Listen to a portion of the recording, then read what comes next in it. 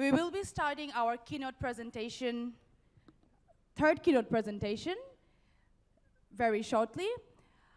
After a very successful completion of day one with intense parallel sessions, we have had 3 parallel sessions yesterday, consisting of various areas from business and management. Followed by that, we have had an academic and industry discussion where we got the opportunity for our scholars to talk to the representatives from the industry so that we now know how to bridge that gap between industry and academia as well, and then take it forward from there. We are also looking forward to a very good session today, the whole day. We will also be giving the opportunity to all our scholars to meet the editors and talk to them and know more about how everything has been carrying out in the industry. Without further ado, we would like to start our keynote presentation for today. We have 4 honorable guests and speakers to talk to us here with us today. The keynote present speaker for today would be Professor Dr. Hui Ming Wei, Department of Industrial and Systems Engineering, Tsinghua Christian University, Taiwan. Our respected industry talk speaker would be Mr. Rizal Chaudhary, Managing Director and CEO of Runner Automobile Limited. Our invited talk speaker would be Honorable Professor Dr. Mirza Azizul Islam, Bragg Business School, Bragg University. And our respected industry talk speaker is Mr. Mominul Islam, Managing Director and CEO of IPDC Finance Limited. We have our 2 very special session chairs who will be helping us to conduct today's session. May I please request Professor Dr. Akbar Ali Khan, Bragg Business School of Bragg University, sir, to please come up on stage for us, please, to conduct the session. May I please also request Professor Dr. Rohim B. Talukdar, sir, from Bragg University to assist with him as well. Should we just conduct from there? Sure, okay, no worries. I would like to hand over the microphone to our respected session chair so they can start the session. Thank you so much. Okay. Well, thank you, Adiba. The keynote presentation number 3, where we have very distinguished speakers, both from academia and also from the industry. Well, the job of the session chair or chairs. Well, I'm Rohim Talukdar and Dr. Akbar Ali Khan is next to me. We will only be looking to help you to just come to the dais, and it is all your job to tell us what you want to do. So without any further delay, already we are late by about 22 minutes. So may I invite Professor Dr. Hui Ming Wei. Well, Professor Wei, if I pronounce your name not in a correct way, then you have every right to pronounce my name also in the same way. Okay, over to you, Professor Wei. Thank you.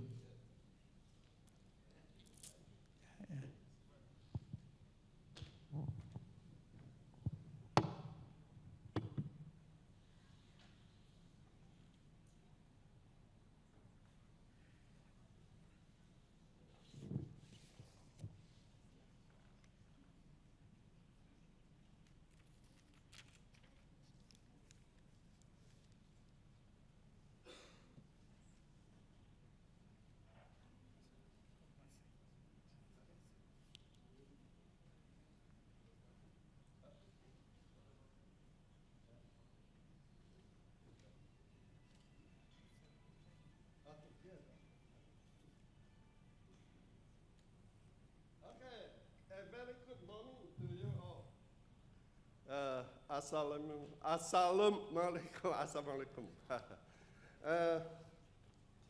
Salam alaikum.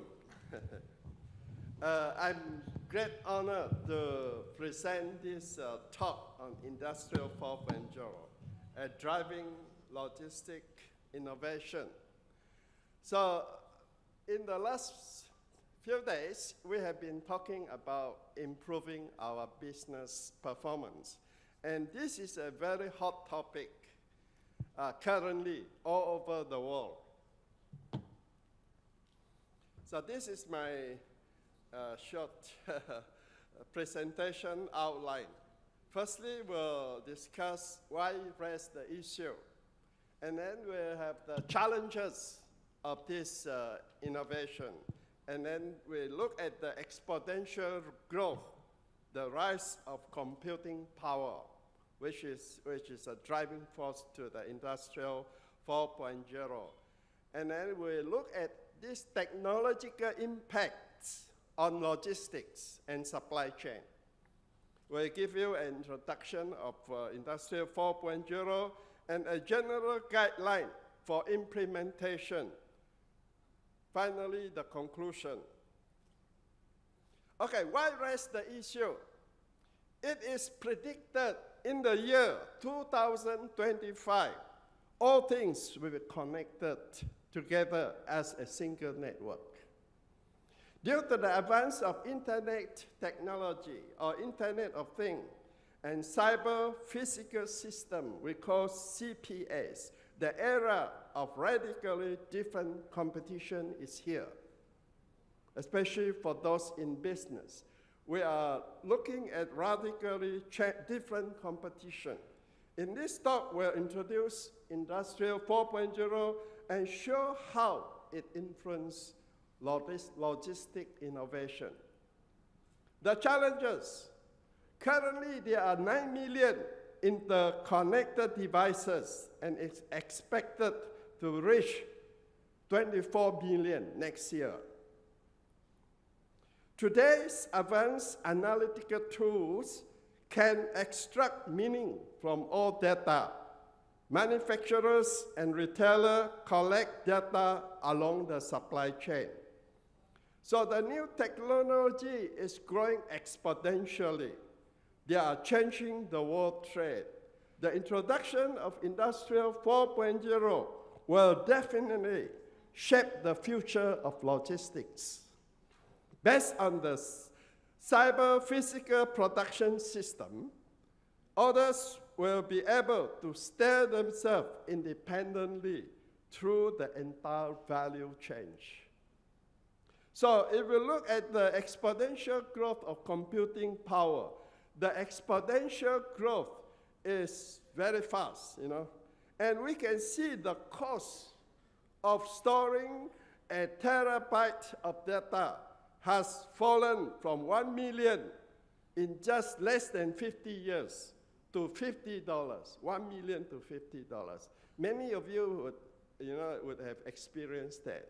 Your USB, your hard disk is getting much cheaper nowadays than maybe 30, 40 years ago. So the rise of computing power follows the Moore's law, which said that the number of transistors on a chip would double every 2 years. And this law has been held for the last 40 years. So this growth is exponential. And we can see the intelligence of computing power. From the 1990s, it's like a bacterial intelligence. Up to now, it's almost the intelligence of a monkey. By the year 2045, the computer will be smarter than human being. And that would come to a stage we call singularity. The black hole, recently we have talked about the black hole, which is the technological singularity, would come, people predicted, by the year 2045, when the computer would be smarter than human being. So, what can we do? When we look at logistics and supply chain, we need to look at things in a different paradigm shift. We cannot use a traditional way of looking at things. Even the universities, we have to design a course that would suit the future of the future trend of this development. Like in our department, we have started a new course called Artificial Intelligence, Big Data, and so on. So to prepare students for the future generation with this new technology. So the paradigm shift in designing our logistic networks using artificial intelligence, cooperative software agent, and multi-agent system. In a logistic network, the competition of each entity is directly related to the competitions of the overall logistics. Competition advantages, you have the new business model, innovative product, and new services.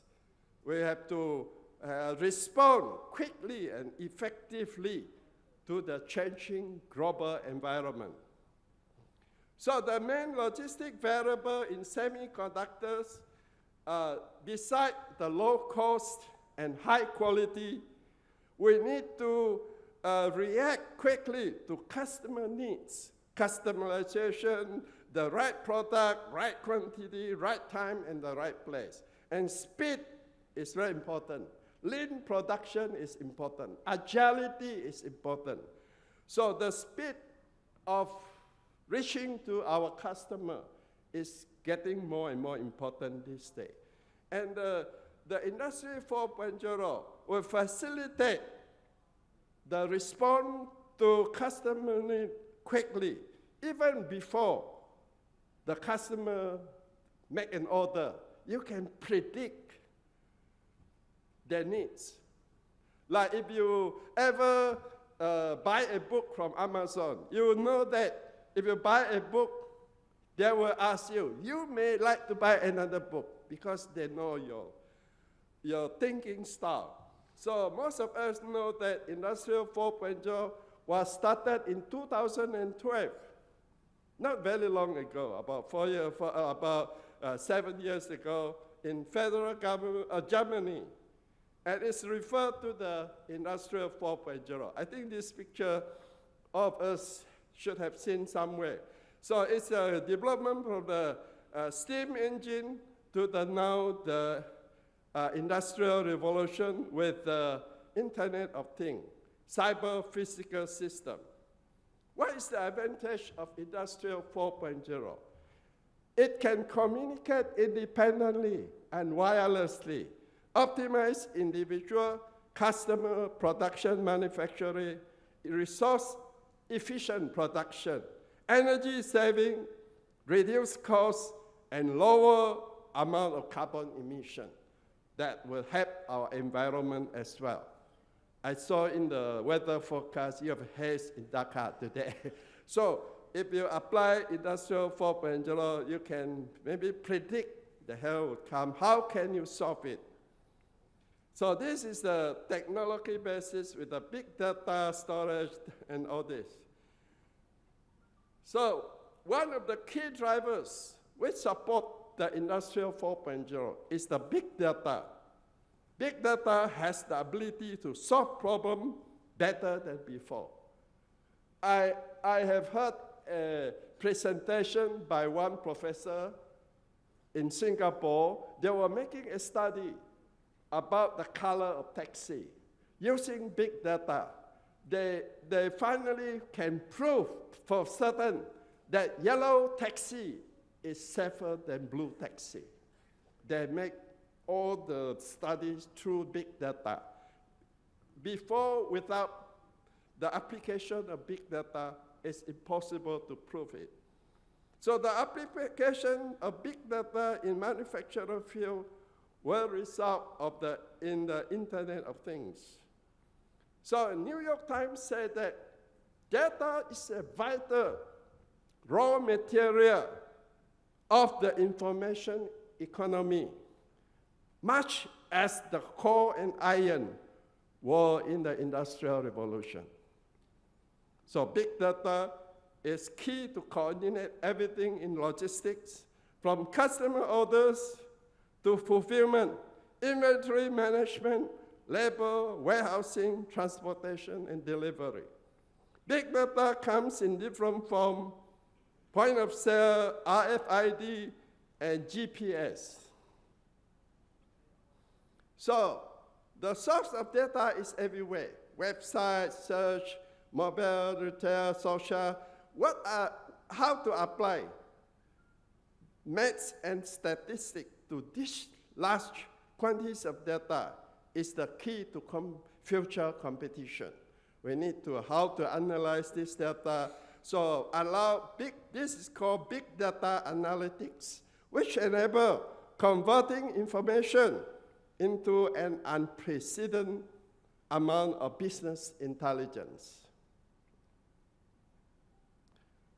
Big data supports 3C system, which consists of one, connection, cloud computing, cyber, model and memory, content and context, community, sharing and collaboration, and final customization. What is CPS? CPS is defined as physical and engineered system which operations are monitored, coordinated, and controlled and integrated by a computing and communication core. So this is a basic diagram of the CPS framework. You can see they are connected, okay, within the cyberspace. So what can we do with all this? I have asked one of my graduate students to make a study, how can we implement this Industrial 4.0. He came out with a few guidelines for implementation. So we illustrated with a conceptual map. So the user interface and the big data, software, hardware. Some of you may ask, how can, especially as an engineer, certain you need computer expert, but as a system analyst, we can request or we can employ the expert of certain discipline to help us in our system. So we come out with this guideline that is for successful adaptation of IoT and CPS. Firstly, of course, we need to assess our current networking system. Check the current system, see whether you have the hardware or software, whether you need to change it all or just upgrade. That's the first step. And then we establish an architectural outline for interoperability of the IoT system. There are 5 aspects. One is physical, link, network, ID, data, and end-to-end aspect. And then we're constructing the CPS system. CPS system is based on the 5C architect. We have the smart connection level, data information level, cyber level, cognition level, and then the configuration level. So this is the attribute of the CPS. And then our guideline we embed with this logical security component. So security is very important because of this cloud computing and all the interconnection. Recently, I have a graduate student who is a lawyer, and he is interested in studying security system in the implementation of Industrial 4.0. So as a lawyer, he knows where are to look for, how to have a system that is secure. Okay, so the secure system is model consists of perception layer, network layer, and application layer. So this is the cyber physical system that incorporate all the perception layer, network layer, and application layer. So this is a source from Dr. Lu in 2013. So then we need to validate our system. Firstly, we need the technical validation. Start early in the project, both internal and external. And then the 4 key success of IoT, which are which are technical perspective, business perspective, social, economic, and outside validation. So the validation techniques can be applied such as presentation, formal review, structure, walkthrough, evaluation by scenarios, prototype, proof of concept system, etc. So that we renew the manufacturing devices and smart unit into a new system.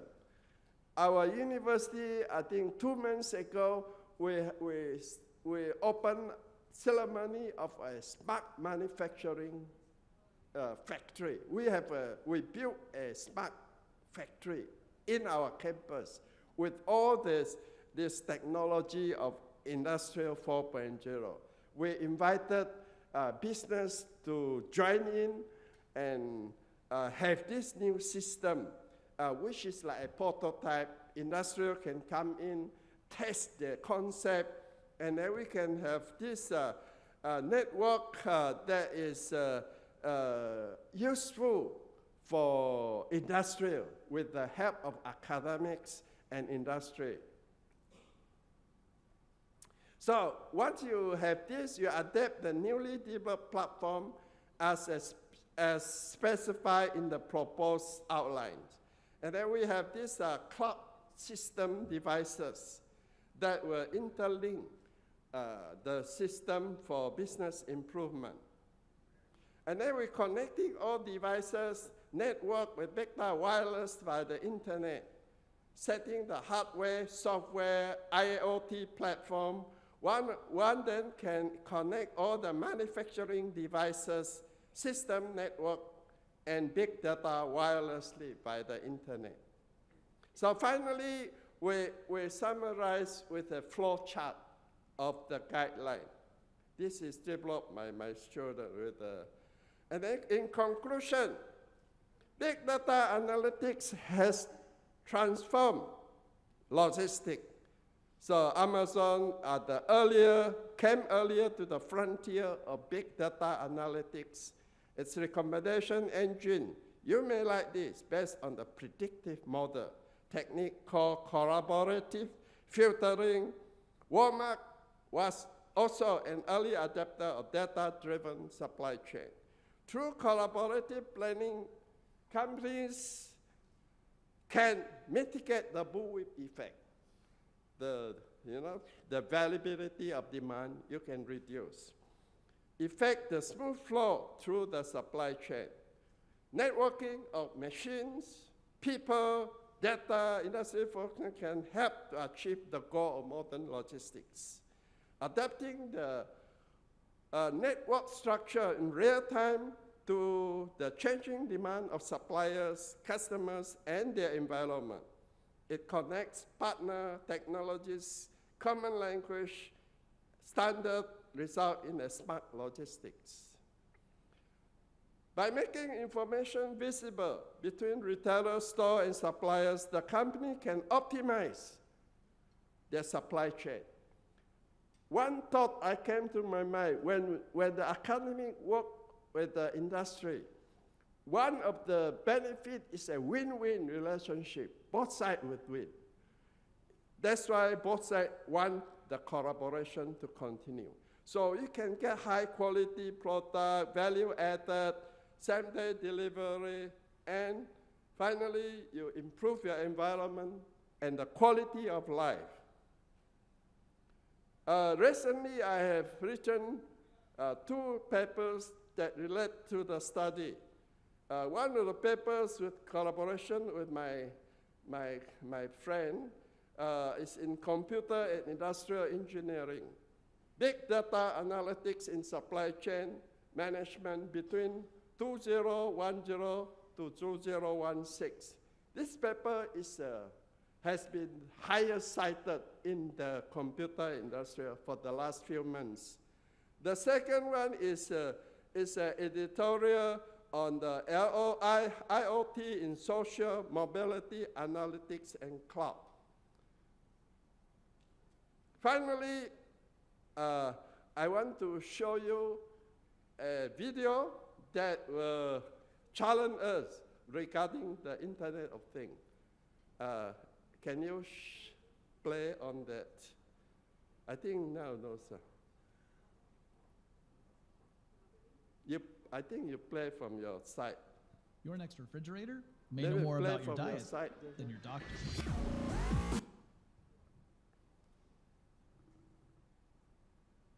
Your next refrigerator may know more about your diet than your doctor. How many objects do you have that are connected to the internet?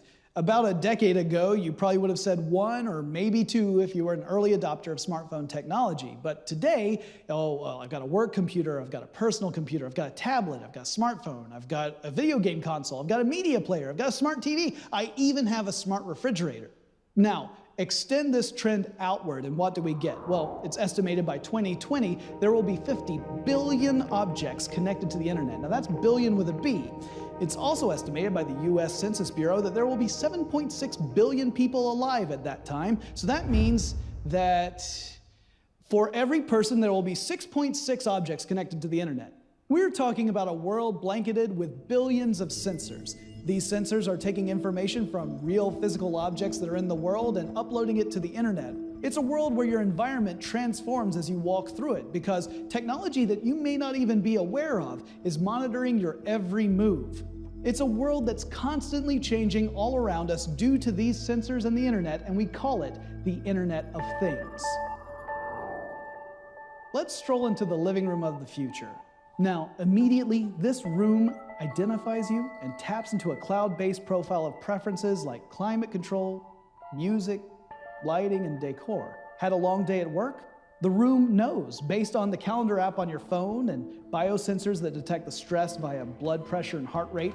So it turns off the rockabilly surf guitar you usually listen to and switches to a more soothing classical music.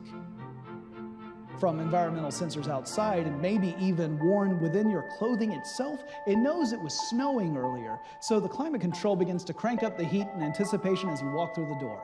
Now, on the software side, we're talking about algorithms that are so sophisticated, they may be able to predict what you want before you know you even wanted it. So when you walk to the refrigerator, it tells you not only what's in there, it tells you what you can make with the stuff you already have. And it's already telling you what's inside and what's the perfect meal based upon your mood, your activity level, and maybe even, well, your weight loss plan for some of us. As for how many objects could be connected to the internet, well, consider this. The latest version of Internet Protocol, IPv6, creates more potential addresses than there are atoms on the surface of the Earth. So we're going to live in a world completely filled with sensors, with data, reacting to us, changing every moment dependent upon our needs. I'm no longer going to be asking you, hey, what's your favorite color? What's your favorite music? I'm going to ask you, what's your reality like? I know what mine is when I walk into my house, how the world reacts to me, but how does it react to you? This is more than philosophy. It's more than technology. It is altering reality as we know it. And it's all regulated by the Internet of Things.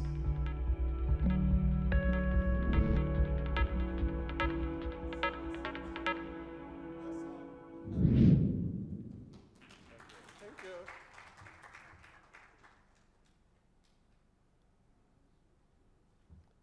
Where's the session? You want me to answer the question or later? It's on. Okay. Well, I don't know how life will be in Bangladesh in the context of whatever presentation you just made and the video that you gave to us. But definitely the challenge has to be taken.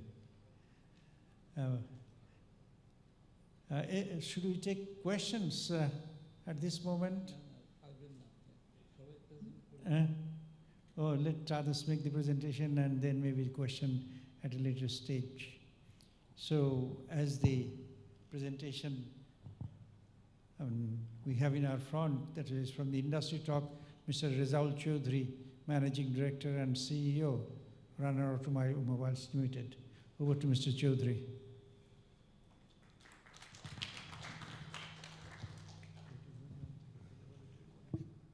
So good morning, everyone. My name is Riazul Haq Chaudhry, not Rizaul Haq Chaudhry. So, but this is a common mistake that people normally do. So before, I don't have a presentation, so I'll be talking about my experience in different industries, and also I'll invite question and answer. I want to make this session more interactive than just one way. So I have started my career with British American Tobacco, and I worked there for 9.5 years. And then I moved to Unilever as a sales director, and I worked in Unilever Bangladesh and also in Nepal for 6 years. And then I worked as managing director for Reckitt Benckiser in Sri Lanka first, then Bangladesh, and then I was regional head for Thai cluster. So I was looking after Thailand, Philippines, and Indochina. And after that, I've joined a different industry, completely different industry, Everyday Nissan, and I was responsible for South Asia, Bangladesh, Pakistan, India, Sri Lanka, these countries. So after 26 years of multinational companies, then I have decided to move out of MNC and work with a local company. And I was searching for a local company, that which company could employ me and take the benefit of my knowledge. And so I've joined Runner Automobiles only 4 months back. So Runner Automobile is the first automobile manufacturing company in Bangladesh. We are manufacturing motorcycles in Bangladesh, and our factory was the first factory in Bangladesh. Now there are many other companies who are venturing into it. And automobile is a completely new industry. Like if you look at other industries, they're quite matured, but automobile obviously is a new one, where we need more people, we need more R&D, we need more professionalism. So the reason for me to move out of MNC and working in a local company is to help our local business to develop professionalism, because I believe that the future lies with the local entrepreneurs. And as a professional, if we can help them, if I can help them, I think it will be my responsibility, because the knowledge that I have gathered in so many years, if I can be of any help, that will be good. So with this background, I'll be talking a little bit about what is the industry going on. For example, our environment, our operating environment is changing very fast. And earlier, like when I started my career, our operating environment was only in Bangladesh.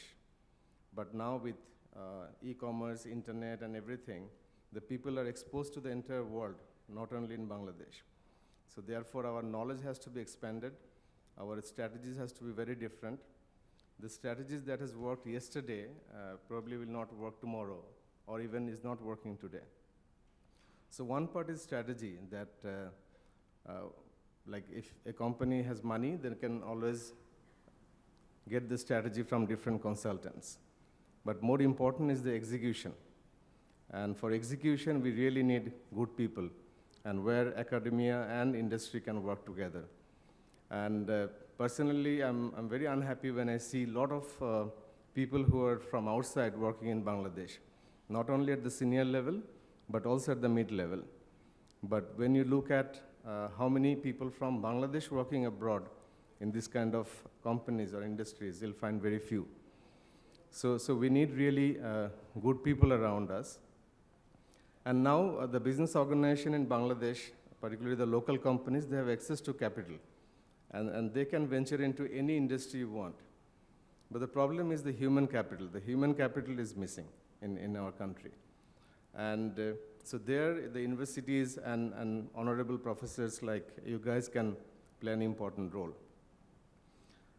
Just to highlight what kind of people we need in our industry to drive execution. In my view, the university degree provides an entry pass for the interview, nothing more than that. But when we interview, like in last 26 years, I've interviewed many people from different universities, different countries. And so normally what we look at is the value and ethical system of the individual, and the compatibility of the individual to the need of the company, and the cultural fit of the individual, and also the ability to learn. If the person is eager to learn, then companies can always help that person to become a good manager in the future. So therefore, the the role that academia can play in developing this kind of human capital is, as I said yesterday also, that we really need to engage with the industry at the very early stage, not just during the internship requirement or whenever we need any fund for sponsorship. So people like me, or I'm sure there are many people in the industry who are willing to support the universities to develop human capital in Bangladesh. And in developing human capital, I think the involvement of the students at the very early stage with industry is very important. So they have to work in different kind of projects where we can help them to understand better. And for research, I'm sure there are a lot of secondary data available in the market. We don't have to always go for a primary research. For different industry, I worked in FMCG, I worked in a apparel industry, and then I'm currently working in automobile industry.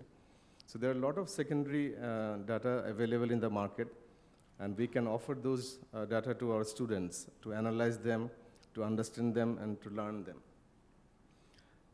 Although the students are not here today, but my submission to the professors and the teachers would be that please make sure that your student understand that the career is a long-term race. Because what I see nowadays, that our people are joining in a company, and within 2 years, they're leaving the company, they're moving to another company with some increase in salary. So without building a strong foundation, in my view, the first 5 years probably is the period when an individual has to build the foundation for him to grow up.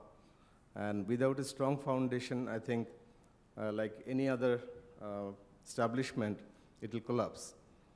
And therefore, we will see that more and more companies will bring in people from outside, and there will be a huge brain drain out from the country.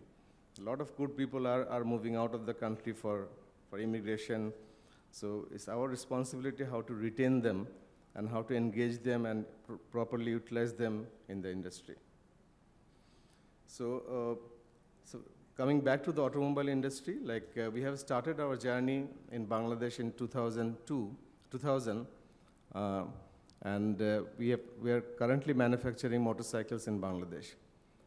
And in Bangladesh, we are not only competing with our local manufacturers, but also we are competing with international manufacturers like Honda, like Bajaj, TVS, and all these companies. So therefore, in terms of surviving into the market, we really need to focus extremely on execution part. And in execution part, we really need good people, and where I think we can work together. So with this backdrop, if we can make the session more interactive, like if you have any question, then I think it will be a better engagement. Please.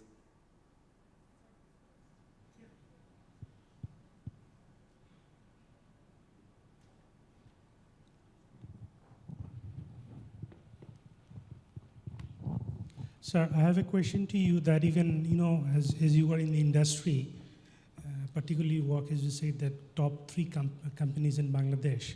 Even 10 to 15 years back, there was a concept that if someone has to have a career, it has to be a multinational company. But the trends are changing. Particularly, it happened in banks, that a lot of people, they work many years in a multinational and then join in the local banks, and they really transform. Like we have Momin Bhai, that he work MNC, and IPDC is one of the fastest growing in terms of culture and everything. It's very bright. But in Bangladesh, working in a local company, maybe in terms of the size or the volume, they can absorb, even they can pay a very high salary. But culturally, maybe still they might not be in the same pace, or they cannot really give the real platform what MNCs can give. So my question to you, that your company runners, what you are doing or what is your strategy so that you can absorb the best talents from MNCs as well as globally, or how you are preparing to transform from a local company to an international level? Thank you. Yeah. I think this is true, because all the good resources, they want to start their career with MNC. And that is for obvious reason, because the MNC has a very structured approach in developing people. And also if you look at the culture where people can flourish is much better in MNCs. But while saying that, if you look at the local companies, they're also quite big. Like, for example, Abul Khair is bigger than Unilever in Bangladesh. So now these companies have realized that unless they professionalize the company, unless they create a proper culture, and unless they have a very good people around them, they will not grow further. So therefore, local companies are also investing behind developing culture, developing learning framework, and developing people.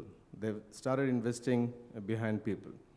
So as far as Runner is concerned, we are trying to create a very open and learning culture.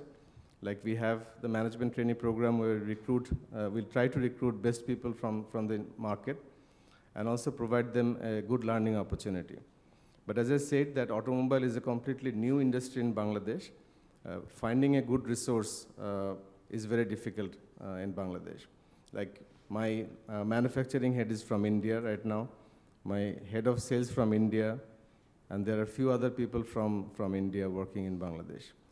So gradually my plan is to recruit young people as a trainee or as an executive and then try to develop them. And I'll be working with my team to ensure that we create a proper structured approach in developing people.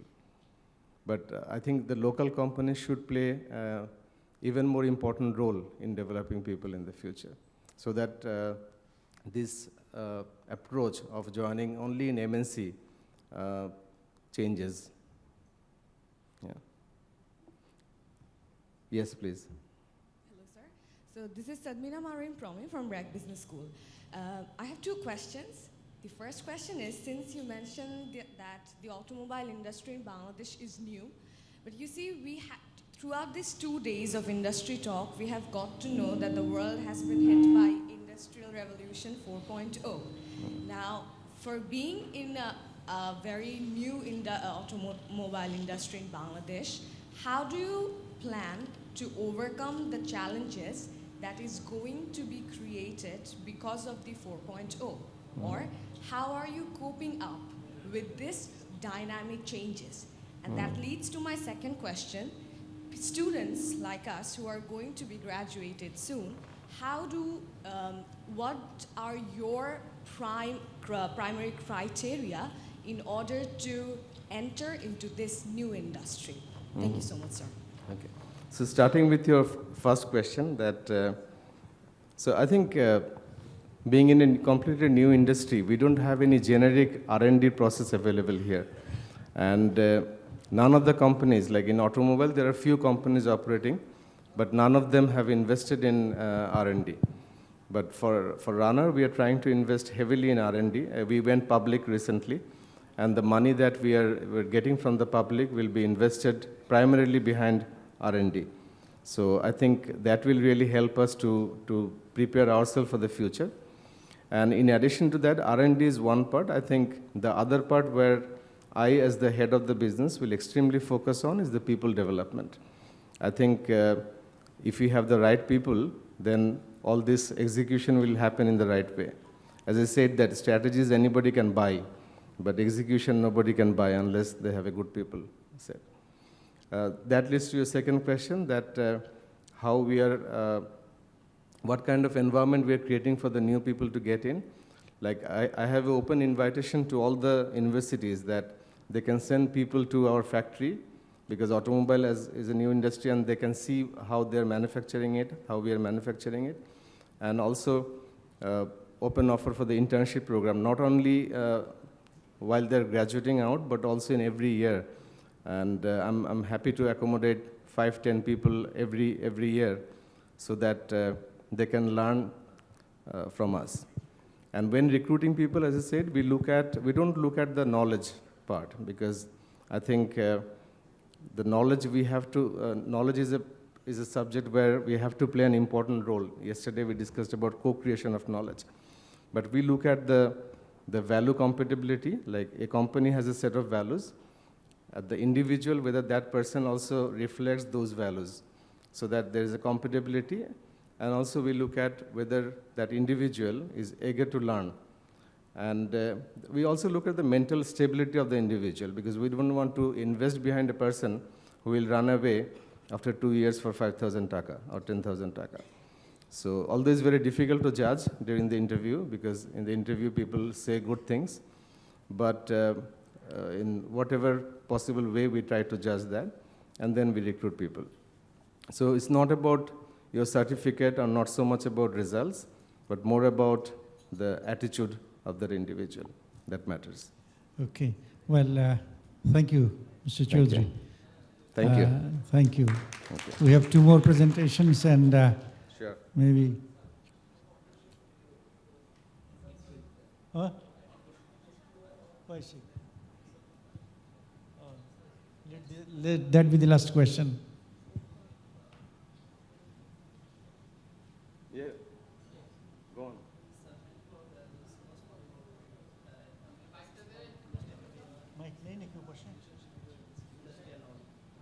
Academician, and my question is this: nowadays we observe that of our domestic companies, they are hire their top level management from the abroad or foreign.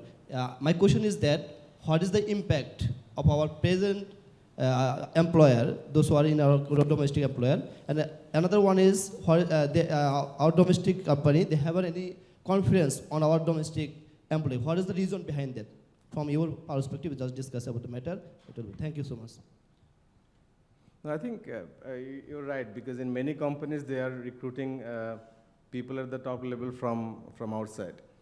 And it's not a question of confidence, it's also a question of availability of resources at that level. But I personally believe that companies should play an important role in preparing resources also. If you are sitting idle and waiting for somebody to develop resources for us, that will never happen. So therefore, companies should invest more in the mid-level people so that they can gradually grow up and fill up the position at the top. And I think that will happen over time. Yeah. Thank you. Okay. Okay, well, there are a lot more. But let's stop here now. I mean, during break, you just ask him those questions. Well, we just had one from the academic world and then another from the industry.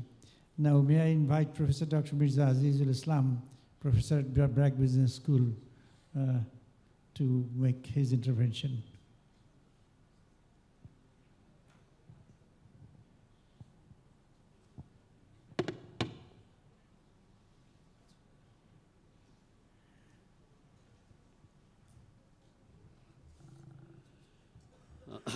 Thank you. Well, I was not assigned any particular topic, so I have the license, including the license to speak nonsense. And also, I'm no longer in power, therefore I have no PowerPoint slide. But you will be facing a transition from a microanalysis, which happened just a little while ago, to a macro perspective. My topic is macroeconomic performance of Bangladesh, achievements and challenges. Obviously, one may ask a question, why is this topic relevant in the present context?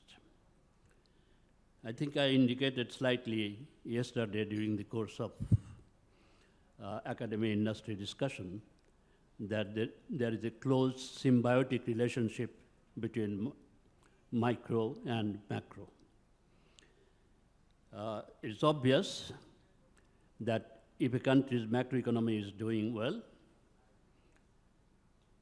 it creates employment opportunities, it creates demand, it creates an environment in which businesses can flourish. On the other hand, if businesses flourish, then obviously a country's economy will grow, poverty will be alleviated, employment will be created, and so on and so forth. So this choice of topic, namely macroeconomic performance, of Bangladesh's achievements and challenges is not perhaps entirely irrelevant in the present context. Now, macroeconomy, of course, is a multidimensional concept. It encompasses economic growth, employment, poverty alleviation, income distribution, human resource development, and so on. Now, the focus in my presentation today will be on two critical areas. Economic growth, which is usually measured by growth of gross domestic product, popularly known as GDP, and poverty alleviation. Now, from a methodological perspective, a country's performance can be evaluated in two ways. Firstly, you look at change over time, how a country is moving over time. Second, how a country's performance compares with other comparator countries, particularly neighboring ones. Now, in Bangladesh, growth performance has been remarkably good. Especially if you look at the picture over time, there has been a fairly significant improvement. Average GDP growth was 3.8% during the period 1980 to 1985.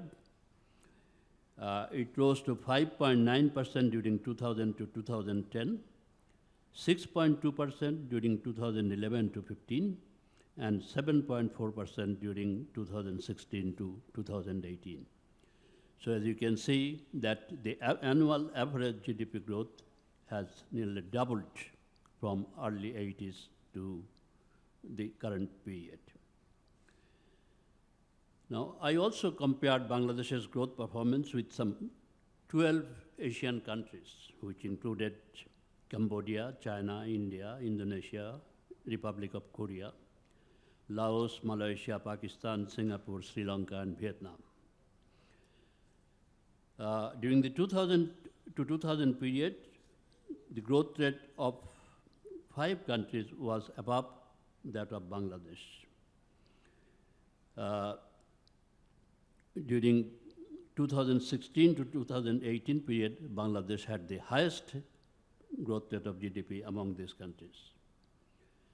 Now, of course, one naturally needs to ask the question, what factors have contributed to this performance?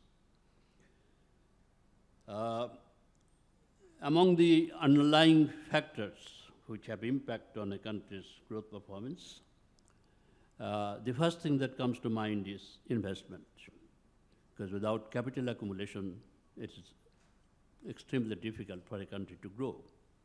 As we know that capital and labor are the two primary factors of production. Now in Bangladesh, investment to GDP ratio has grown from about 24% of GDP in 2000 to 30% in 2017. But the challenge here is that private sector investment as a proportion of GDP has remained stagnant at around 22% over the last 1 decade. Now, in order to give a boost to private sector investment, we need to address deficiencies in physical infrastructure, energy, ensure political stability, improve our performance in the areas of governance, improve our scores in the ease of doing business index of the World Bank, in the comparative index of the World Economic Forum, and also we need considerable improvement in human resource development, particularly education. I'll come back to it in a little while. Now, while emphasizing the need for investment, we also have to make sure that we enhance the productivity of investment, because the same amount of capital may yield different levels of output under different situations. Okay. Uh,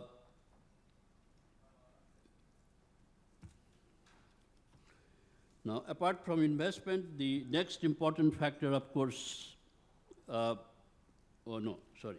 Now, before I finish my discussion on the investment, I mentioned some of the challenges earlier, but an emerging challenge is the situation in the banking sector.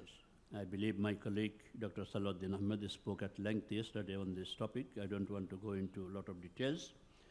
But at present, the banking sector is overburdened with non-performing loans, liquidity problems, slow growth of deposits, and in consequence, slow growth of lending to the private sector, which has fallen considerably below the monetary policy target of Bangladesh Bank, which in turn is having adverse effect on private sector investment.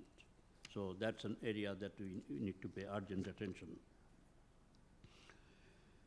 Now, as regards public investment, the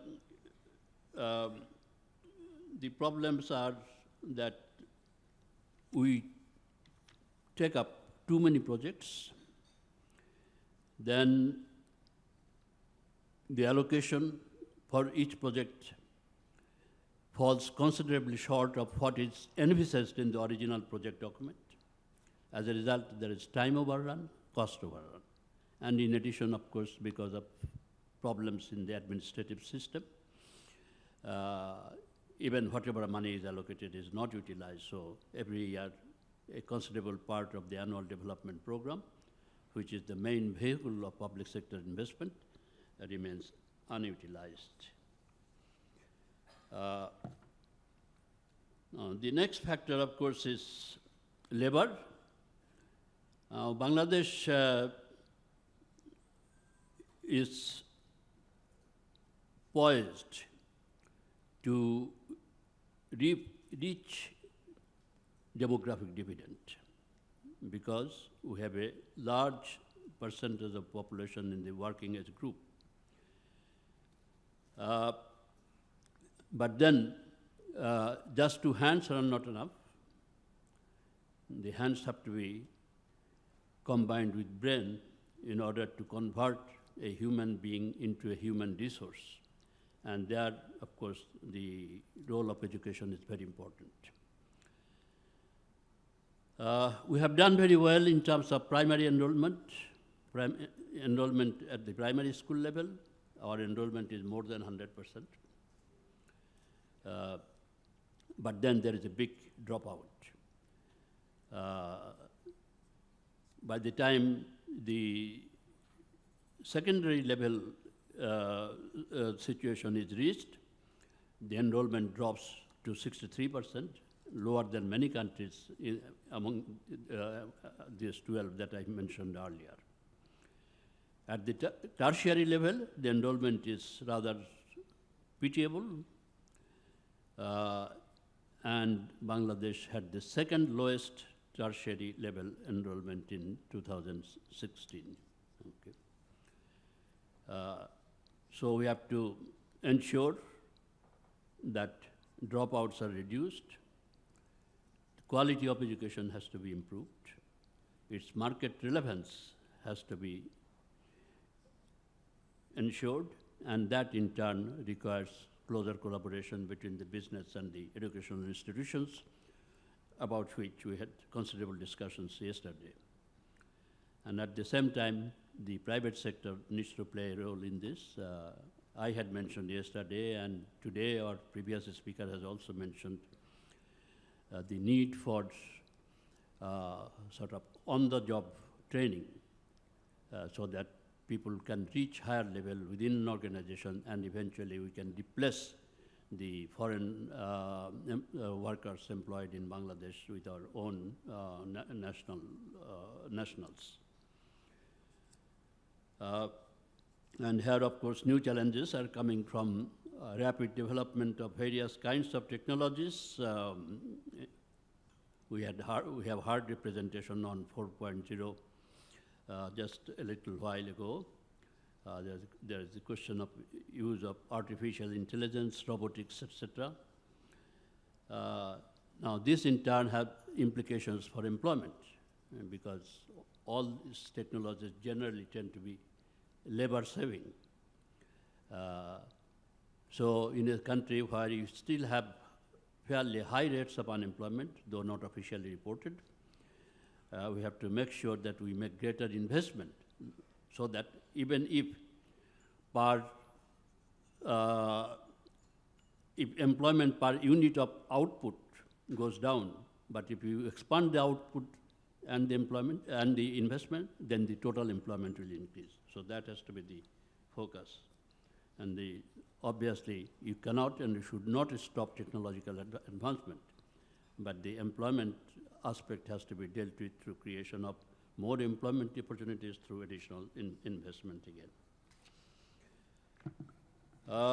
Another factor which has helped Bangladesh grow fast is the considerable improvement in export performance. Our export to GDP ratio was 4.9% in 1985, and it has increased considerably now. Let me see if I have the number, I think, somewhere.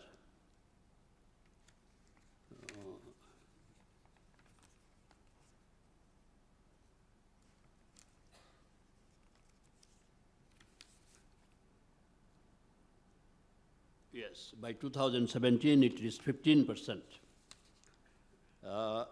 But you have to remember that it is still far below the potential. And in fact, export to GDP in Bangladesh is, again, the second lowest among the 12 countries that I mentioned. Only Pakistan had a lower ratio. Here, we need to diversify the basket of export goods. As of now, ready-made garments account for well over 80% of our export earnings. On the other hand, a study by Policy Research, PRI, Policy Research Institute, shows that Bangladesh exports as many as 1,300 products. But they all export maybe $1 million, $2 million. So these 1,300 products account for less than 20% of the total export. So how do we upscale this production and export of these commodities is a major policy challenge for Bangladesh. We also need to diversify the market for exports. Some initiative has been taken. Some new markets are emerging, obviously, including China, India, Japan, Canada, Australia, etc. But still, the growth rate is good in these markets. But because we started from a very low level, the base is very low. So even 100% growth from 5 million, it goes to 10 million only. Okay. So that's the situation that we have to address. Another factor which has contributed to Bangladesh's growth is the remittance sent by our workers abroad. It was only 2% of GDP in fiscal year 85, and by fiscal year 17, it reached 14.5%. So there has been a considerable increase in remittance. But then if you look at the numbers, what you will see is that per capita remittance that we receive is much lower than per capita remittance received by other countries such as India, Nepal, Sri Lanka, Philippines, etc. And the reason primarily is the people that we send out are mostly unskilled or at best semi-skilled. So if we can, again, provide better education and training to these potential migrants, then we can increase our per capita remittance. My final point is the poverty alleviation. Now, there again, Bangladesh has achieved considerable success. In year 2000, nearly 50% of our people are below the poverty line. By 2016, it has come down to 24.3%, and right now it is estimated to be around 22%. But that 22% below poverty line in Bangladesh amounts to a huge number, which is nearly double the entire population of Sri Lanka. So we have a big challenge there. And another concern in the context of poverty alleviation is that the annual average rate of reduction is progressively going down. Between 2000 and 2005, annual average rate of poverty reduction was 1.8%. It fell to 1.7% between 2005 and 2010. And between 2010 and 2017, it has come down to 1.4% per annum. So it means that despite acceleration of growth, the progress on the poverty alleviation front is becoming somewhat stalled. We must address this. And this is partly attributable to rising inequality of income distribution. Gini coefficient, which is a summary index of measuring inequality, has risen from 0.465 in 2010 to 0.485 in 2016. And many people believe that 0.5 is a sort of a danger point. So we need to address this. And in order to address this, we have to increase budgetary allocations for social safety net, increase our expenditure on health, education, and ensure their effective use of the allocated resources. So these are some of the domestic challenges that we face in improving our macroeconomic performance. But there are certain developments in the global scenario which may also pose challenges for us. One is that we are poised for graduation from least developed country category. And that means that some of the duty-free, quota-free trade privileges that we receive now may no longer be available. Brexit poses a challenge because we may have to renegotiate our trading relationships with the United Kingdom. The terms of official development assistance will will become less concessional, and already we are faced with a situation where Asian Development Bank and World Bank are going for sort of mixed funding, that the concessional loan is being reduced. We will have to meet the intellectual property obligations. And overall, the current global situation in the area of international trade and growth does not look particularly promising. The forecast from World Bank, IMF indicates some sort of slowdown in the developed countries. And if that happens, that will also affect our exports and thereby our economic growth, and in fact, poverty alleviation also. So I would say, in conclusion, that Bangladesh has done considerably well in macroeconomic performance, but this gives us a basis for confidence, but certainly we have no scope for complacence because of the various challenges that I have mentioned. Unfortunately, we don't have policymakers here, but I do hope that the proceedings of the conference will be brought to the notice of the policymakers, and they will take notice of the challenges that we have just mentioned. And so that's all, and I'll be happy to answer any questions if there is any.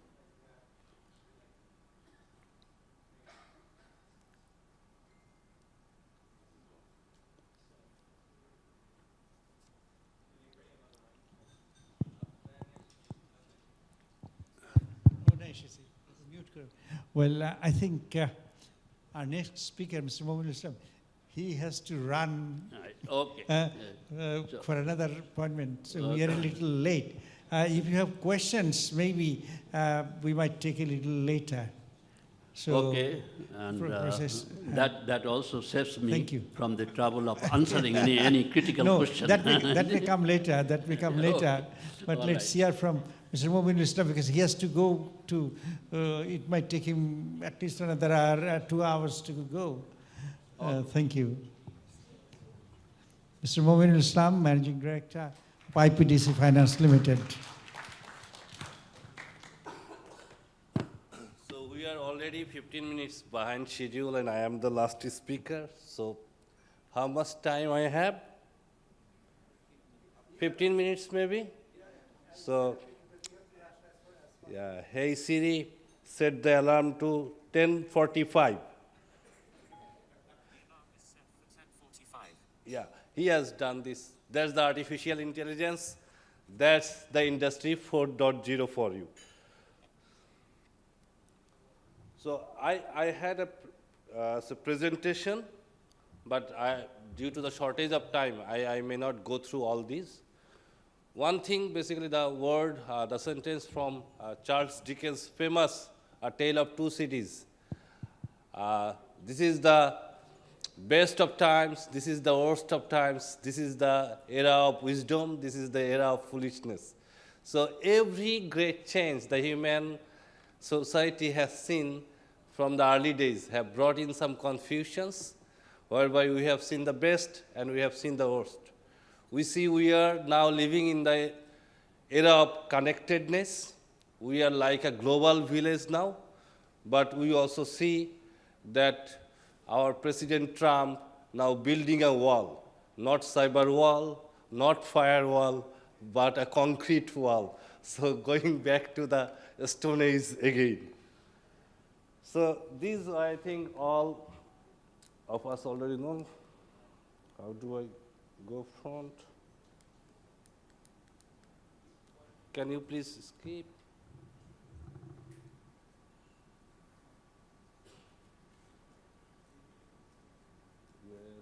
So I think these all we know, we'll not go for this. These are few things basically which are reshaping the industry 4.0, like artificial intelligence, machine learning, deep learning, big data, blockchain, neurobiology, neuroscience, circular economy, and as a consequence, we are also seeing another phenomenon which will be a very critical thing, which is the aging population. Okay, so sometime here in Bangladesh, we think that we are far, far away from the epicenter of this technological innovation, and very scarily, 46% of our business houses here, mostly family-owned, think they are not going to get affected by this technological disruption.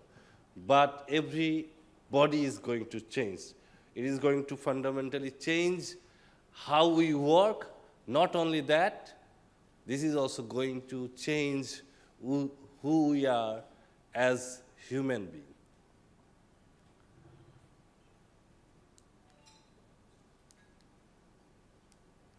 I don't know. Yeah, we'll skip few of these. We'll skip few of these. Okay, this is an interesting slide. I wanted to really show you. Basically, Angry Birds, already artificial intelligence are much better than human being. This truck driver by 2028, I think the AI-led these self-driven trucks will be better than human beings. Retail salesperson by 2031. And then it gets a little bit forward-looking by surgeon. We are saying that by 2053, that may happen or may not. And then far ahead, full automation of labor is predicted 2140.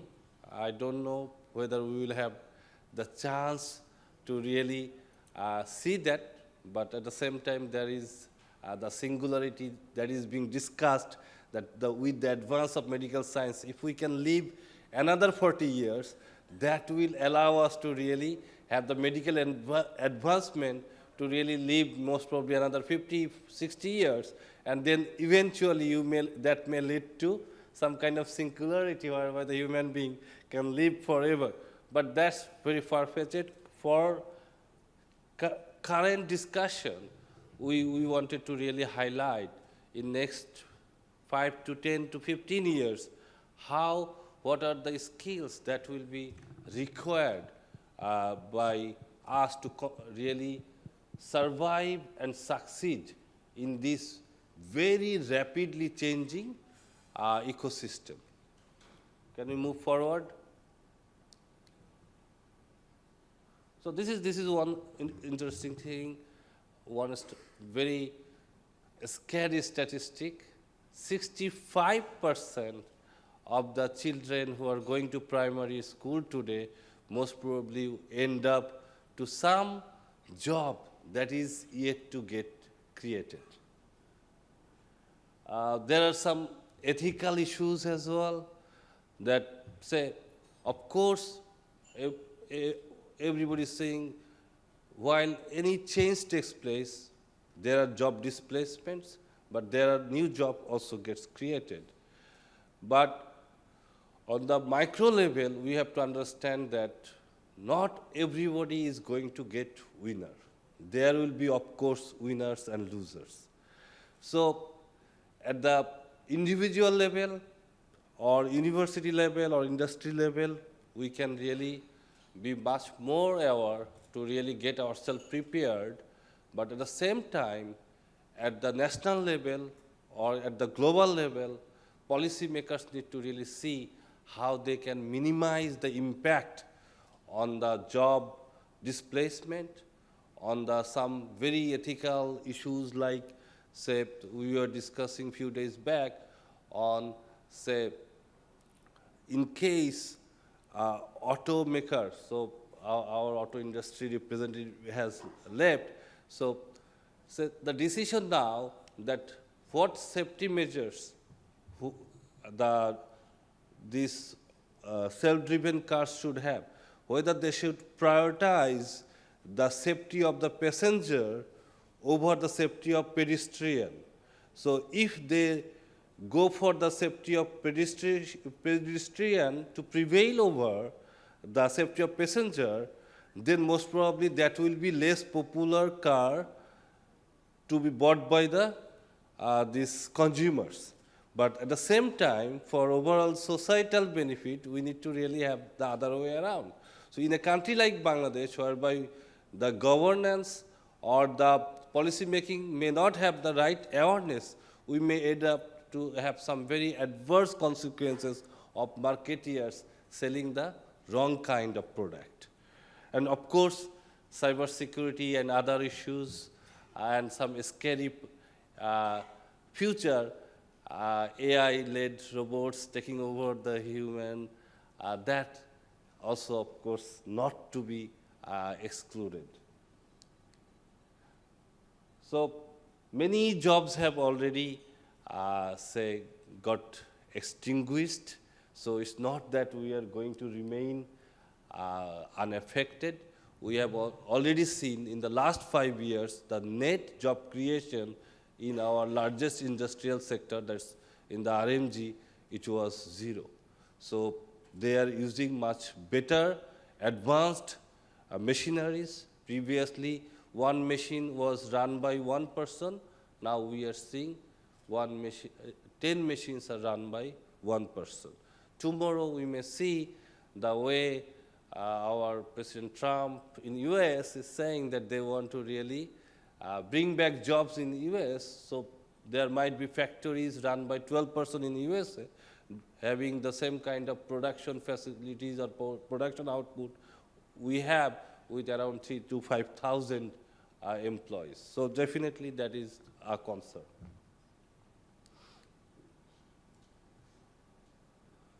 So jobs which are expected to really grow and which are expected to decline, maybe few we can see later on as well. Okay, so top 10 jobs 2030. So the first one, very important, the body part maker. And the sixth one, as I was discussing, the new science ethicist. That will be something very interesting. So careers, I see few of the students here, they can look forward. On the skill side, basically complex problem solving, critical thinking, creativity, this remains at the forefront of the most sought after skills amongst the employees of today, and maybe up to 2030, these will be the top skills as outlined by World Economic Forum. So most important part is on the cognitive abilities. And there we see now in Bangladesh, when we are in the industries, is the issues we are facing. There is a huge dearth of cognitive skills among students coming out of universities to industries.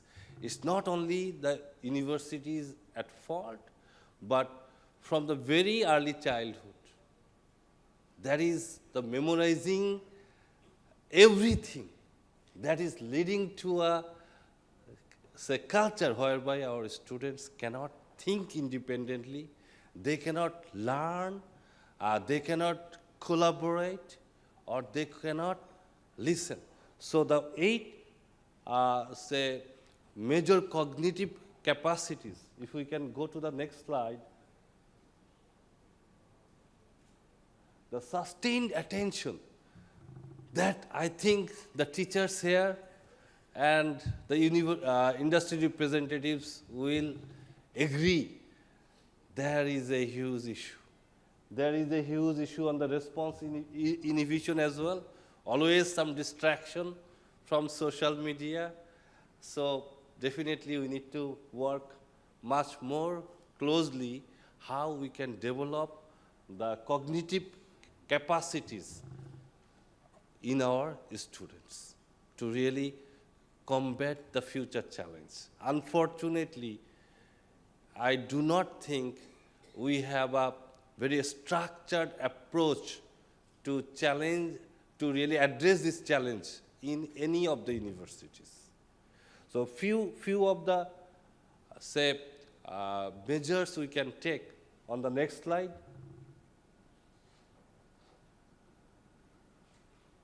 Physical activity, mindful meditation, openness to experience, curiosity and creativity, social connectedness, brain training games, get enough sleep. I think the average sleeping hours in our younger generation is reducing every year, and reduce chronic stress that we are in the era of consistent, persistent stress. So we need to now think, in case we need to really improve the cognitive capabilities of our future working generation, how do we really incorporate these activities in our students' life? So one, of course, is very interesting thing is the average life cycle of learning. So basically, this is continuously really getting reduced.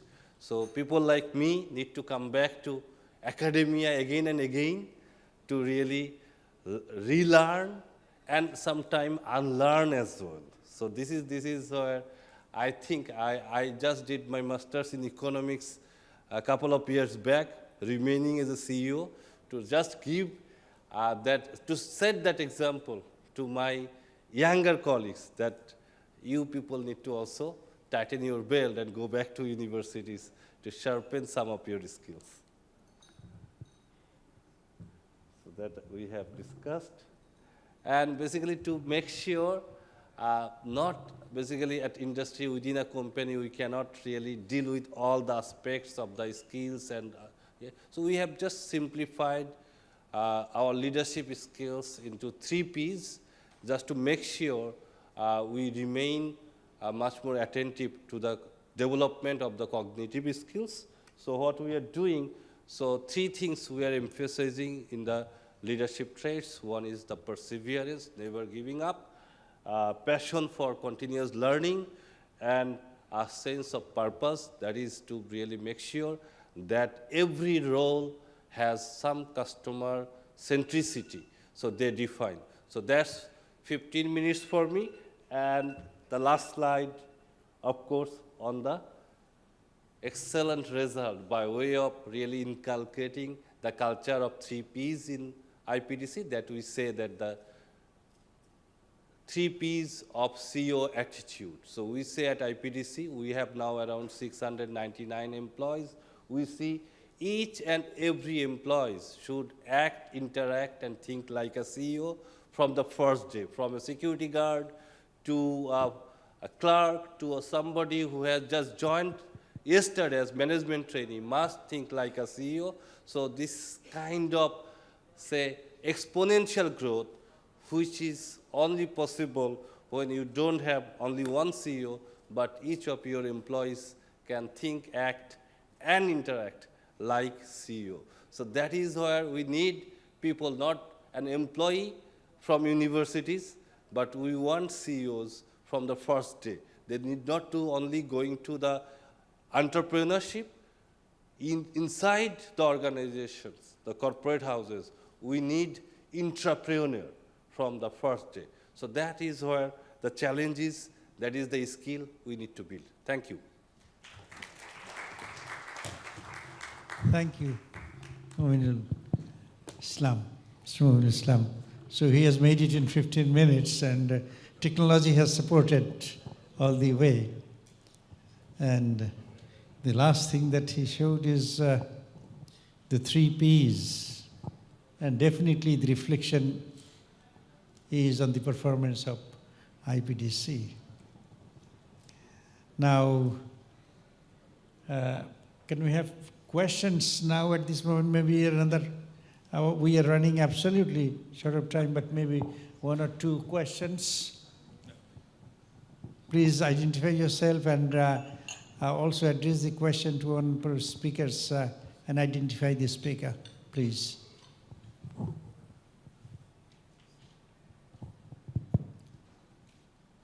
My question is for Mr. Mominul Islam. My name is Dr. Abhijit Das from India. So you gave this example of self-driven cars, and you said like if the car is in a position of crash, whether it should protect the person inside or outside. In fact, that is another drawback of AI, is that they think like machines, or they should think like human beings. If you like to give another example, is in that movie I, Robot. There's this robot who jumps into a car, falls into the river. He jumps into the river to save the people. There are 2 people in the car. One is a small girl and the other is an adult. So the robot, because he thinks like a machine, he says he's making an effort. And in order to make that effort, it will be better to save the adult because his chances of survival are higher. If he tries to save the girl, his chances of survival are less. So his effort goes to waste. So now this is an example or drawback or ethical aspect of AI if we have complete automation, as you said. So shouldn't we also take into accounting this ethical aspect, whether machines should think like human beings or like machines? Basically, sir,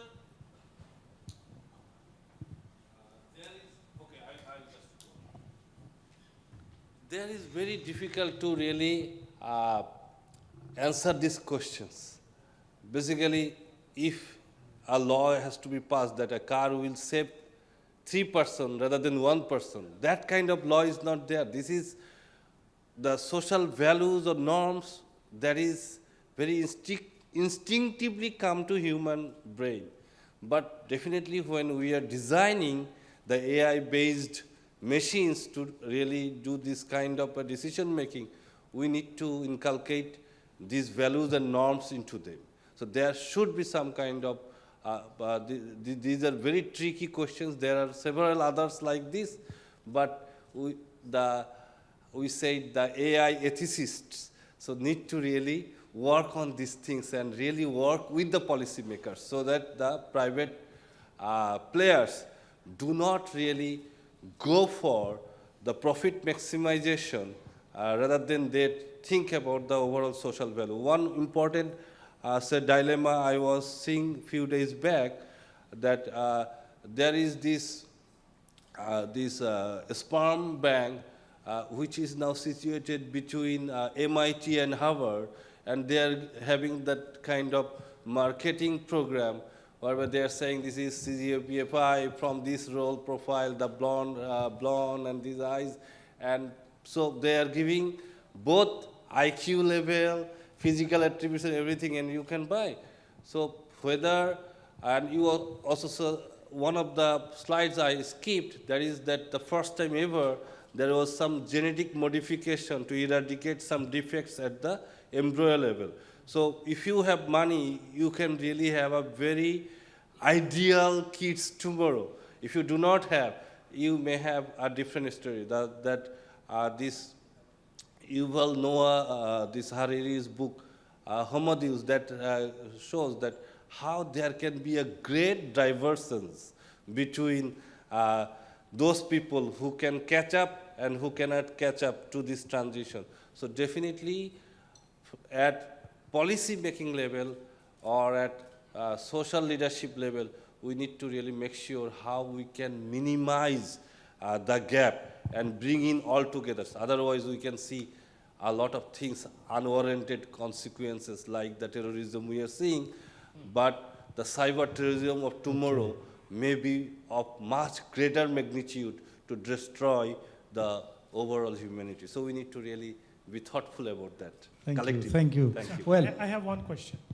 As we have foreign delegates and students, as IPDC is the first company that you have already launched blockchain in Bangladesh, and particularly with IPDC and BSRM. So maybe if you just highlight us a little bit about the blockchain, what you are doing, we'll be very enlightened. Thank you. Thank you. So basically, both on blockchain and AI, we are working. So on the blockchain, what we are doing, we have this supply chain financing. We do factoring, work order finance, and distributor finance.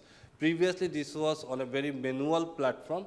So we used to get the copy of the invoice in the hard copy format, and then we used to go to the corporates like GP or BAT or Rekit or BSRM to really get it verified, bring it back, and then we used to credit the customer's account against their limit. This was very tedious, and scaling up was very difficult.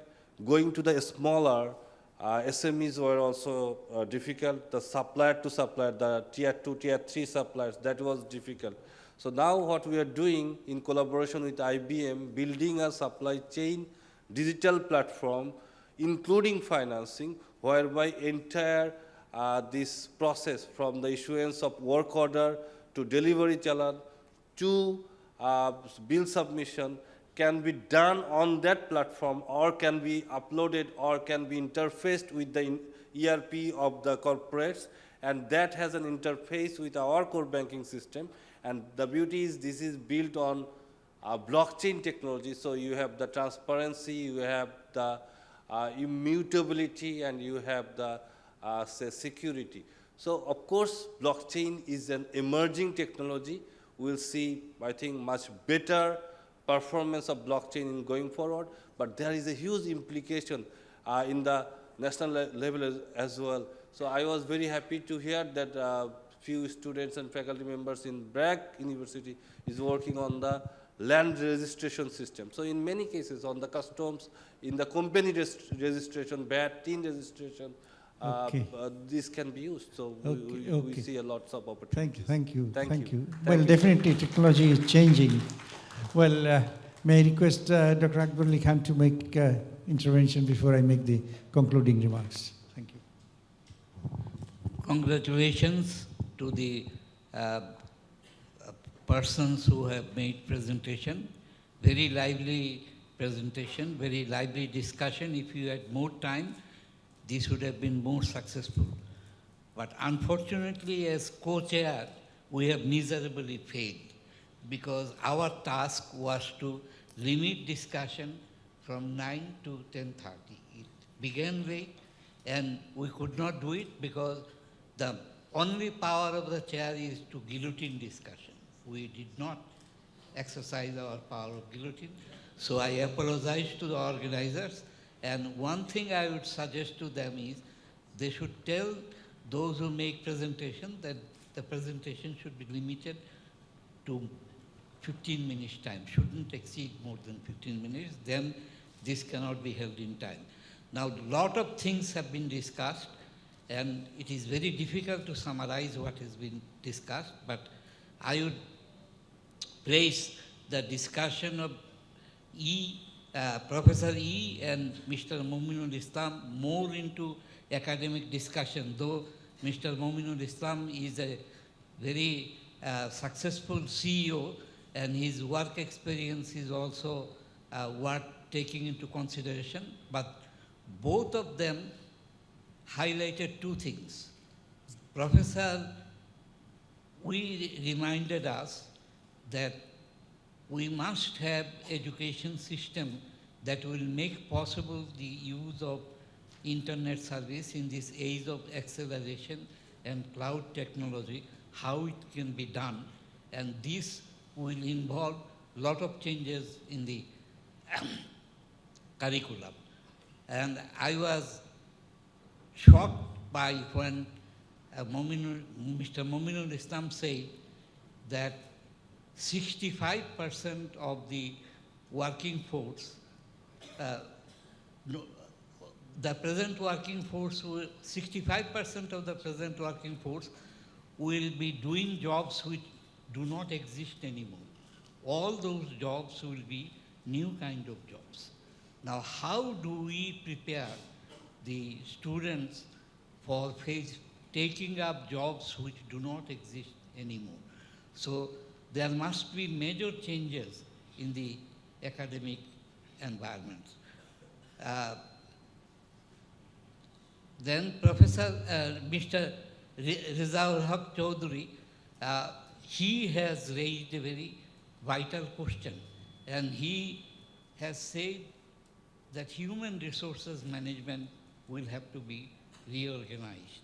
And the issues he raised cannot be completely discussed in this kind of conferences.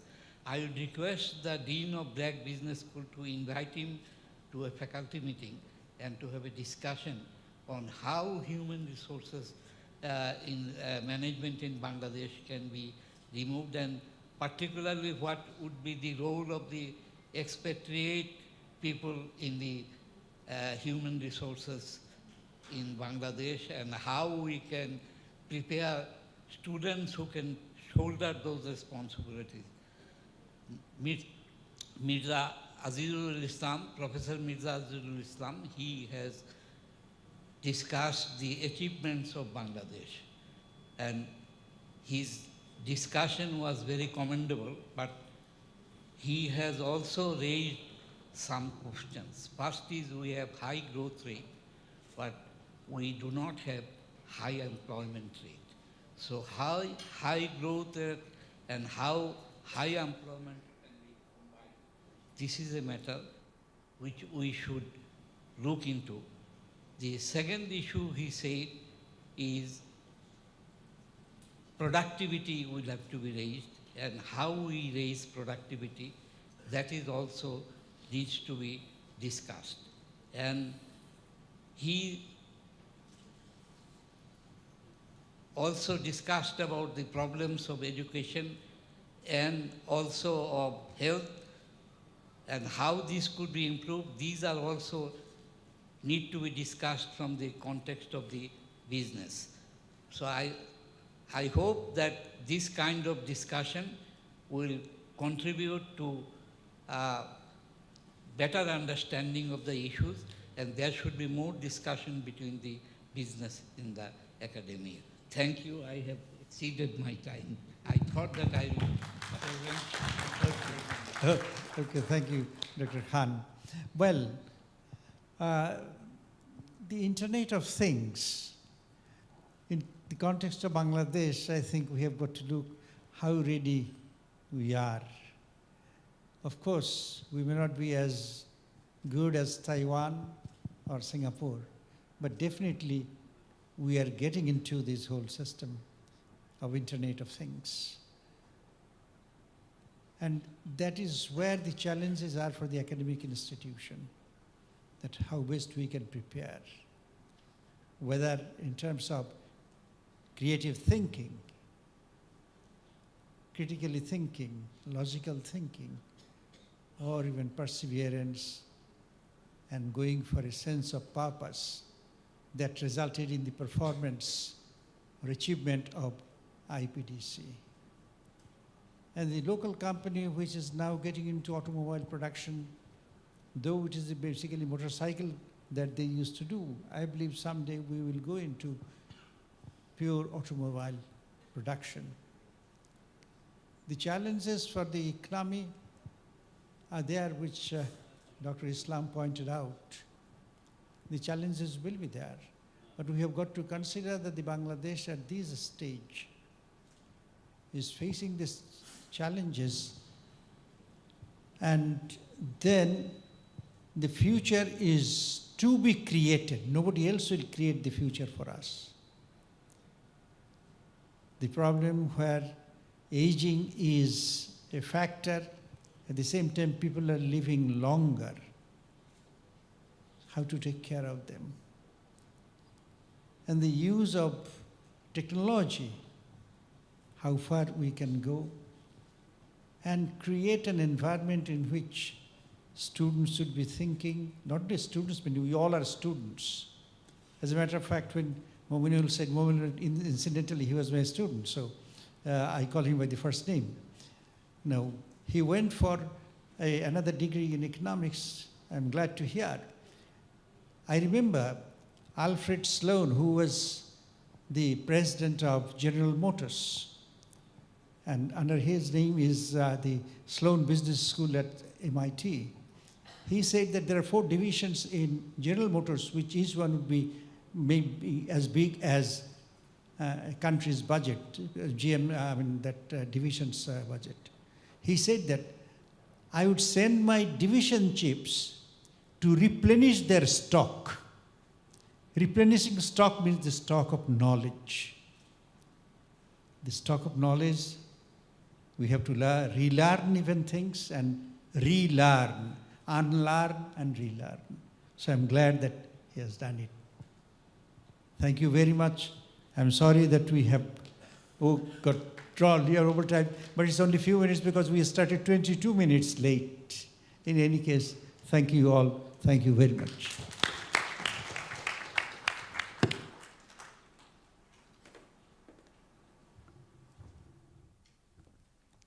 Thank you very much to all our distinguished speakers today. I think we have had a very insightful and enlightening past 1.5 hours.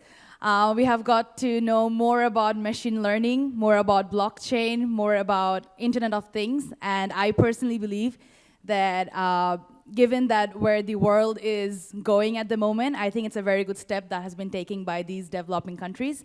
And this will just mean that we'll have more economic growth, we'll have more seamless experiences, as well as it actually gives us the opportunity to tap into areas where it's still underserved in these individual countries. So thank you so much. I personally took a lot of knowledge from your presentations.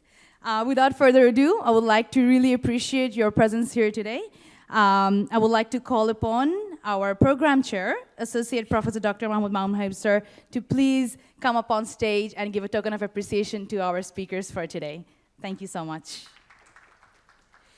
May I please call upon first our keynote speaker for today, Professor Dr. Hui Ming Wee, Department of Industrial and Systems Engineering, Chung Hwan Christian University, Taiwan. Sir, please be on stage. May I please call upon our industry talk speaker, Honorable Mr. Razaul Chaudhry, Managing Director and CEO of Runner Automobile Limited. Sir, if you could just join us on stage, please. Our invited talk speaker, Professor Dr. Mirza Azizul Islam, BRAC Business School, BRAC University. Sir, please join us on stage. Thank you. And our very special industry talk speaker, Mr. Mominul Islam, Sir, Managing Director and CEO of IPDC Finance Limited.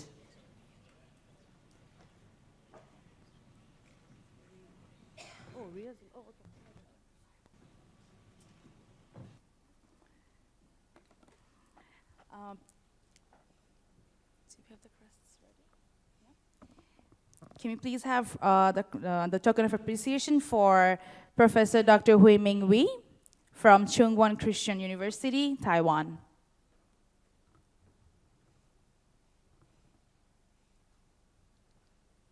Can we have a big round of applause for Sir, please?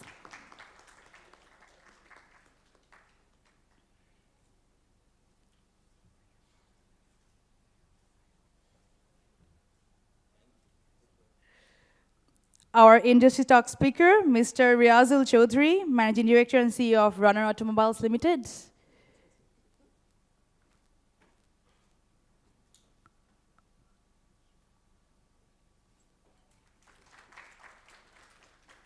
Thank you. Our invited talk speaker, Professor Dr. Mirza Azul Islam from Bragg Business School, Bragg University.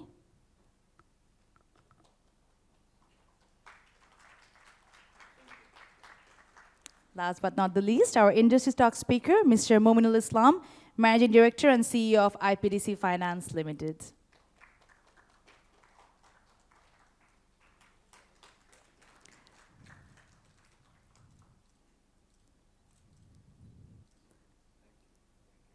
Thank you so much to all our speakers. Can we have a big round of applause for all our speakers present here today? Thank you.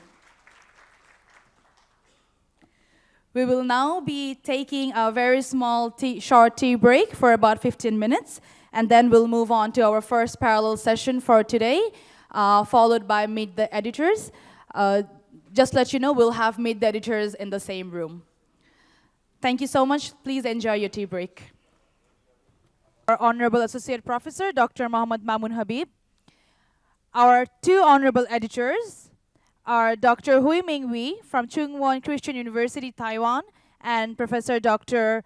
Zhang Ru Li from National Chung Sing University, Taiwan. May I please request now our session chair, Associate Professor Dr. Muhammad Mamun Habib, sir, to please come join us on stage. Thank you.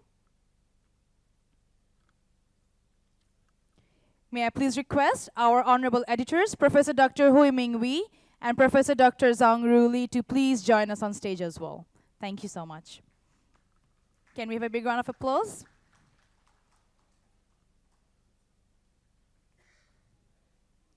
Thank you. I would now like to request our session chair, Associate Professor Dr. Mamun Habib, sir, to please, he's the editor-in-chief for the Scopus Index Journal, to please carry out the session. Thank you so much.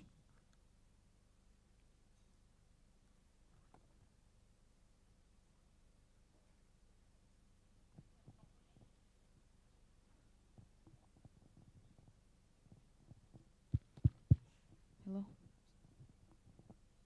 Okay. Are you hearing? Are you hearing? Okay, so this is one of the interactive session with the editors. Unfortunately, today we had the another two editors, one from the Vice Chancellor of the University of Malaysia, Professor Ahmed bin Bashir, and Dr. Pairak. Unfortunately, Vice Chancellor of the UM, he couldn't attend due to his illness. However, we have to start, and we decided that this session will be interactive. There is no discussion from our side. Discussion will start from your side. So I'd like to invite the audiences. Please be ready to ask the question. Please be ready to ask the question. And I request our volunteers to be ready to provide the microphone to them. So first of all, before starting our interactive section, I just remind you one issue. You know that our conference proceedings, already you have the hard copy. That hard copy, it is belongs to the abstract of all papers, all selected papers, which you have in your conference bag. I can repeat, this is a hard copy of the abstract of all conference selected papers. The soft copy of all conference papers. Also, you have the USB drive in your conference bag. I'd like to request you have to check it, whether you have or not. That is a hard copy of the full papers of your selected papers.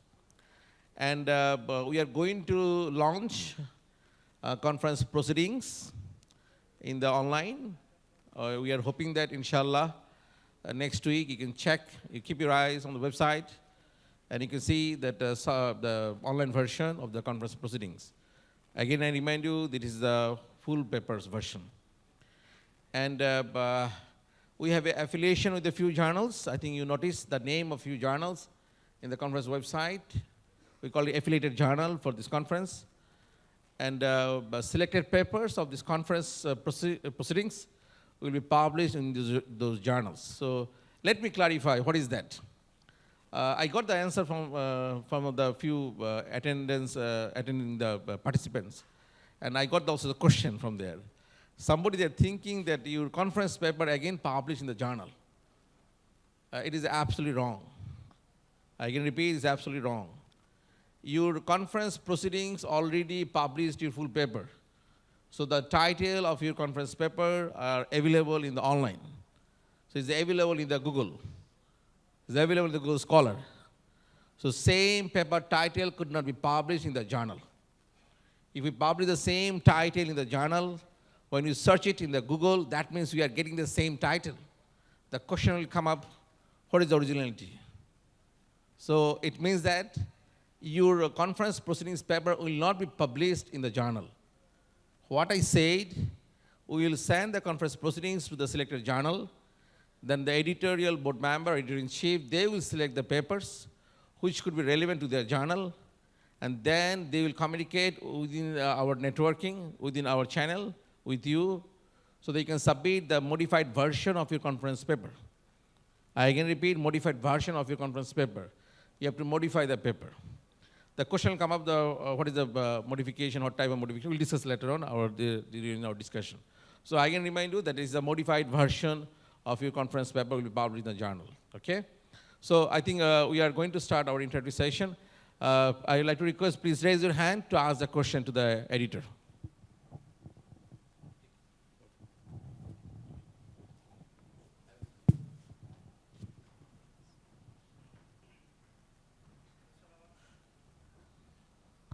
Please identify yourself at first and then ask the question, please.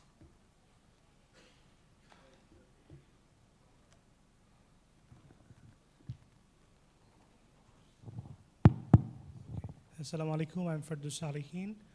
I come from the industry, but I'm also a PhD candidate at University Uttara Malaysia under Dr. Mamun Habib sir. My first question is that in order to write a quality journal paper, what are the basic things we need to focus, particularly because we have seen that there are a lot of presentations here happen. This is very encouraging that a lot of industry practitioners, students, undergrad students, they have presented. I'm not from the academic, I'm from the industry, so writing journals, the research methodology is new to me, but I have seen that when we are attending international conferences, the quality of the papers, the standards are high. So I think it is also a kind of a platform from us to learn. So I'd request Dr. Mamun Habib sir if you just highlight shortly that what are the things we need to focus. Thank you. Sir. Professor Lee. Why or not?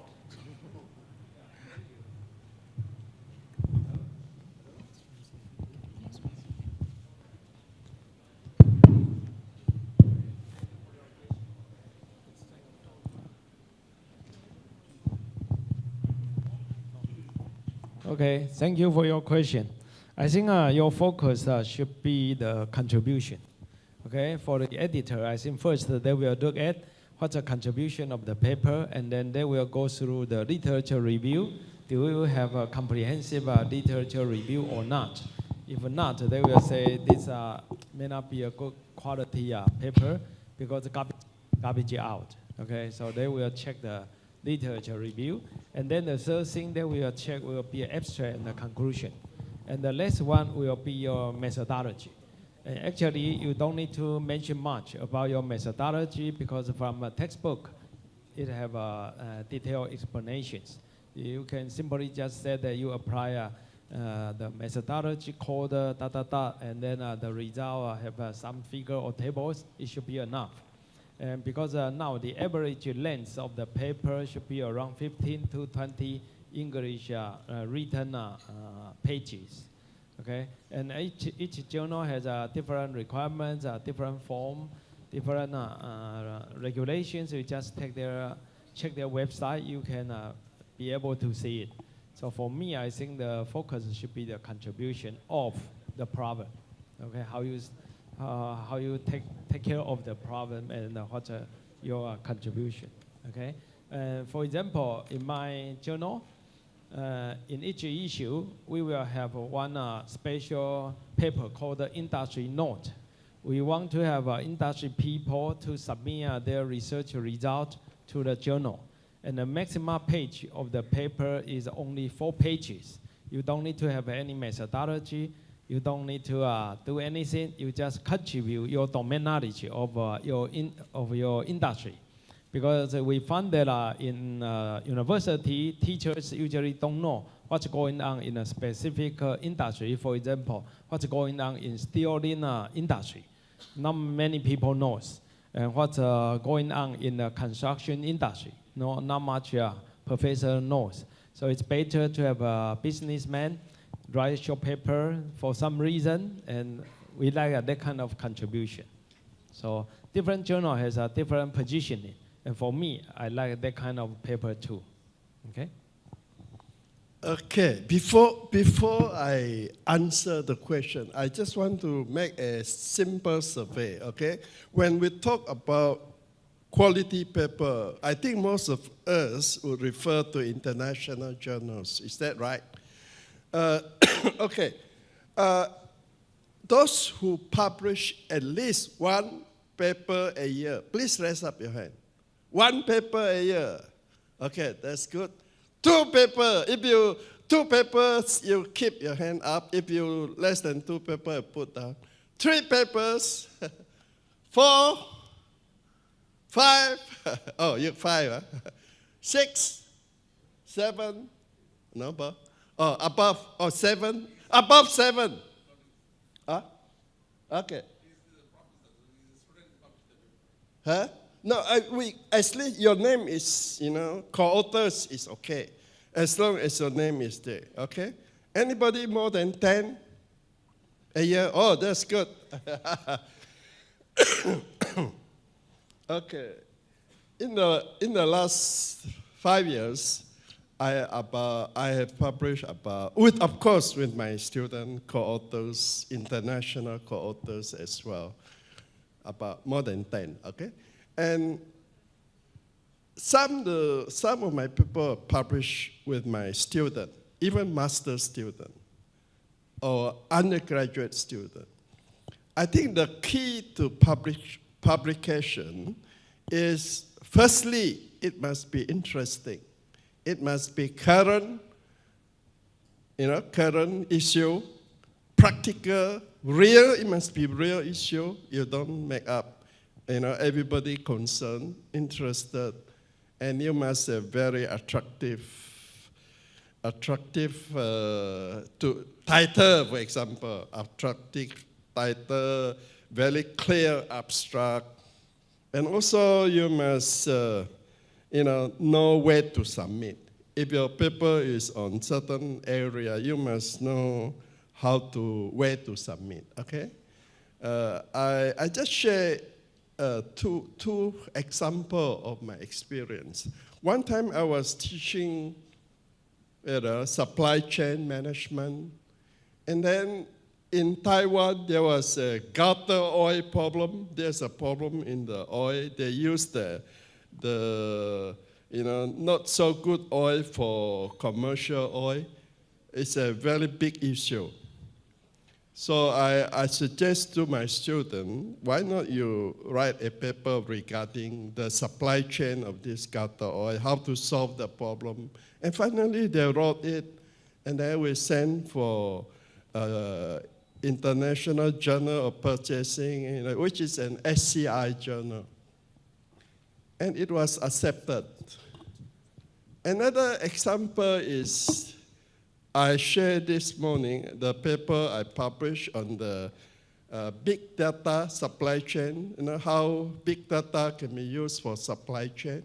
I just thought of the idea, currently there are many issues on this, so I said, in fact, it was the person, he's an Indian person, supposed to come to do postdoc with me, but later on he got a better offer in Singapore. So, but we still collaborate in writing. I said, why not you prepare a draft paper on the supply chain and big data? And he wrote, and then we make a lot of revision to and fro. Finally, we submit to computers and industrial engineer, which is a quite high impact SCI journal. And after some revision, it was accepted. Now it is the most highly cited paper in that journal.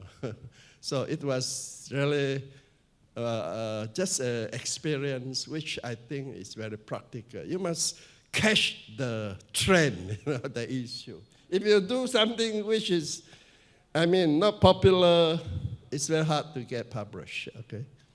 That's it. Thank you. I think you already got the answers in the timely manner, it's current issues. You have to check the contemporary issues, which is very relevant. And as well as Professor Lee, he mentioned about the contribution of the paper. Before going to contribution, there is another one thing you have to ensure that you have the findings. You are doing the research, but you don't know what is your findings. You don't know how you can add the values to the society, how they add the values to the organization. So you don't know your own contribution. You know that before going to the next question, we always share the one thing is that even during the PhD time, that this is a very important question, that what is the contribution of your PhD? What is the novelties of your PhD? Unfortunately, they couldn't reply, so even it's not clear to them. So this is a very key issue. Okay, so let's go to the next one, second question. Can you go in this way? Oh, you are here. Yeah, I'm here. So the next question will come from here, in this side, please. I can go over there and ask the No question. problem. My name is Manzoor Hussain Khan. I'm coming from academia, been teaching for the last 17 years in a private university, IUB. But unfortunately, I was given the role of administrator, so research hasn't been one of the key strengths, unfortunately, for the last 15 years. But with the help of Dr. Mauna Habib, I'm pursuing my PhD as well in University of Uttar Malaysia for the last 4 years on, so hopefully we'll be defending this year. Now, my question is, one of the key trends that we have been observing in last actually more than few years, is the online-based journals.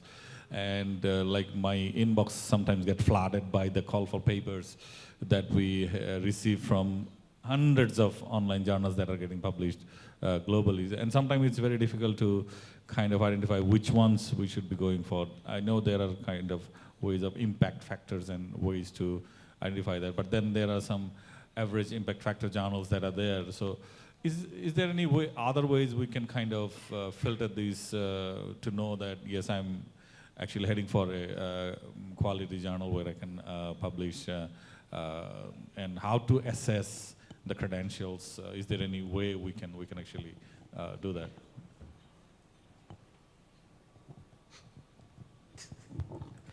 Yeah, maybe I double check your question. Okay,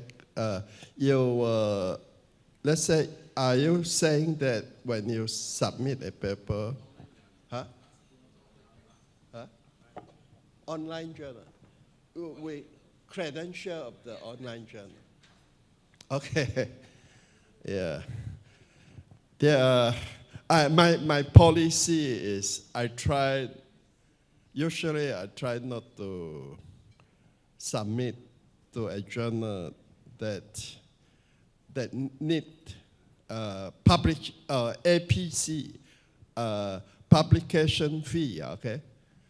That means some journals, because they want to earn the publication fee, they will make it easy to get published, of course, okay?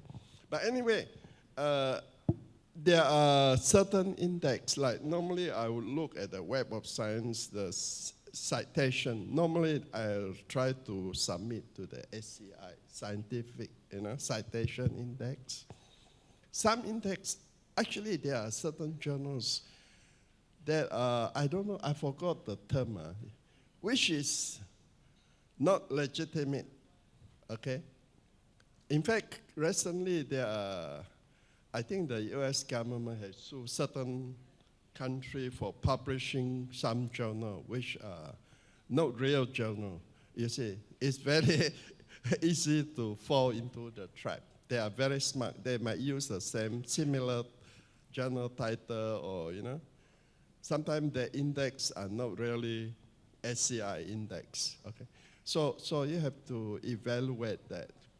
So normally I would go for the traditional, which, like most of the traditional high quality journal, you don't have to pay. No publication fee. The online one, normally you have to pay. Some online, of course, are quite good. There are a few online journals, they are good, and you have to, even though you have to pay certain fee. But that one sometimes is quite expensive, over 100,000 US dollars. Normally I don't send to that. Unless the student is, let's say, they want to graduate very urgently. Maybe they have to pay for but I think you do a good research, you'll be able to publish in some journal which there is no publication fee, not online one. No, okay. Is that answer your question? Yeah, I think you have to be careful. Even conferences can be false one. Because I was trying to help one of my students to publish a conference paper, he simply found one, and if it came out to be false one. When we went to the conference, they said they changed the date. Finally, I don't know, maybe they didn't have the conference. So you have to be careful. Okay. Okay, add something. In Taiwan, I got a file from the Ministry of Education of the Taiwan government. I don't know how they do it, but they rank all the journals, no matter it's online or offline, the ranking. Okay, it's another system's way of evaluation to tell us, the researcher, which journal is ranking number 1, number 2, up till the end. But all the journals on the list are legal, and at least have a peer review process, etc. So if you want, give me your email, I can send a file to you, okay? Okay, so we'd like to take the one question from there.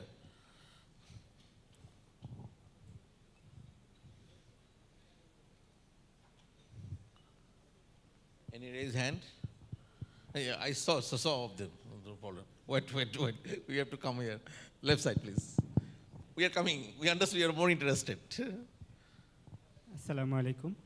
I'm Muhammad Mominul Islam, lecturer of marketing, Exim Bank Agriculture University, Bangladesh, Chapainamabganj.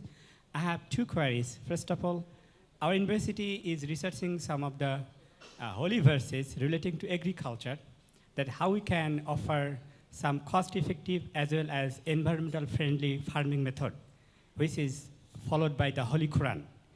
But whenever we are going to submit these research papers in some of the Scopus journal or some other very reputed journals, they are creating some words that you never can mention any verses in Arabic text, because the word is that simply you can quote some English language. So what is the future prospect of such research? In addition to this, yesterday we have got that the food wastage is 2.3%. And with the researchers, we are doing this, and I'm afraid yesterday we wasted lots of food, and today if we continue this wastage, these 2.3% may rise for the next year. So my request is that with the researchers, we have got some findings. Should we continue to accelerate these findings more or to do something to wastage this, actually to save these wastage? Thank you. Yeah, let me try to answer your question. I think suggestion number one is to make your research problems more general, to be more international. For example, waste. Waste reduction is a key issue no matter which city we will face. So you can Google, get some international data to show how important this question is, and then start to do your research. So I think sometimes you will miss something international data. Okay, then you can make it a link to what you are doing. I think that's first suggestion. Second, looking for a journal which has a very broad term.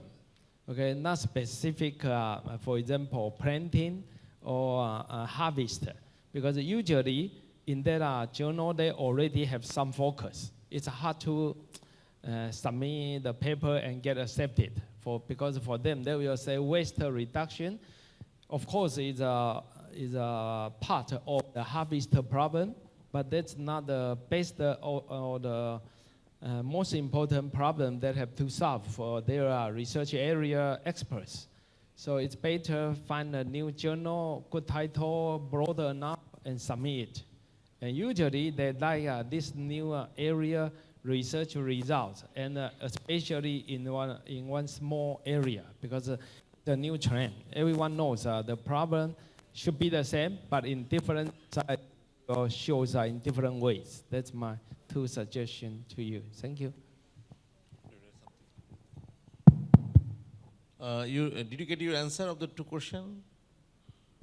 Okay. Next.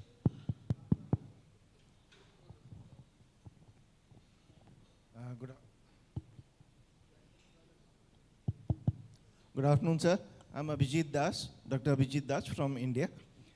I faced a problem similar to what he was also discussing. I presented a paper at Dubai, which was the use of proverbs, traditional proverbs by farmers. So now what we had done was those proverbs were in Hindi, and that to a particular dialect of Hindi. So we had translated those proverbs into English, and then we drew the conclusion how farmers were still using those proverbs. But that paper was rejected for, publication. So could this have been one of the reasons that because of the language? Okay, so I just add some things as he's asking the question. In the last year, there was one UTM, Johor Bahru, Malaysia. They organized one conference. There is one session, that editorial meeting. And there were about the 12 editorial 12 editors from the different continents, different countries, and most of them Muslim. And the intention is that, that if you check the Scopus Index journal, Professor mentioned today Web of Science Index journal, I was thinking, most of the journals editor-in-chief from American. Most of the journals editor-in-chief from the American, not Muslim. So now come to the question. Suppose you are submitting the paper, you are using the Quran as a reference. You are using any kind of ayat from the Holy Quran. So how you could think that they will accept this one? And in that meeting, we are decided, those are thinking about these issues, we have to emphasize that the Asian countries, paper acceptance, we have to think about the Muslim people, if they submit the paper, if they are using this kind of reference, why not we can accept? If we can accept the Bible in the paper, why not we can accept that one? So we have to come to the unbiased condition as the editor-in-chief, editor board member. Whatever they are using the language for, again, they are converting the language English. So we have to try to understand what is that. And we come to the conclusion is that it is the responsibility of the editor-in-chief. And because we have to ensure what I said, that there will be no race issues, there is no color issues, there will be no issue of the religion. That's why you are the editor-in-chief. And we have to think from that point of, we have to think that perspective. So I think as we are sometimes you submit the paper, you see reject the paper. As editor-in-chief, I have some experience. I send the paper to the 3 editor. They send the paper to the 3 reviewer. Okay, I know who is the reviewer as editor-in-chief. One from the USA, one from the Europe, another from the Singapore. And this is for the French. And I'm surprised that USA, that the professor, he rejected the paper without any obligation. That means there is no reservation that whether he could accept it or extended the version, or maybe modified version could be accepted. The second one, the Paris, the French, that one, they accept the paper with the major correction. And from the Asia and Singapore, they accept the paper with the minor correction. See the scenario? The original paper produced from the Malaysia. Original paper, the authors for the Malaysia. So you can see the scenario, the rejected, major correction, minor correction. And then the editor-in-chief, then you have to take the responsibility that how you could come to the conclusion about the paper rejection and acceptance. So this kind of, I don't want to come to the conclusion here because it is the question of the relative thinking, perception as well. But the editor-in-chief, they are also human. So you cannot think that you cannot expect 100% the honesty or 100% sincerity response from them. But this is their own responsibility. I think one of your concern is the language, is that the English language? I think the language is very important. English is not our first language, I think, most of us, okay? So it's very hard to write something like the Englishman or American, the way they write. So normally we try to improve our English by getting someone to edit our writing, okay? So normally, even if I review a paper, if the English is uncomprehendable or is poor, it gave me a bad impression, I mean. So you have to work on the English side. And then, of course, the other would be, if your methodology, numerical analysis are all good, but your English no good, so it's very hard to get approved. So try to get some co-authors who can help you in the English, okay?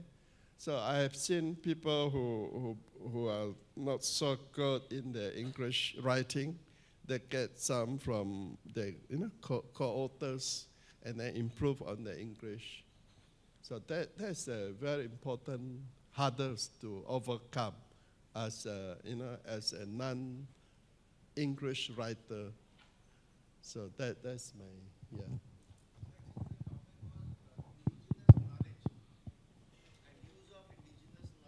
So now indigenous knowledge would only be in a language which existed several hundred years back.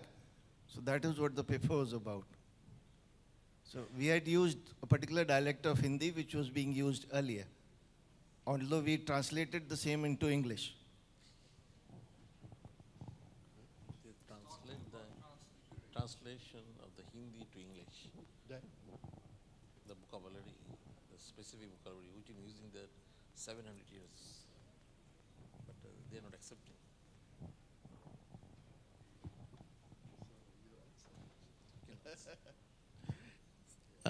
So you know that I already explained this issue that it is one kind of relative issue that who are the members of the editorial board and editor-in-chief. But editor-in-chief personally, he has to look after this kind of issue because there is a question is that that we are discouraging the people to use this kind of word, whether we can encourage or discourage. Again, the relative issue. Okay. Go to the next question, please.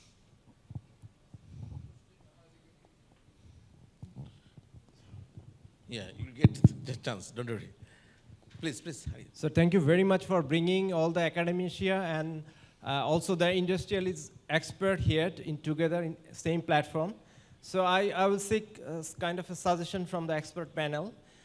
In particularly Bangladesh, we don't find the collaboration between the academics and the industrialist experts. So in one hand, whereas the academics can bring new knowledge to the industry, I mean in the practice, whereas the industrial expert who all are working on ground, they can bring their experience to the academics.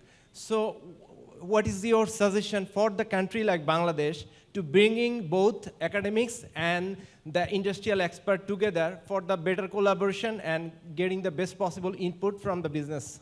Thank you very much. I think if you have a good case, industrial case study, if you write it properly, it would be quite attractive. Maybe especially related to the issue in Bangladesh. Maybe you have produced a lot of jute, is it? Or you can, or this, clothing industry, or this, you can do some research on that and then get some data. That would be good for you, in terms of industrial experience plus your country, specific for your country. So nobody can compete with you in this area. So you have a better chance, Or you look at the local problem, what are the problems in Bangladesh, and then you can write something or write a paper to solve the problem, the issue, and that would be a combination of practical and, regional issue instead of general. Yeah, is that clear? Is that answer your question? Yeah. So I just wanted to know, do you recommend any kind of the formal platform or collaboration, any institutional platform that should bring all them together, or you should recommend some kind of informal collaboration? What is your recommendation?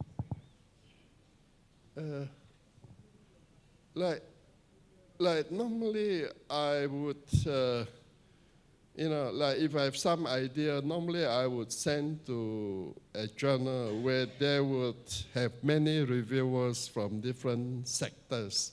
So there are better, it's like my platform of a panel who would give me suggestions how to improve the issue.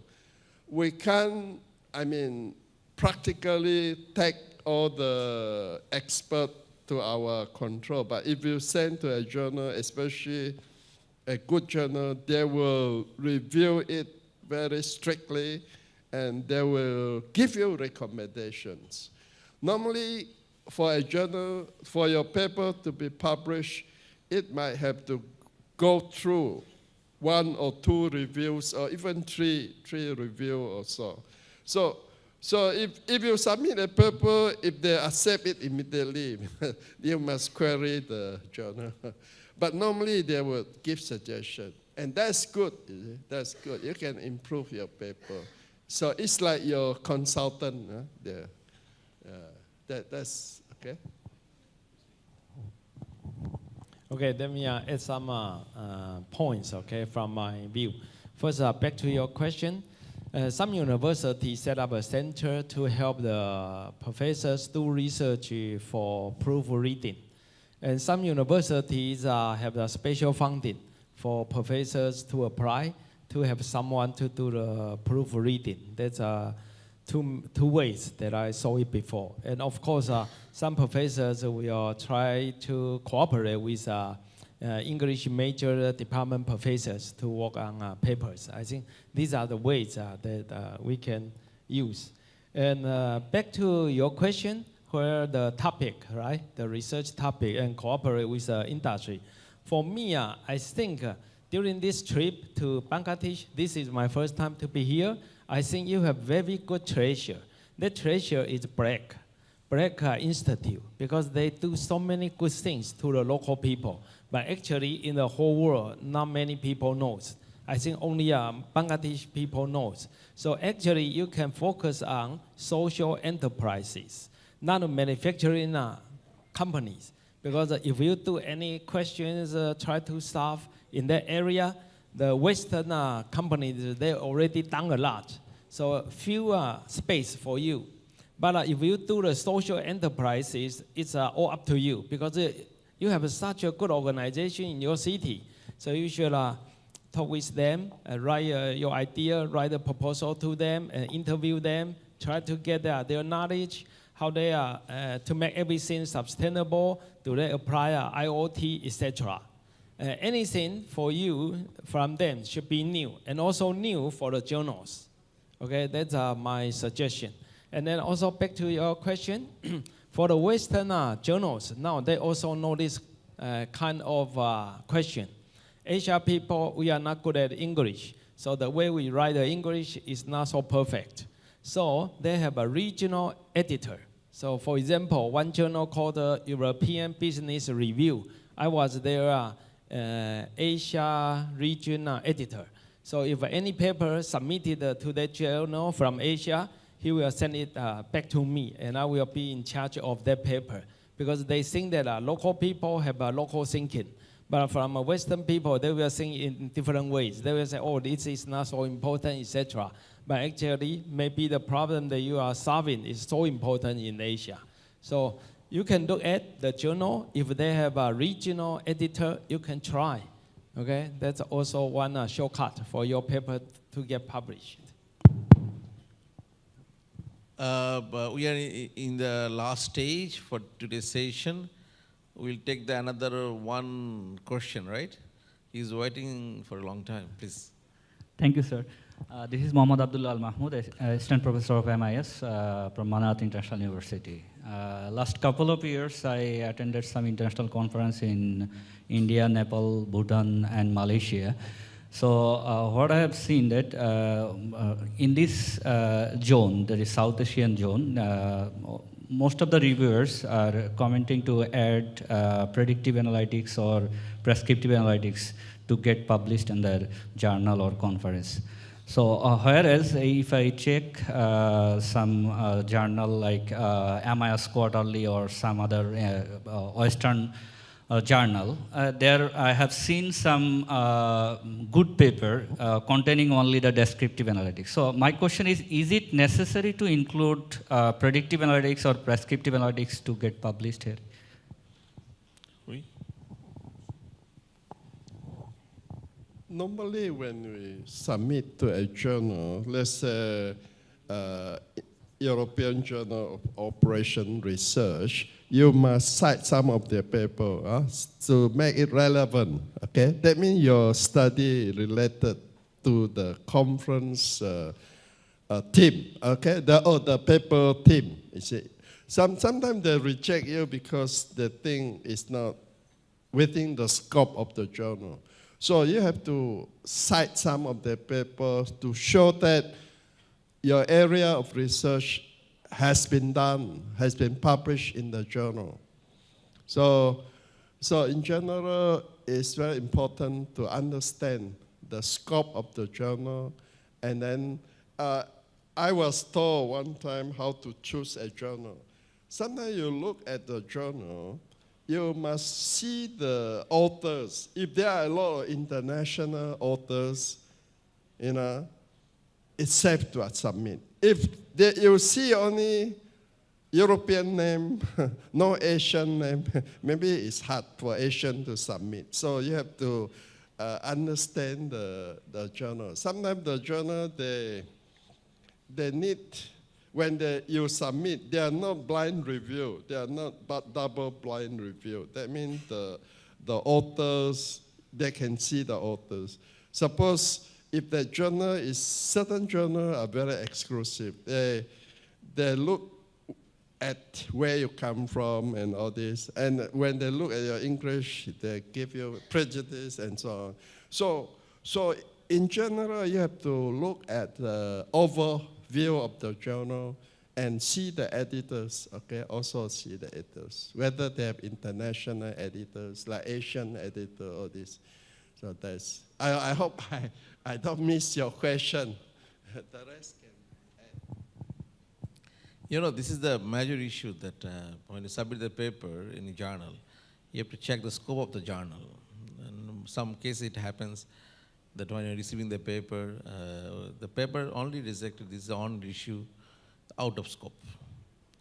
And what the professor mentioned, Professor Wee and Professor Lee, he also mentioned, you remember that PhD colloquium and paper production workshop, that when you submit any paper in any journal, make sure that you have some references from there, because they like to confirm that the citation is increasing.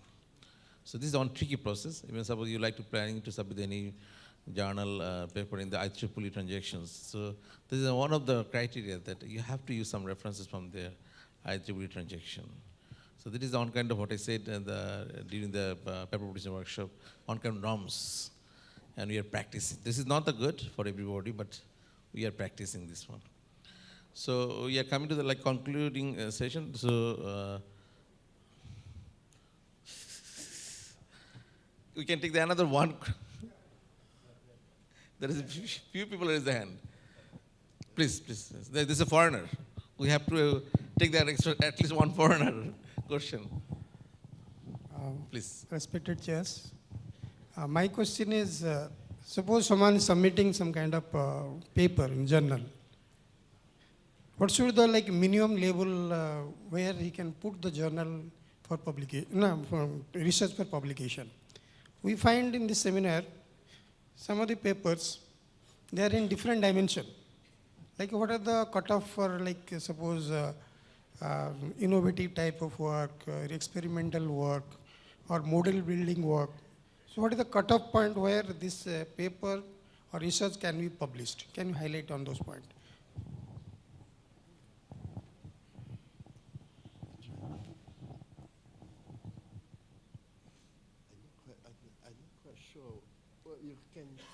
Yeah, my question is, suppose this is experimental project, whatever you have taken up and publishing experimental data in journal. Suppose a model, theoretical model, and maybe some other social activities is publishing. So what is the minimum requirement so that this work can be published in any kind of international journal? What is the scale in which you measure that at this point you can publish this paper in international journal? Okay, that would depends on you need certain experience to know that. But you have to, maybe you can, sometimes you can try by errors. Sometimes we are also not sure. So it's a good policy to submit to the best journal, maybe first class journal. If it's rejected, you make some improvement, second class, third class. So you start with the best, If you are not sure where to submit, you try to submit to the highest index one. That would, one thing, if you submit to a high impact journal, they will have a better review. They will review it more, better reviewer, okay? And the amount of data, there are scientific, requirement for how much or how many data is convincing evidence for this. So these are some of the basic ideas you have to comply with, the requirement of your data. It must be real data, okay? It must be real. Your experimental methodology must be clearly stated. How many, what is your best, how many people you interview and all this. This should be clearly stated, okay? Okay. Add one suggestion. Who determines the quality of the journal? Actually, not an editor. It's a reviewer. Editor will invite some experts in the area to become their reviewers in the editorial board. So you need to check and watch what the reviewers' research background, where their papers published. And then look at their papers. Then you will know, oh, this is his quality. Usually, he will use his quality to judge other people's quality. If your quality is above his quality, then he will accept your paper. If your quality is lower his paper, he will reject it. So it takes time. But it's good that since we are in the academic area, usually are over 10, 20, or 30 years. So we have time to play this game. But this is the other way to open your research area. Because once you have one paper, then you can know more what are the other researchers in the whole world, what they are doing, where they publish, then you will know more. Okay, that's my suggestion. I think it's almost the end of the section, right? And actually, this is my new baby, new journal. It's called Agriculture Innovation, Technology, and Globalization. This journal is hosted by InterScience. It's a UK publishing company. Okay, so it will publish this year, but if you have any research outcome, you want to submit it somewhere, why not try my journal? And I have some hard copy here, so if you are interested, I can give you a hard copy, save your time to Google it. Okay, thank you, and nice to know all the researchers are in this area. Thank you. Okay, so I just like to add some one point. Our conference papers will be, conference posting will be signed to the few selected journals, including the Scopus in the journal and InterScience journal and peer-reviewed journal. And then the editorial board member, editor-in-chief, they select the papers and then you communicate with the author to submit the paper. I'd like to request you that you should submit the conference paper in the journal. It should be modified. And our expectation, you should modify 50% of your paper in terms of title, in terms of the methodology, in terms of the survey, in terms of findings. So at least you have to confirm the 50% modification. The same paper you can publish in the journal. And secondly, you know that I requested Professor Lee that we are going to submit the, he'd like to publish at least the 30 to 40 papers in his journal, but it will be free of cost from our side, and we'd like to request him to keep up these efforts for the further. And Professor Wee, he's also involved with a few journals. We also signed the papers to the journal, his journal, so that we can add some papers in the journal. And today we are officially finishing this session, but you can keep in touch with the editors through the email. So you have the email address, and if you need any kind of help, we can contact with the conference secretariat to get the further communication with the editor. And we are very sorry that we could not take all questions from the audiences, but we are time constrained, and we are already behind, 30 minutes behind our regular schedule. So I think everybody is hungry, so let us start our lunch now. Thank you so much.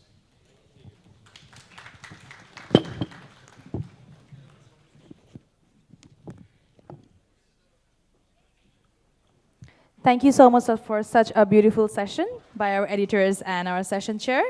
We would now like to open the lunch session for you all for the next 30 minutes. Sorry, we're just running a little bit behind on schedule. No rush, but we will try to wrap up the lunch session as soon as we can. Hope you understand. And then followed by the lunch session, we will have our keynote presentation for. Thank you so much and enjoy your lunch. We have our 4 honorable speakers with us today. Our invited talk speaker is Professor Dr. Akbar Ali Khan from Bragg Business School, Bragg University.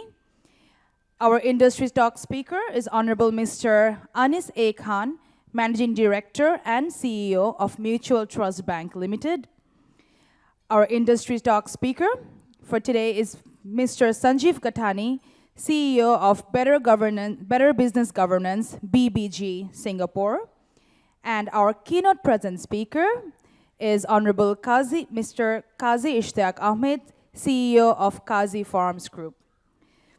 May I now please request our session chairs for today who will be helping us to conduct today's keynote presentation for Professor Dr. Muhammad Tamim from Bragg University and Professor Dr. Mirza Izul Islam from Bragg University. Sir, would you please kindly honor us on stage? Thank you.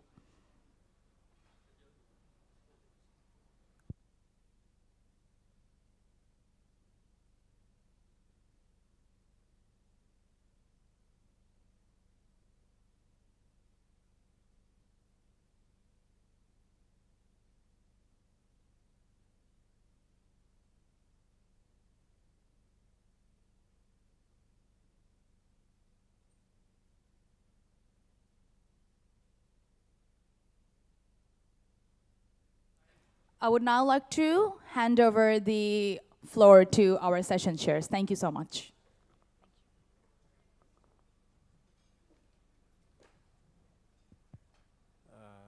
distinguished guests, ladies and gentlemen, good afternoon. This is the fourth keynote presentation of this conference, and we have four distinguished speakers today. As you have seen, we are running behind, so I'm going to be the taskmaster holding the time so that, you know, we can actually gain some time today from this session. So I'll be giving about 10-12 minutes to each speaker. After 10 minutes, I'll give a warning, and then hope that the speaker will finish by 12 minutes. This is a limitation of all these conferences. This always happens. We'd like to hear more, but then time is always a barrier. With me, Professor Mirza Azizul Islam is also today's moderator. Because I'm not an expert on business or anything, he is the main person, a top economist and a professor. So all the critical comments and other observation will be made by him. Sir. Well, ladies and gentlemen, welcome to this session. Many of you might have heard the name of Professor Rahman Subhan, who was my teacher, who is the Executive Director for Center for Policy Dialogue. And in almost every seminar, he always says that the chairman has only one task, and that is he's a timekeeper. So Professor Tamim Iqbal, even without being his student, apparently has become his disciple. So together we'll try to make sure that we finish more or less on time. So I would fervently request the speakers to be as concise as possible. I know that there is a lot of wisdom embedded in these four personalities that who will be speaking today. But unfortunately, time limits the scope for us to benefit from their wisdom. So without any further words, so who should be the first speaker? So it's my pleasure to invite Dr. Akbar Ali Khan, who has been my colleague both in the government and now in BRAC University to speak. Dr. Akbar Ali Khan.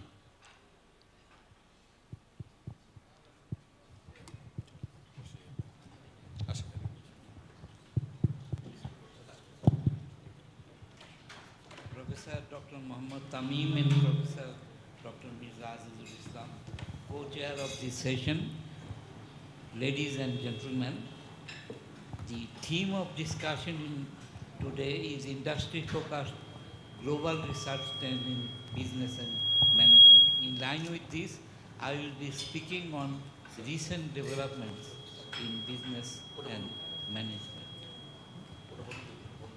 To save time, I have prepared some slides, and I will be speaking mostly on the basis of the slides.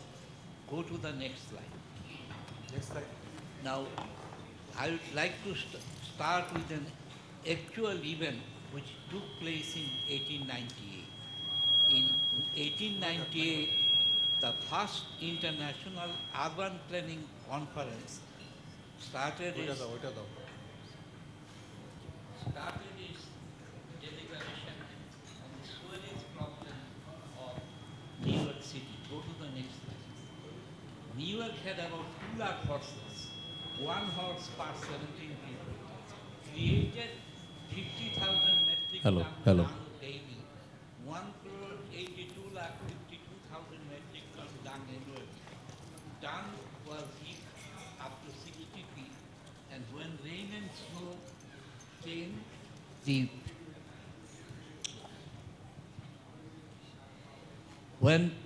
snow came, then these dung melted and created strong stench, and the city was almost unlivable.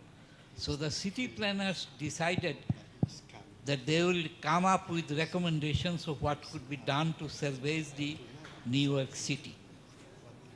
And they scheduled the conference for 10 days. After 3 days discussion, they came to the conclusion that the problem cannot be solved. There is no solution.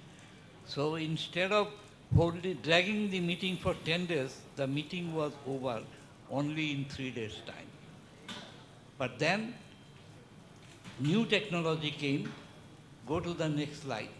Car was invented by Germany, banned in Germany in 1885. Car production started around 1900 in USA. Ford started selling cars in 1901, and Ford T was introduced in 1907. And by 1920, the whole problem was solved. Nobody thought that the problem could be solved in 1898, and in 1920, the problem was absolutely solved. So this is how technology is changing the world, but changes like the introduction of car came very slowly. At the present age, there are several characteristics of technology. First is the acceleration. Go to the next slide. Technological changes are accelerating. There is a law, Moore's law, which we discussed in the previous session, which states that the performance of computer chips double in every 2 years. 48 years have passed since 1965. No, now it will be how much? 54 years have passed. A computer can do in a second today what a computer of 1965 vintage could have done in 6.47 months. Go to the next slide. This shows how it has changed. In 48 years' time, it was what was 2 times in 2 years, it became 1 crore 67 lakh times. Go to the next slide. And this shows the Moore's law illustrated by Intel processing. And in 1970, the processing capacity was 494, and now it is over billion. Go to the next slide. Intel CEO Brian Krasansky tries to explain the impact of Moore's law. He uses this example. If you look, Intel's first generation microchip from 1971, the 4004, and the latest chip Intel has on the market today, the 6th generation Intel Core processor, you will see that the Intel's latest chip offers 3,500 times more performance, is 90,000 times more energy efficient, and is about 60,000 times lower in cost. Go to the next slide. To put it more vividly, Intel engineers did a rough calculation of what would happen had a 1971 Volkswagen Beetle improved at the same rate as microchips did under Moore's law. These are the numbers. Today, the Beetle will be able to go about 300,000 miles per hour. It would get 2 million miles per gallon of gas, and it would cost 4 cents. Intel engineers also estimated that if automobile fuel efficiency improved at the same rate as Moore's law, you could, roughly speaking, drive a car your whole life on 1 tank of gasoline. Next. Biotechnology is another area where major changes are taking place. Biotechnology is the use of living systems and organisms to develop or make useful product or any technological application that uses biological system. Living organisms or derivatives thereof to make or modify products or processes for specific use. Next slide. The uses of biotechnology in agriculture increase yield, reduce vulnerability of crops to environmental stresses, enhance nutritional qualities, reduce dependence on fertilizer and other inputs, improve taste, texture. Risk is unknown as in GM or genetically modified crops. Go to the next slide. Uses of biotechnology in medicine, new pharmaceutical products. These are promising developments in treatment of autoimmune diseases and cancer. Using pharmacogenomics, drugs for specific genes and drugs could be created. Gene therapy may be used for treating and even curing genetic and acquired diseases. Of course, there are moral questions about biotechnology. Go to the next slide. Utility pattern of grants in biotechnology. This shows how the number of patents in biotechnology has increased. It was about 100 in 1963, and in 2014, it is about 12,000. Next, alternative sources of energy. Alternative energy sources are becoming cost competitive. The cost of solar panel has fallen by more than 60% in last 2 years to as little as $1 a watt. The cost of hydropower ranges from 2 cents to 19 cents per kilowatt hour. The cost of wind power ranges from 4 cents to 5 cents per kilowatt hour.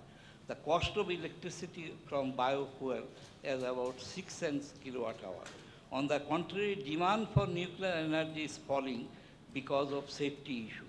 Next slide. This shows the growth of solar power.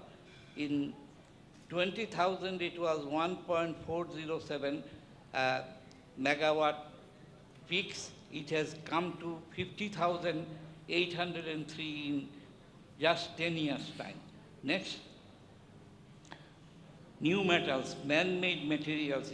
Increased the variety has reduced the cost of metals. It has increased new range of goods. Material science producing new materials. Example, carbon fiber replacing steel in aeroplane, cars, etc. Nanotechnology is the manipulation of the matter on the atomic and molecular scale. It has application in new materials, medicine, electronics, biomaterials, and energy. Sir, you have 2 minutes. Environmental effects are uncertain. I'll take about 15 minutes time. That is my understanding with the organizers. Okay. Next. Cloud. Separate technologies accelerating at an exponential rate has been melded together. Collection of computer running, just about every possible software programs are made interactive. Vast storage and processing capacity have been created that may be connected by any user, even from telephones. Next. This shows how the cost of data per megabyte and the data speed is increasing. Next, size of public cloud computing market. It was $5.82 billion in 2008. It has come to 151.71 in just how many years? 11 years' time. So this is how the cloud computing market is expanding. Next. Effects of acceleration and clouds, new goods, better goods, cheaper goods, new ways of producing goods and services, and new ways of marketing. Next slide. Changes in business, mass production to customized production facilitated by use of robots, 3D printer, layer by layer production, etc. Shifts from large to small units, large factories replaced by production from home. Next slide, please. Major changes in human resources.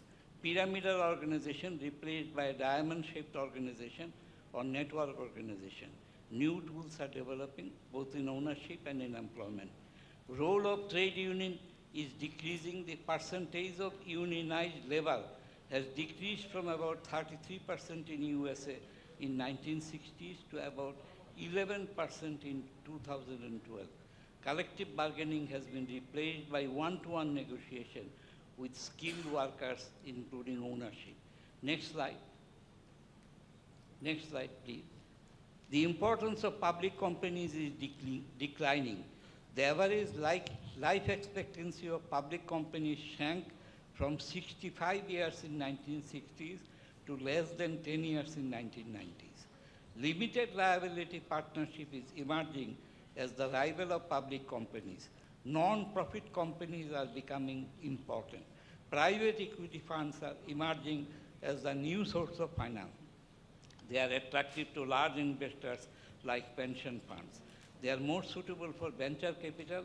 Legal restrictions are less. The cost of compliance with laws is less. Next.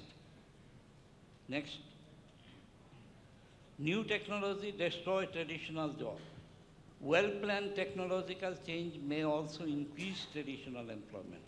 The number of telephone operators has declined dramatically. 317,000 full-time equivalent in 1990 to 57,000 today, while the number of receptionists have grown by more than 438,000 to 896,000. Receptionists require new and different skills, of course, than switchboard operators. Next, the number of full-time equivalent bank tellers has grown since ATMs were widely deployed during the late 90s and early 2000s. Indeed, since 2000, the number of full-time equivalent bank tellers has increased 2% per annum, substantially faster than the entire labor force. Why did not employment fall? Because the ATM allowed banks to operate branch offices at lower cost. This promoted them to open many more branches, offsetting the erstwhile loss in teller jobs. Next slide, please. What drives technological change? Technological change is continuous and accelerating, but technological change is governed by profit consideration. Concord conundrum, high-speed has been discarded in favor of low-speed economic consideration. Technological change is created and accelerated by entrepreneurs. Next slide, please. Entrepreneurship problems in Bangladesh. There will be large number of Bangladeshi entrepreneurs, but will they stay in Bangladesh? I am just discussing entrepreneurship problem from the Bangladesh perspective because I don't have the time to discuss the global perspective. In Bangladesh, to create entrepreneurship, impediments must be removed, continuous change must take place in governance, and the good governance must be established. Then, inability to adjust to change. There is a permanent settlement mentality in Bangladesh, and we do not want to change. This is an impediment to entrepreneurship in Bangladesh, and local business is oriented inwards, not outwards. Go to the next slide. Now, what is the solution? In this age, continuous change, everybody should follow. Keynes is a renowned economist. He was asked why he changes his views so often. He answered, I have to change because facts change.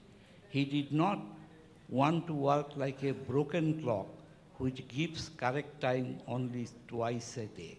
He wanted to give correct timing every second. And if we want to give correct timing every second, then we must be prepared to change every second. Otherwise, to survive in this globalized, competitive world. Thank you. Thank you very much, Professor Akbar Ali Khan. I will request Mr. Anis Khan, Managing Director and CEO of Mutual Trust Bank, to deliver his speech now.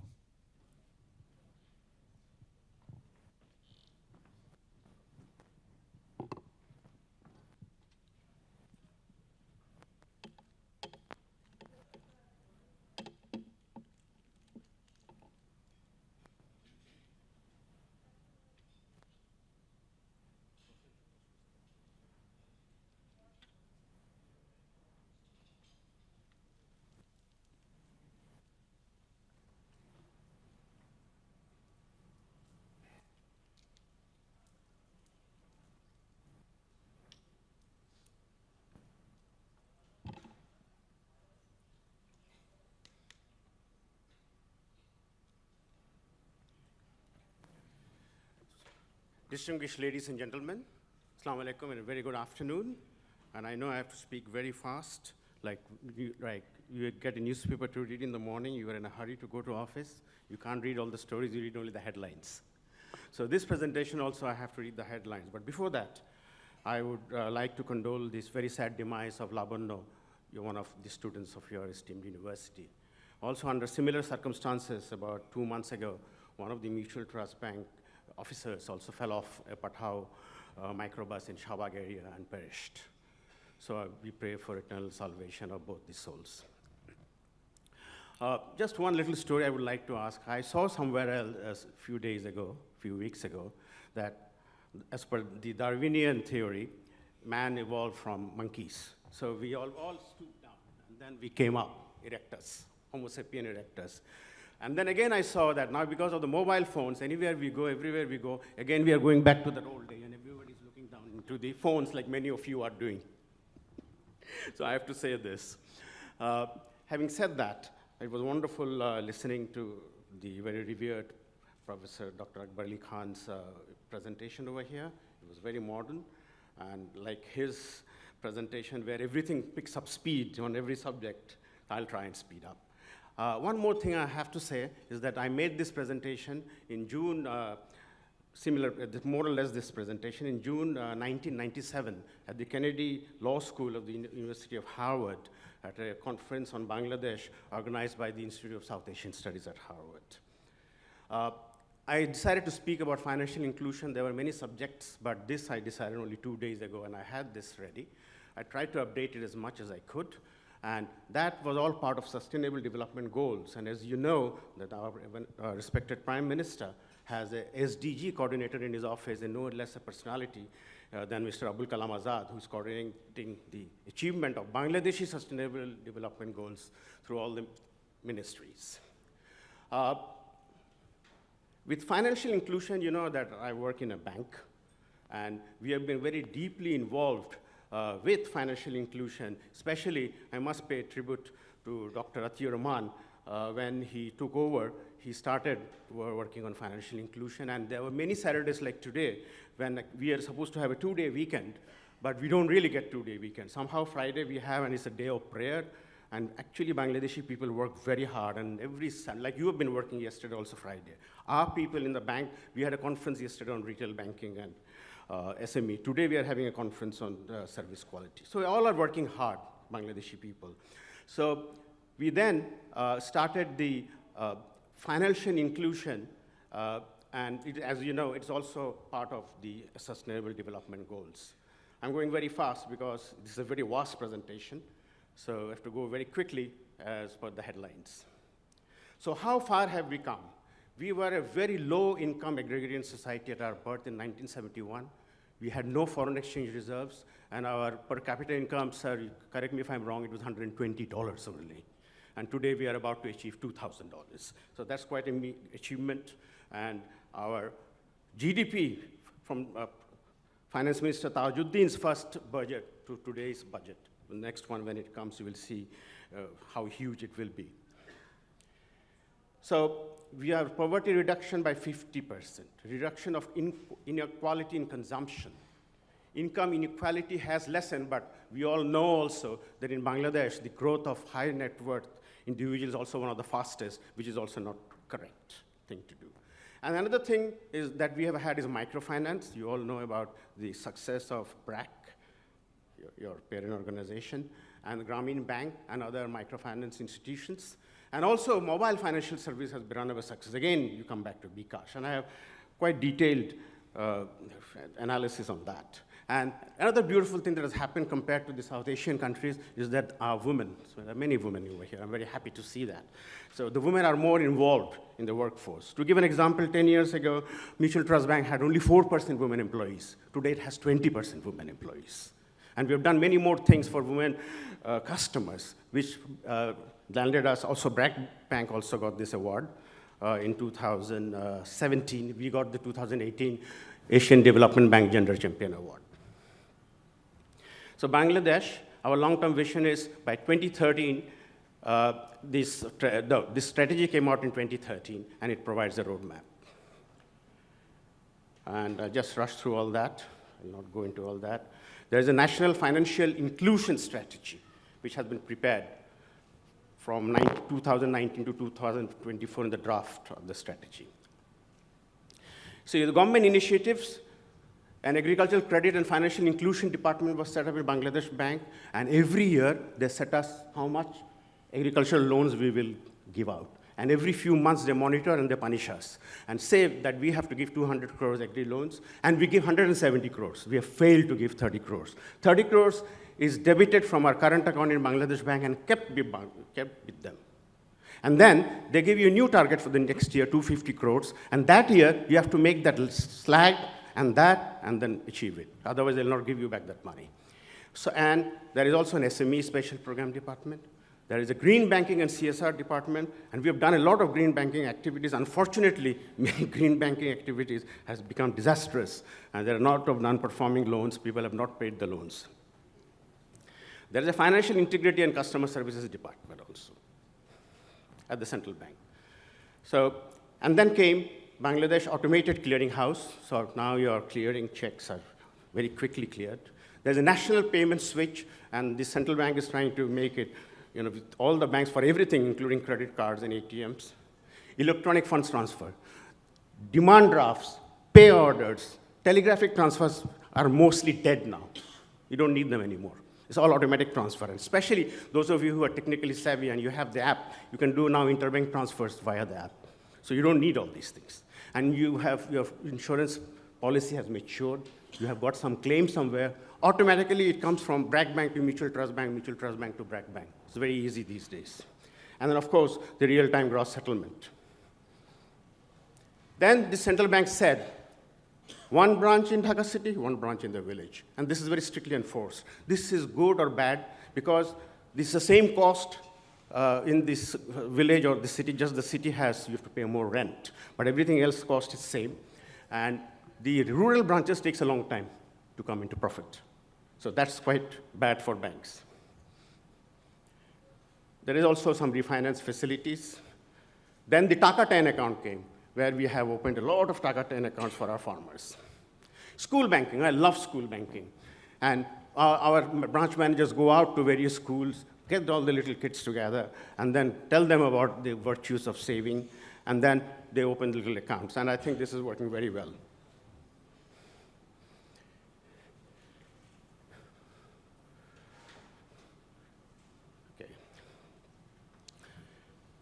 Then financial inclusion now, the percentage of people in Bangladesh have an account, bank account, either through a financial institution or a mobile money. This includes bKash also, not bank accounts. So it's now over 50%. It's not good enough. It's not good enough at all. There are also ICBM studies on this.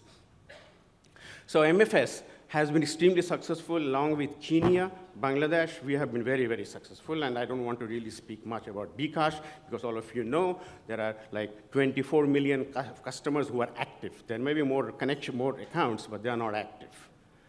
There's this subscription base. So I'll skip, and BRAC, you know about BRAC.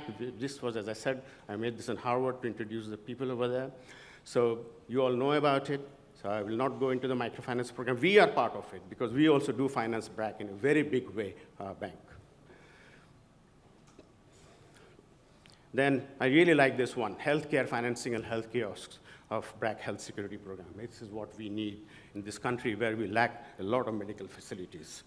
In fact, I think that our boy who had a heart attack in the office, when he went to United Hospital, he was not cared for in the first half an hour. If he was in an advanced country or got immediate care or resuscitation, he would have been living now. And I went there. I saw all that. I felt very bad about it. Banking reforms. So there have been a lot of banking reforms. I really don't want to go much into banking. Banking everywhere is now people are talking about us. But the thing is, we have a Basel III roadmap as regards minimum requirement, and the new finance minister seems very strict with a capital requirement that it must become 1,000 crores, which I like. A bank must have capital. It must be strong. And Bangladesh banks are growing very fast. Then, actually, as far as the Bangladesh Bank report, 1/3 of the population is still financially excluded because of the high cost of financial transaction and poor regulations.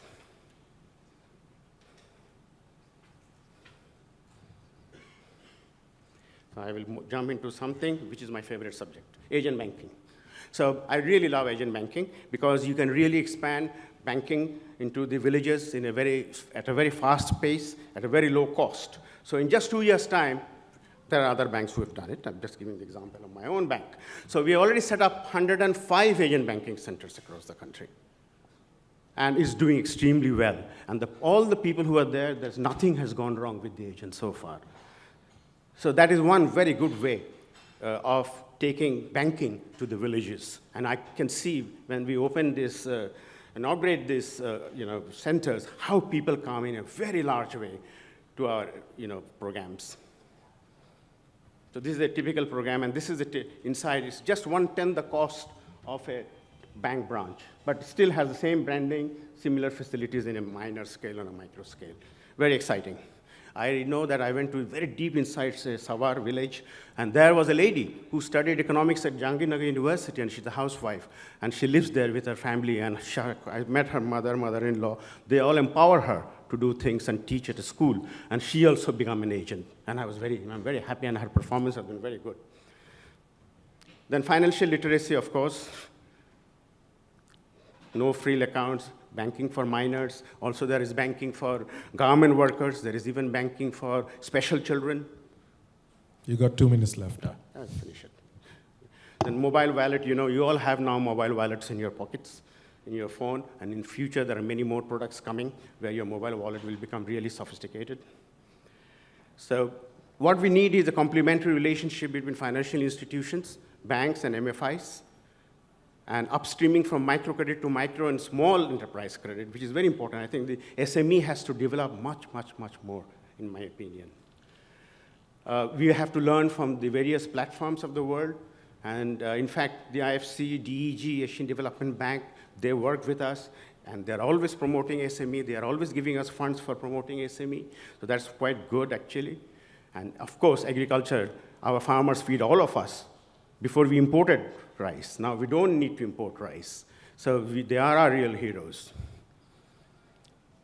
So financial inclusion, it is a prerequisite to achieving SDGs in Bangladesh. We have to have that. And with strong partnerships, renewed focus on technology, technologists are already spoke about technology, we remain confident that people can be given the tools they need to achieve financial inclusion in the country. I'm grateful to Bragg Business School for giving me this opportunity. Thank you very much. Very well done, Anis Khan. You kind of sped through a long presentation, but you covered a large area of inclusive banking and different aspects of Bangladesh. Thank you. So I request the next speaker, Mr. Sanjeev Gathani, CEO BBG Singapore, to deliver his speech. Thank you.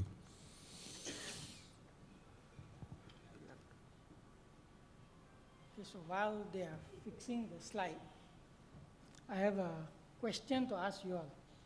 How many of you all have a smartphone with you all?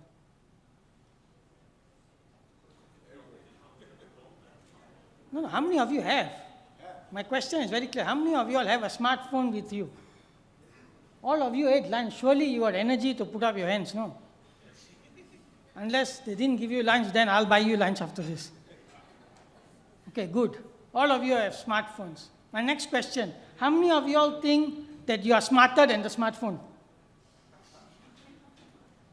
Okay, 1, fine gentlemen, 2, 3, 4, 5. Okay. So my topic today is one that is very interesting. It's on cyber attacks and cyber security. And I think Bangladesh became famous overnight. For the right or wrong reason, I shall not comment now. But all of you know what happened in Bangladesh. So this slide here gives you a very good pictorial about cyber security awareness. Before even anything else, you need to know your threats, you need to know your vulnerabilities, you assess your exposure, you develop the protection and detection measures, establish contingency plan, and respond. And this is a free infographics which you can get from the internet. So it's not something that I invented. But I can tell you most organizations, they fail in response because they are clueless. They are absolutely clueless when it comes to responding to a crisis. And they never learn. Because all of you in your organizations, you all have a fire drill, right? Most of you, if you work in office, have a fire drill. And the best part is that your admin department will tell you today at 4 o'clock we'll have a fire. But will the fire ever tell you that they're coming at 4 o'clock? The answer is no. The fire will never tell you the fire will come. So you might as well don't do it. Right? So I just wanted to share with you this infographic. And that's about it for this. You can go to the PowerPoint slide, please.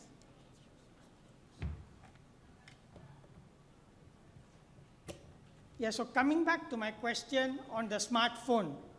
All of you have smartphones. All of you, majority of you don't think that you're smarter than the smartphone except a few, but that's fine. How many of you all are using the Wi-Fi in Westin, which is free? Excellent, I love you people. So when it's free, means you are free. Because you don't know who is watching you. In fact, that fine gentleman there put up his hand very nicely and says he's happy to use the Westin Wi-Fi. Unfortunately or fortunately, I don't have my equipment with me here. If I did have it, I would have hacked into his phone and given him his biodata. Just sitting here, I could have done that. It's very easy to do. Because when you're on the free Wi-Fi, there is a band, traffic is going in and out, you don't know who is watching you. And you think that you are smart. Because when it's free, you are jumping up and down and saying, yeah, it's free, I better use it.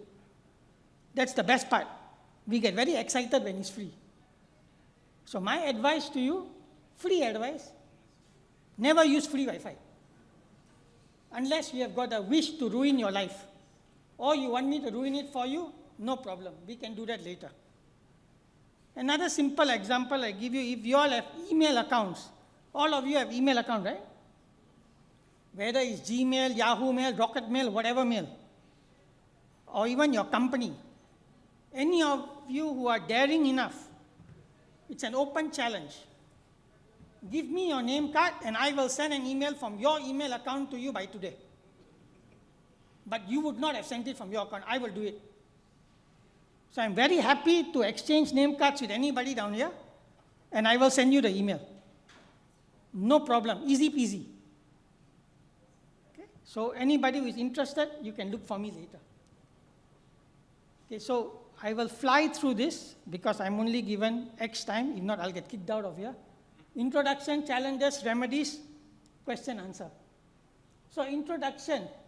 Money is not important now. Today, it is all about information. You need to protect the information that you have. And protect it because your biggest threat today in organization is the insider. It's not the outsider. I worked in many companies. I have taken a lot of data out of the companies, and the company was clueless. Even the universities where I go to and give talks, they give me access to their database through their Wi-Fi. I can do magic. And they also are clueless about it after that. So protection of information is very important, and corporations and even universities must be proactive rather than reactive. And the problem today in the world and corporates is we are reactive. We wait for something to happen. I wait for myself to be like a Humpty Dumpty before I decided to slim down. I will never do things on a proactive basis. And that is quite standard in most people and most corporates. Okay? This is a video with later, I will play it. No, next slide. Interest of time, I have to run. No, skip, yep. The use of technology has made corporate environments harder to protect while increasing the importance of it, because today everything is in where? Cloud. Every one of you are so happy putting your life story in the cloud, and you think that is very secure. Think twice. Everything is hackable. And if for 1 minute you think that Bangladesh is not hackable, I think you're living in fool's paradise. Absolute fool's paradise. Okay? Everything is hackable. It's only how long it takes and when it happens. Okay? Most of you who have traveled to Singapore or know about Singapore, they claim, and I'm from Singapore so I can say that, they claim that they're very tech savvy, very protected, everything, right? Yet they got hacked so many times. And for the Singapore Changi International Airport, they are hacked more than 1,000 times each day. I'm not saying your Dhaka International Airport. I'm saying Singapore International Airport. The reason being, if you watch Die Hard movie, if terrorists, and I'm not saying I'm one, but if terrorists do take over the airport and you'll create a disaster. And today you can control the aircraft at the top while sitting down here. It's not rocket science. It's very simple. So the emerging trends, I think all the previous speakers have spoken about this, Industry 4.0, and even my previous speaker to me has mentioned, everything is interconnected today. You go to your house, your refrigerator, your TV, your phone, your iPad, your thing, whatever that you have, it's all connected, intertwined. And that is the worst thing that can happen. If you want to be safe, go back to the Stone Ages. Because technology knows more about you than you know about technology. Everything is being tracked. Your best friend, Dr. Google, is your worst enemy. Because Dr. Google knows more about you than you know about yourself. And for those of you who are interested to know about yourselves, I give you free invitation. Send me your email and I will send you the profile about yourself within the next 48 hours. Purely by Googling on the internet and the dark web. So there is the dark web besides the World Wide Web. And the dark web is a very interesting place. Okay? So this you can read. The challenge, the most challenging attacks exploit human vulnerabilities because the human is the weakest link in any country, in any corporation, in any university, anywhere. The human will do the debacle. Just like now in Westin, you have the free Wi-Fi. Westin doesn't know what I can do behind the scenes. And neither do any one of you know who are using their free Wi-Fi down here. So the human will let the people enter. I have been to universities where they have never changed the password for the past 10 years. No kidding, it happens. Okay? So the main challenges you have is you have ransomware, which all of you know about, where your entire computer is taken over, your servers are taken over, people ask you to pay money via bitcoins and you happily pay, thinking that you get back the data. You ain't getting back anything. And cloud computing is resulting in things that are beyond people's control because everything is in the cloud. And you're so happy freely putting things, including your wedding photos, your honeymoon photos, your baby photos. You think that you're very smart.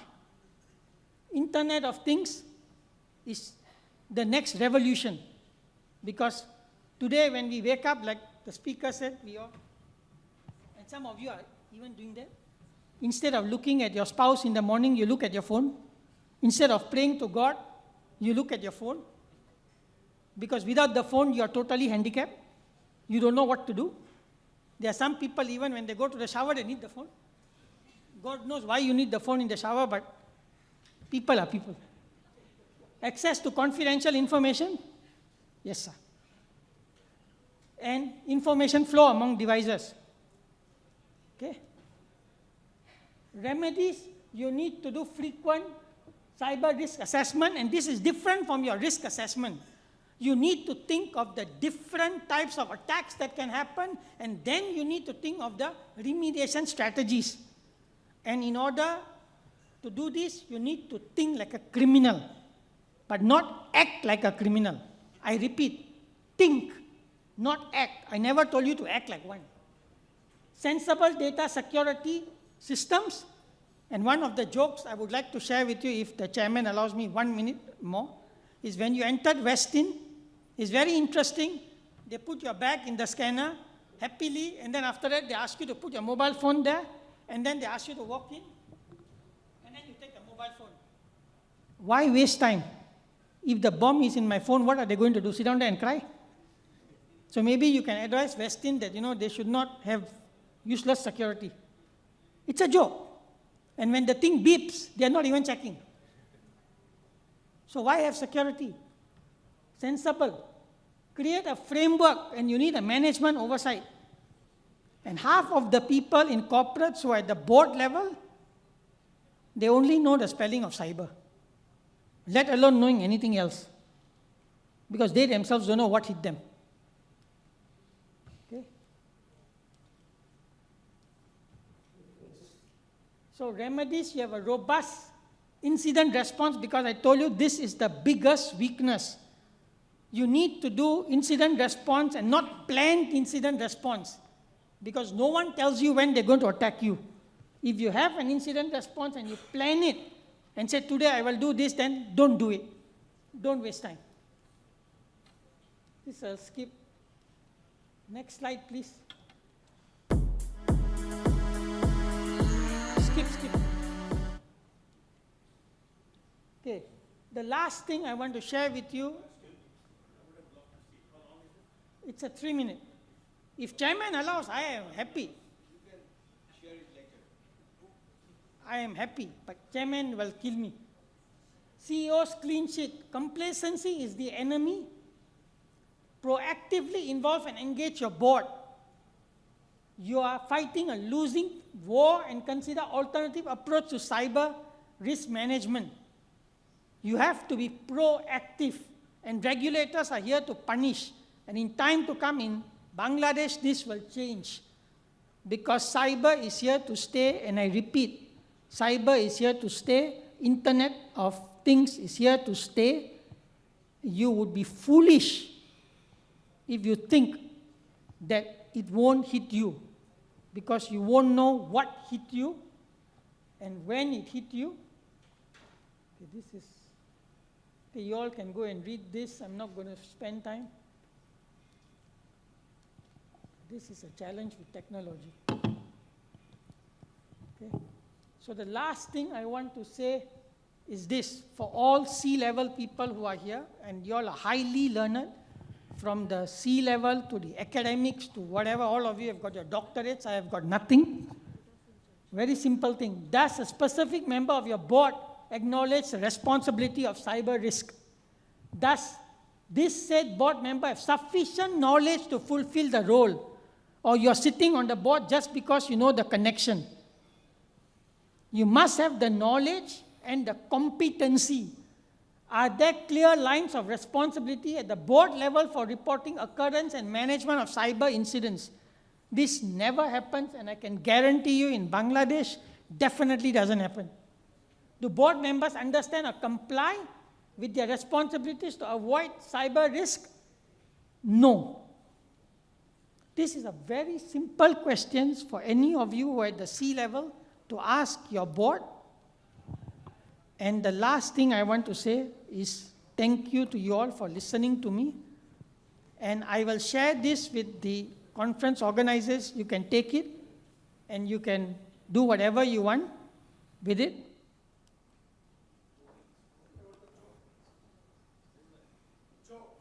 Sorry?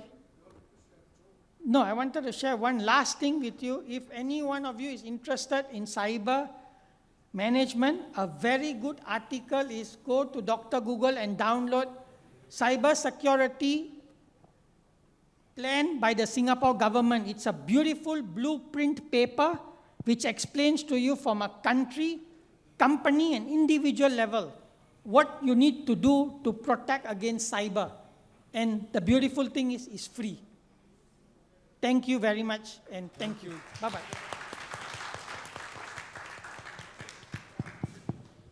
Thank you, Mr. Kathani. It was very interesting, and we could have spent hours actually on this topic. But again, unfortunately, we can't. I will request the participants who are interested, you have his coordinates.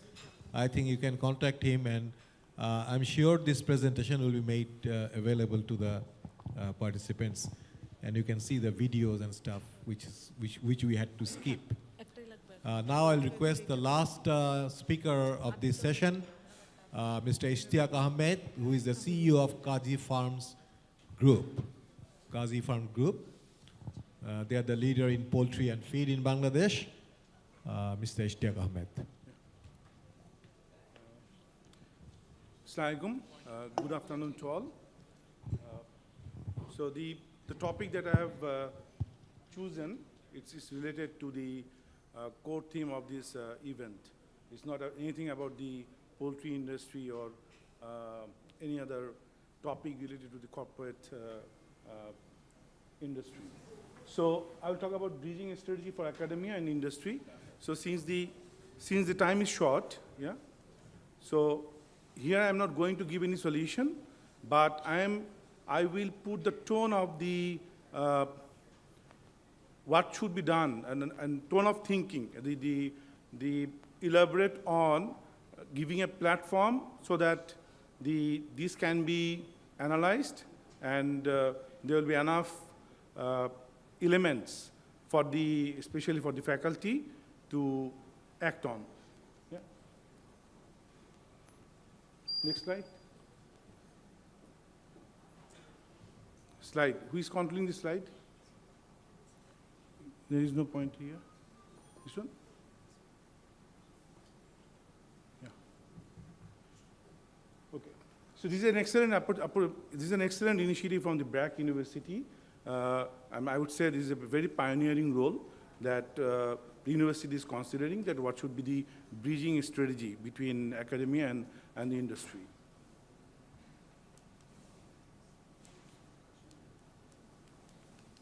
It's not working. Can somebody work from the next slide? Yeah. So briefly is about my transformation journey.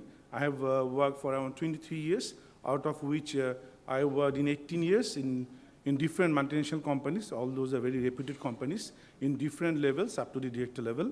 And then I decided that I have learned enough from the multinational companies. And then I stepped out from the comfort zone of very structured framework in MNCs and decided to contribute in the top local companies. So I started my career with Omera Petroleum as a CEO, and then from there I have moved to Kazi Farms Limited as CEO for the poultry vertical. And so far I have worked in 4 different industries: consumer industry, energy sector, telecommunications, and now the agri industry, and poultry is part of it. So the reason for putting this slide is basically I have enough exposures and have spent enough time in 4 different industries. So that is helping me to basically talk about the next contents in the next slides. You can go. So actually, I'll talk about why academia needs transformation and how they should drive the transformation. So one is basically in the academia. So can you go back?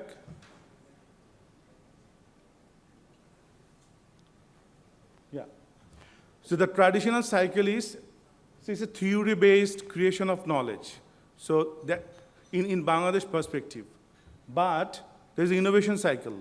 So which is basically, that is where all the universities are lacking, bridging with the industry. And we need a very strategic fit between this traditional cycle and the innovation cycle. And that is why basically we are here.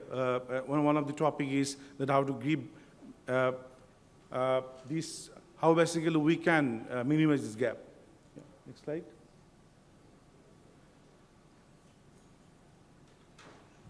So I'm just giving it a thought for the audience that what should be the transformation model? It should be a living strategy. It's nothing static, and it needs to be reviewed over time.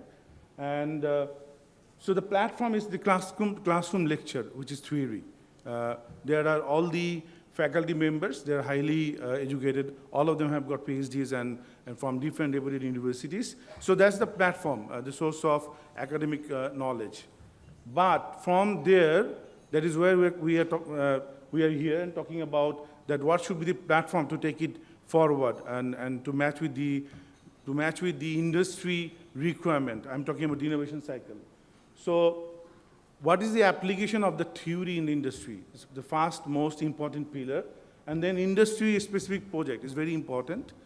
That needs to be considered. The students, at one point of time, they should be given enough industry-related projects to work on. And the most missing link that we do not know much about the local industry case studies. This is extremely important because all these graduates, they will work in different local and multinational companies in Bangladesh. And the internship, this model, I have seen a lot of interns in all the companies I've worked, though actually the internship model, it doesn't work. It's only 3 months' time, 2 months it takes to understand the organization, and 1 month they cannot really deliver. And the organization is also, we are also not ready to give any project to the interns because the time is too short. So actually that internship period can be better utilized in a different format. So I would recommend to kill internship. So there can be a 2 months refresher clinic, which basically they will like, these 2 months will be like any other semester. They will come for 6 days in a week, and every day there will be a workshop on different subjects, and which will be conducted by the industry practitioners, all the corporate guys. So you can have university can have a resource pool and invite the industry practitioners to come and talk about different topics, supply chain, HR, whatever, everything. So these 2 months will be more than even the 4 years learning. They can actually relate with these 2 months intensive refresher clinic with the corporate practitioners. So there basically they can relate the industry-specific project, the local industry case studies, and also what is the application in the industry.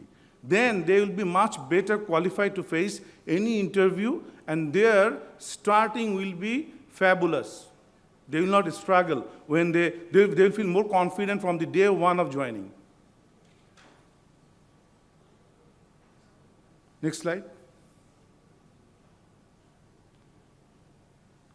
This is a very powerful slide, and this is where, let me share one thing. I'm involved with the different universities on a personal capacity since my early life in career from 2002, when I was an area manager in British American Tobacco. Because my mother, she has spent 40 years in teaching. So that is one of the reasons I think that from my early career stage, so I thought that we should give something back to the society.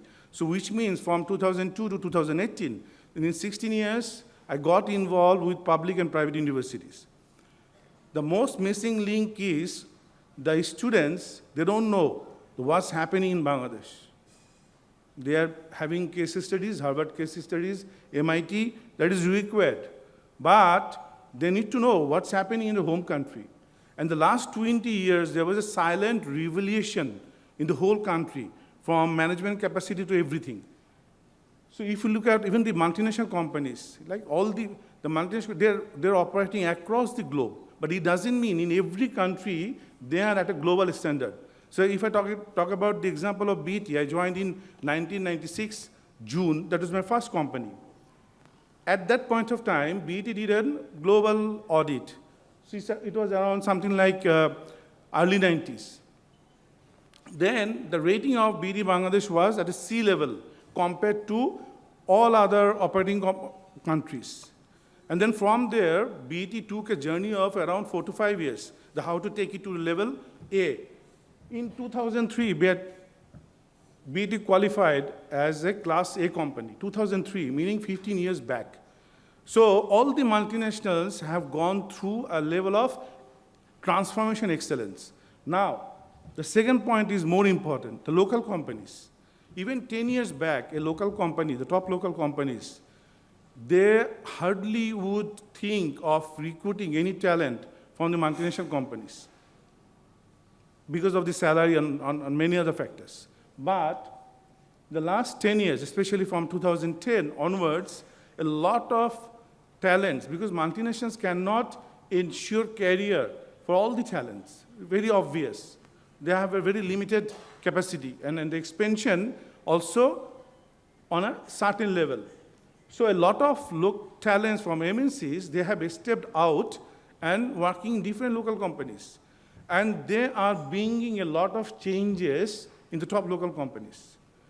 Now, if I put together the people who are working in MNCs and the people who are working in the top local companies, these two together, the kind of transformation that has happened in the last, especially the last 10 years, it itself, if you engage your students and the faculty together, it itself is a mega case study and will give you enough contents that basically you can utilize for the next probably few years. So we are sitting on a basically gold mine, but we don't know. Yeah. Next slide. Next slide. So here basically a relatively contradictory thought. I've got one more slide, so I'll be on time. Actually, the transformation journey in the academia, it needs to start with the faculty, not the students. Because the faculty, they will lead the transformation. And most of the faculty in our country, they are highly talented, they've got PhDs from different institutions, but they lack, most of them lack the on-hand experience. So when we are talking about bridging this gap, actually they need to be trained fast, especially the young faculty members. That will be the best way to start with. They need to be equipped what's happening in the corporate world, in the industry.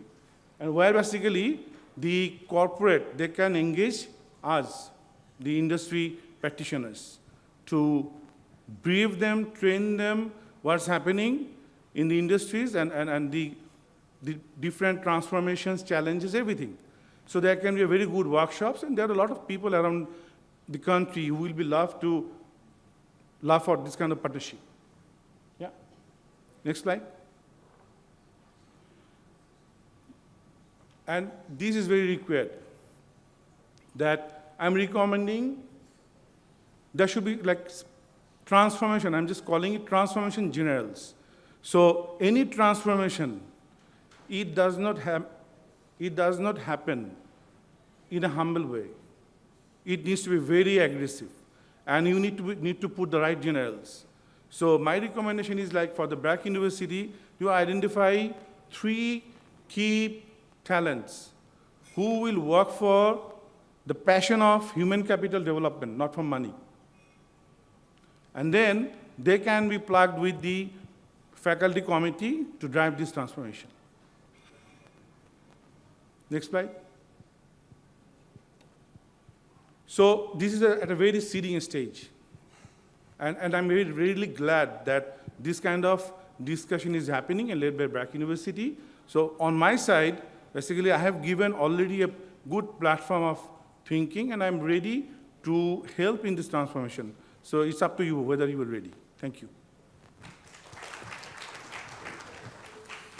Thank you, Istiak. I think there's a lot to think about what you have suggested, and I'm sure the business school faculties will think about it and take some of your suggestions. I will request our co-chairman, Professor Mirza Azizul Islam, to conclude this session now. Thank you. Thank you very much. We heard 4 speakers, all of whom were absolutely brilliant. I'm not sure. Do we have time for question and answer? We're already. Okay, all right. So let us have maybe 5 to 6 minutes for questions and answers. So please, if you have any question, don't go for comments. Please be specific, to the point, and identify the speaker from whom you want the answer.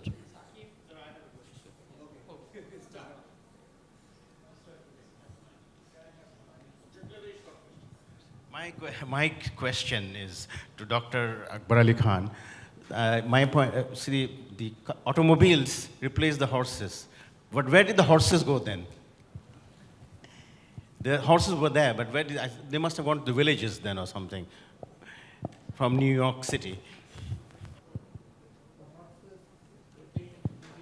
Yeah, I suppose so. Sir.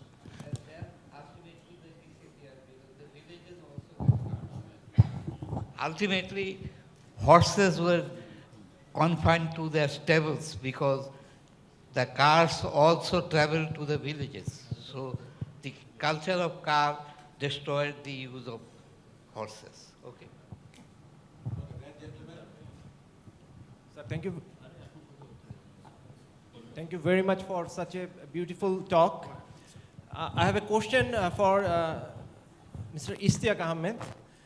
You have given some thought from, the industrial point of view, I think. And I just wanted to highlight 2 points and ask one question, sir. Please be short. Sir, it will be a very short one. So from industrial perspective, you have given some thought for the academics. But what I have seen somewhere, I just wanted to quote one example, sir, very small one. Then there is a different institution, like logistic institution, where the professors are working for solving the problem for the industries. So industries bringing their specific problem to the logistic institution, and then the institution assigned the professor for solving the problem. At the same time, the students who are interested in that particular field, they are working together. So this collaboration should be from 2 ways. I mean, not from the industrial perspective. And another one is that the companies are not opening up. So whenever a fresher just started his studies, he cannot have the access to the company for doing the case study. Whereas whenever you want to take a case study of DHL or Amazon, the student have that access. Probably that might be the one of the reasons. Do you have any recommendation on this, sir? As I said, it itself, it has a very infant stage. And actually the need is one reality all of you have to accept, that it needs to be led from the universities because they need most. The corporate executives who are working, they are all busy on their own life. So they are not worried about what's happening in it's not affecting them, their performance or any agenda. But it is the key agenda of the university where they need to be proactive in taking initiatives and identifying the resources in different corporates who are like-minded with positive attitude, and basically you need to tap them and capitalize them. That is actually how it worked in the developed countries as well.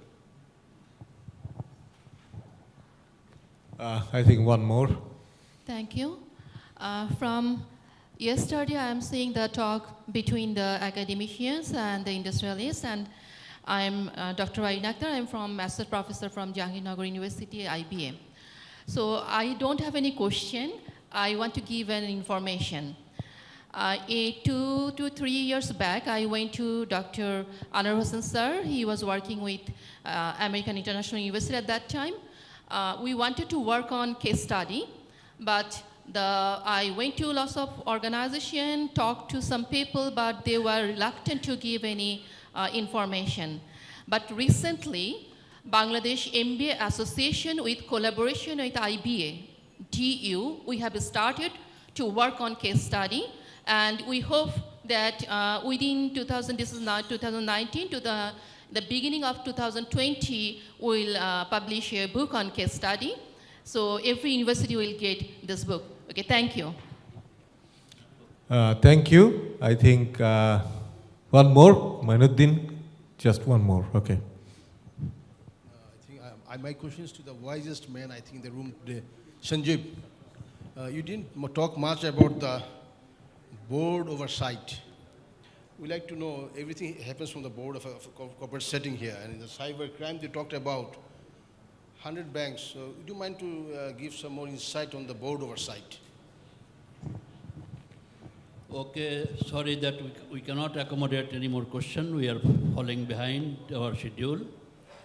I'll finish very quickly. Just a couple of issues that I would like to raise for future consideration by all concerned.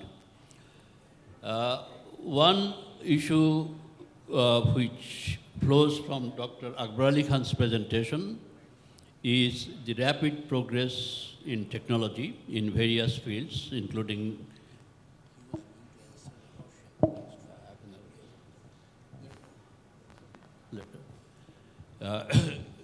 including in biotechnology. Now, one concern here is the effect on environment, on human lives, human health, etc. Though productivity has increased. Now in the newspapers, I frequently see dispute between the US and the European Union, for example, regarding the import of genetically modified crops. So there is a sort of issue there.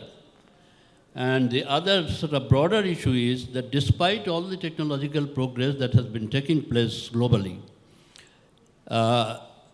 the inequality in the distribution of income has also been increasing globally. So that's an issue which needs attention from all concerned as to how do we deal with this undesirable scenario. And this is somehow, strangely, on the political front, it is seen that as a reaction to these problems of employment and income distribution, sort of far-right politicians are gaining ground, who have been generally perhaps less sensitive to issues of income distribution. So there is a sort of contradictory development in the global scene. With regard to financial inclusion, well, one of the major problems in Bangladesh is that our policy prescriptions are very often highly desirable, but unfortunately implementation leaves a lot to be desired.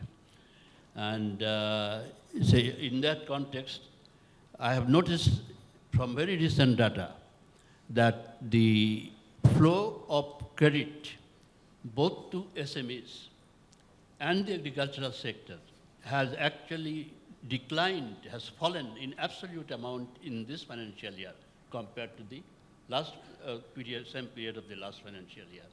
So despite all the attention which is being paid to SMEs and agricultural credit, so that is the real world scenario. The banking sector, rising non-performing loans, well, that has been frequently discussed. I don't want to go into that at this point. But there is one other issue, the last issue that I should like to raise for consideration, both by MTB and also by other financial institutions in Bangladesh, is that if you look at the scenario, you will see that there is a net outflow of resources from the rural areas into the urban areas. The amount of funds that the banking system lends to the rural areas is much less than the amount of deposits that they mobilize from the rural areas.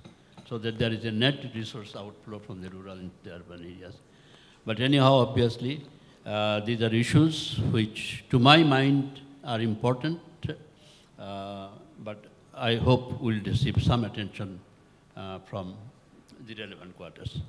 So with those words, I declare this session closed. So thanks to the speakers. Thank you. Thank you to all our speakers for today for sharing their insightful views and enlightening us with their presentation. As a token of appreciation, may I please request our General Chair of ICBM 2019, Dean of Brak Business School, Brak University, Sir Professor Mohammad Mahbub Rahman. Sir, please, if you could just come up on stage and help us give out the token of appreciation to our speakers. Thank you so much. May I please request our invited talk speaker, Professor Dr. Akbar Ali Khan, sir. from Bragg Business School, Bragg University. Sir, please honor us on stage.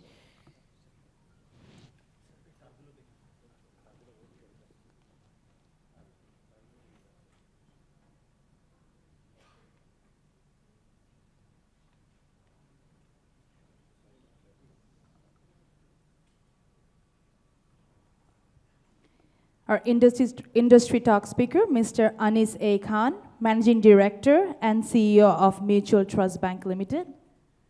Sir, please join us on stage as well. Our industry talk speaker, Mr. Sanjeev Gattani, CEO of BBG, Singapore. Sir, if you could please kindly join us on stage. And our keynote speaker, Mr. Qazi Ishtiaq Ahmed, CEO of Qazi Farms Group. Sir, please honor us on stage as well. Thank you.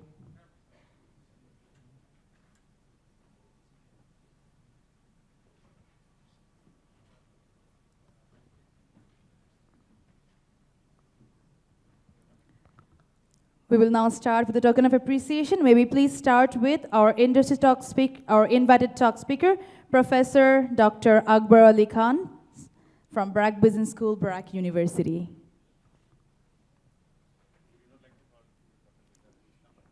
Yes, sir. Midar sir and Salahuddin sir, please, it will be an honor if you please join us on stage as well. And our Pro Vice Chancellor sir as well, please. Thank you.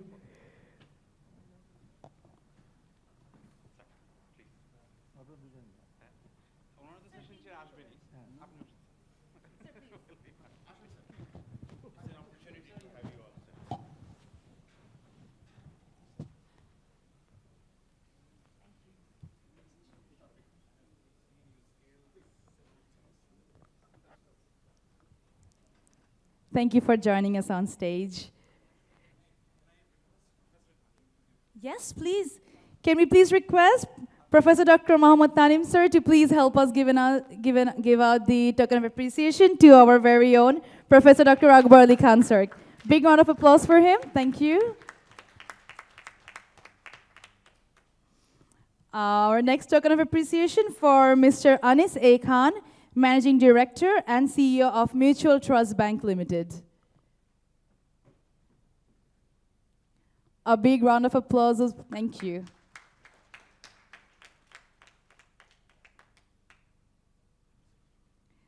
Token of appreciation for our industry talk speaker, Mr. Sanjeev Gattani, CEO of BBG Singapore.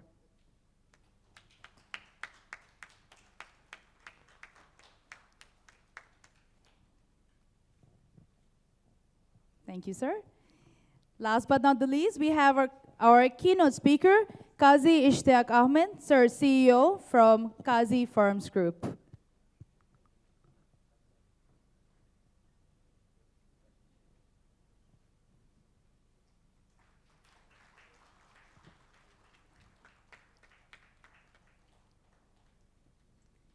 Thank you very much. It doesn't end here. Mr. Anis A. Khan, sir, from Mutual Trust Bank Limited. We are delighted to know that they are a silver sponsor for ICBM 2019 as well, but we were unable to give him the crest yesterday because he was not here. So can we please do the honor of giving him the crest now?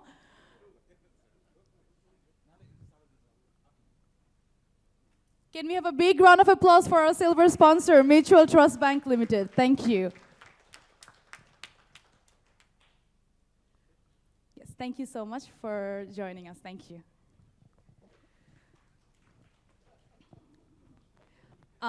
Participants, there has been a slight change in our itinerary. We will go for a short tea break now for the next 10 minutes, and then we'll have 2 consecutive parallel sessions. So please, you can go outside the ballroom, and the tea is being served already. Thank you so much. I welcome you to the 2nd International Conference on Business and Management, ICBM 2019's closing ceremony. As you already know, that we have had a very busy 3 days of our international conference, where we have had participants from all over the world, namely India, Taiwan. We have participants from Singapore, Malaysia, Thailand, Nigeria, and many more. So before I move on with my speech, Can I hear it from all the participants? How was the 3 days? Was it good? I can't hear you. Was it good? Thank you. How was the food? Very good, right? Okay, I unfortunately missed out on yesterday's dinner, but I heard dinner was really good. But I hear it's better today as well. So let's see how that goes for us. So we have had a very busy 3-day event. We have started our event with PhD colloquium and paper producing workshop on the very first day. Then we had 6 sessions of parallel, which means in total we had 24 parallel sessions where the participants, they have presented papers on various sectors from business and management. So we have had topics around banking, technology, human resource, marketing, accounting, education, and many more. They were very engaging and interactive sessions where we got to learn a lot about the research that has been going on in the world currently at the moment. We also were able to have 3 keynote speakers who were present here with us, and we have had a very engaging session with them. We were also able to arrange for industry talk as well as invited talks. Those 2 talks were more about how we can bridge the gap between academia and industry. We also got to know about the machine learning, the blockchain, cybercrime, everything that the main issue at the moment. We have had representatives for the industry talk coming from the industry, namely mentioning we had ACI Group, Abdul Monem Limited, Bragg Bank Limited, Runner Automobiles, IPDC Finance Limited, Mutual Trust Bank Limited, Better Business Governance, BBG Singapore. Yesterday, we also held a very interactive session among these set of industry representatives and our academics as well, where we have discussed about the collaboration that we can reach and how we can work together to give more to our current generation and give them more information on how industry works so that once they graduate, we can help them attain and understand more on what's happening in the workplace at a global standard. Today, we have arranged a Meet the Editor session, and that was the only session in this conference where we did not have any speech. So I think the audience enjoyed it, right? We did enjoy the speech as well, but we had a very interactive Q&A session, and it was 1 hour long, and it was very interactive as well, and a lot of things came up on how to publish. Without further ado, we will move on to the closing ceremony of ICBM 2019. I would now like to request our guests, one by one, to please honor us on stage as I call upon their names. May I please call upon our chief guest for this evening, Mr. K.M. Khalid MP, State Minister, Ministry of Cultural Affairs of Government of the People's Republic of Bangladesh, to please come up on stage and honor us here. Thank you so much.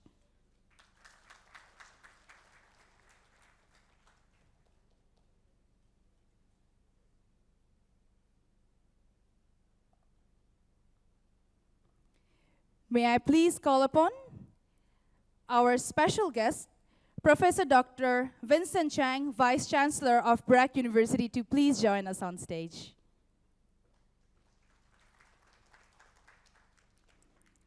Professor Dr. Mohammad Tamim, Pro Vice Chancellor of Bragg University. Sir, please join us on stage as well.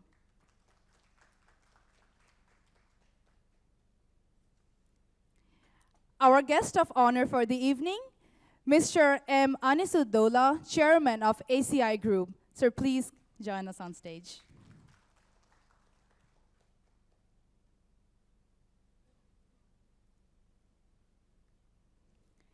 Our session chair of ICBM 2019, Professor Dr. Muhammad Mahbub Rahman, Dean of Bragg Business School, Bragg University. Sir, please honor us on stage. Our very special program chair of ICBM 2019, Associate Professor Dr. Muhammad Mamun Habib, Bragg Business School, Bragg University. Sir, please join us as well. Thank you. We would also like to invite our two very special keynote speakers for tonight's evening, Professor Dr. Hui Ming Wei, Chung-Wan Christian University of Taiwan. Sorry about that. Can I also request Professor Dr. Zhongru Li from National Chung Sing University, Taiwan, to please join us at stage as well.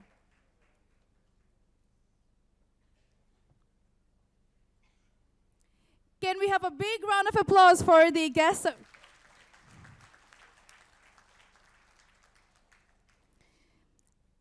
I would like to now move on to our speech for tonight's closing ceremony.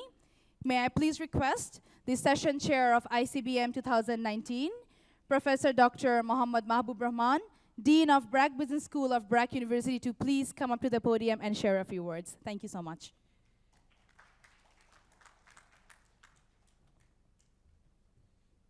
Thank you, Mr. Diba.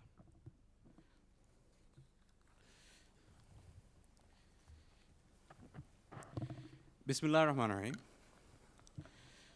Honorable State Minister for Cultural Affairs, Mr. K.M. Khalid, MP, Vice Chancellor Chang, Pro Vice Chancellor Professor Muhammad Tamim, Mr. Anisuddola, Program Chair, Mr. Anisuddola, Chairman of ACI, and our Platinum sponsor, Program Chair Dr. Mamoon Habib, distinguished keynote speakers, Professor Hui Ming Wei, and Professor Zhongru Li. Participants, both local and international, friends from industry, students and volunteers, and colleagues from BRAC Business School. Very good evening to all of you. Honorable Minister, we thank you for taking the time out of your busy schedule and for sacrificing your weekend time to support us in this conference. And it is not merely today. We thank you for your sustained support for a long time and also for conveying the Education Minister's good wishes. After 3 full days of academic discussions, dialogue with industry, plenty of tea, coffee, and pastry, and eclectic meals in between, more than 150 presentations of rigorous academic research by participants from Bangladesh, India, Taiwan, Malaysia, Singapore, Nigeria, Sweden, and Thailand, numerous industry talks by industry captains and stalwarts, keynote presentations from international scholars, and our very own beloved Bangladeshi luminaries, we have come to our final part of the second International Conference in Business and Management. I have deliberately abstained from labeling it a closing ceremony. I, for one, believe it is a commencement and hence an opening ceremony, a commencement of sorts, at least, if I may explain. The theme for this year's conference was industry-focused research. From the numerous talks and Q&A sessions, it is clear that we have much work to do. Fundamental for progress toward the win-win configuration we have agreed upon is establishing effective partnerships. The ask from industry to academia has been plain: to prepare human capital. Well, the fact is that there probably isn't a greater celebration of human capital than a university, and research is an integral part of university. So let us then commit to building effective partnerships, setting and strengthening ties across institutions, across disciplines, and across borders. And that agenda is why I feel that the conclusion of this conference is hopefully a new beginning in the cooperation between academia and industry. And this couldn't have come at a better time for us. As speaking of new beginnings, 2019 has offered a wonderful beginning for BRAC University. We are extremely proud and honored to have welcomed our new Vice Chancellor, Dr. Vincent Chang. His background is nothing short of legendary, with success in academia and industry following the most rigorous training in the most prestigious universities in the world. And we feel extremely fortunate to have him lead the way. This conference could not have been possible without the exceptional support of a number of companies. At the forefront has been Mr. Anisuddola, chairman of ACI Group, one of the largest conglomerates in Bangladesh. He stepped forward as the platinum sponsor for this conference, but what really intrigued me was his exceptional participation and engagement throughout the conference. He shared his keen insight, he engaged with us, he offered us a roadmap, and he has generously offered to continue supporting the dialogue. Thank you, sir. I want to take this opportunity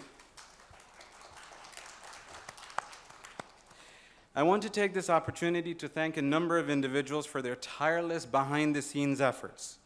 They are full-time faculty members who have had to wear multiple hats, ranging from salesperson to editor, juggling multiple loads, multiple expectations, and apply contingency planning to avert major disasters. If you didn't see any hiccups, it was because of them. In fact, this has been finals week for them, and not one of them have been granted extension on the deadline to submit grades, simply because none of them asked for it. I am simply amazed. I think it is not an overstatement that everyone in this room knows Dr. Mamoon Habib, the program chair. He has been the architect of this conference, a great team leader, and he puts up with me.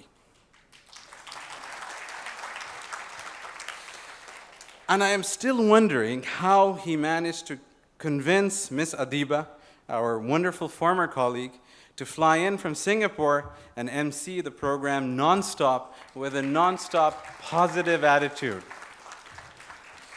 My dear student volunteers, I promise this experience will be useful. Still, on behalf of the organizing committee, I will admit that we have much to learn, and I hope you will forgive our mistakes on our parts, and you are welcome to give us feedback, constructive, positive feedback through email. We may have mispronounced your names or served up the wrong meal, and for that we apologize. At Bragg Business School, we are getting poised to embrace the future. We have heard much about futuristic and sometimes fatalistic assessments of Industry 4.0. While AI will continue to soar and we will all go digital, at Bragg University and at BBS, we will continue to value human interaction. And that's my way of saying that we may be checking out for now, but we will be checking in again at ICBM 2021, bigger and better.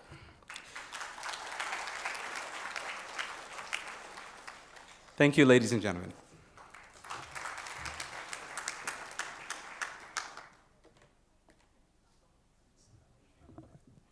Thank you, sir, for always inspiring us with your words. Thank you.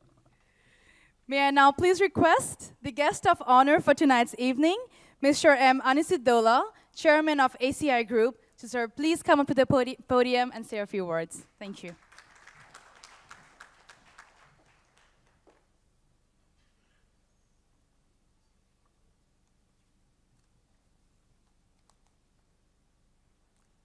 Honorable State Minister, distinguished guests, ladies and gentlemen, I thank Bragg University for organizing such an event which has created an opportunity for the national stakeholders of university education to gather under one umbrella with an international perspective to share the experience and discuss the emerging challenges. I believe that Bragg University does a great service to our educational system by hosting such a gathering. It is very important that the stakeholders assemble from time to time to share experience of successful initiatives and to exchange views on the betterment of management education. In Bangladesh, there is scope for industry to respond to the call of the academia with greater enthusiasm than we have seen in this conference, in the interest of co-learning. Also, In this gathering, we need constructive engagement with our elusive partner, which is the government. Their conspicuous absence from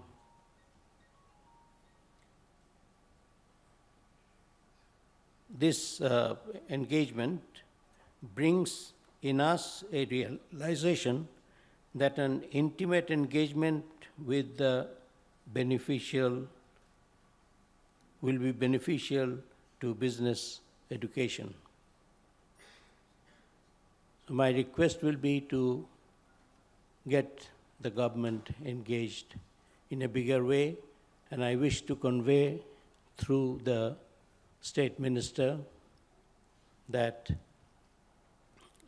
unless the government becomes a partner in facing these challenges of our time, that is Industry 4.0, I think we will all have a very serious consequence to face.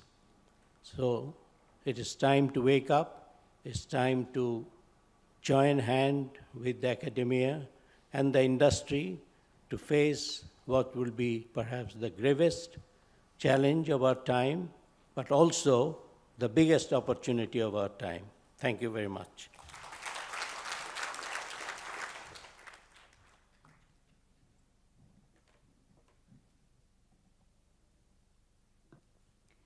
Thank you very much, sir, for your wonderful insights. May I now please request the Vice Chancellor of Barak University, Professor Dr. Vincent Chang, to please come up to the podium and inspire our crowd. Thank you.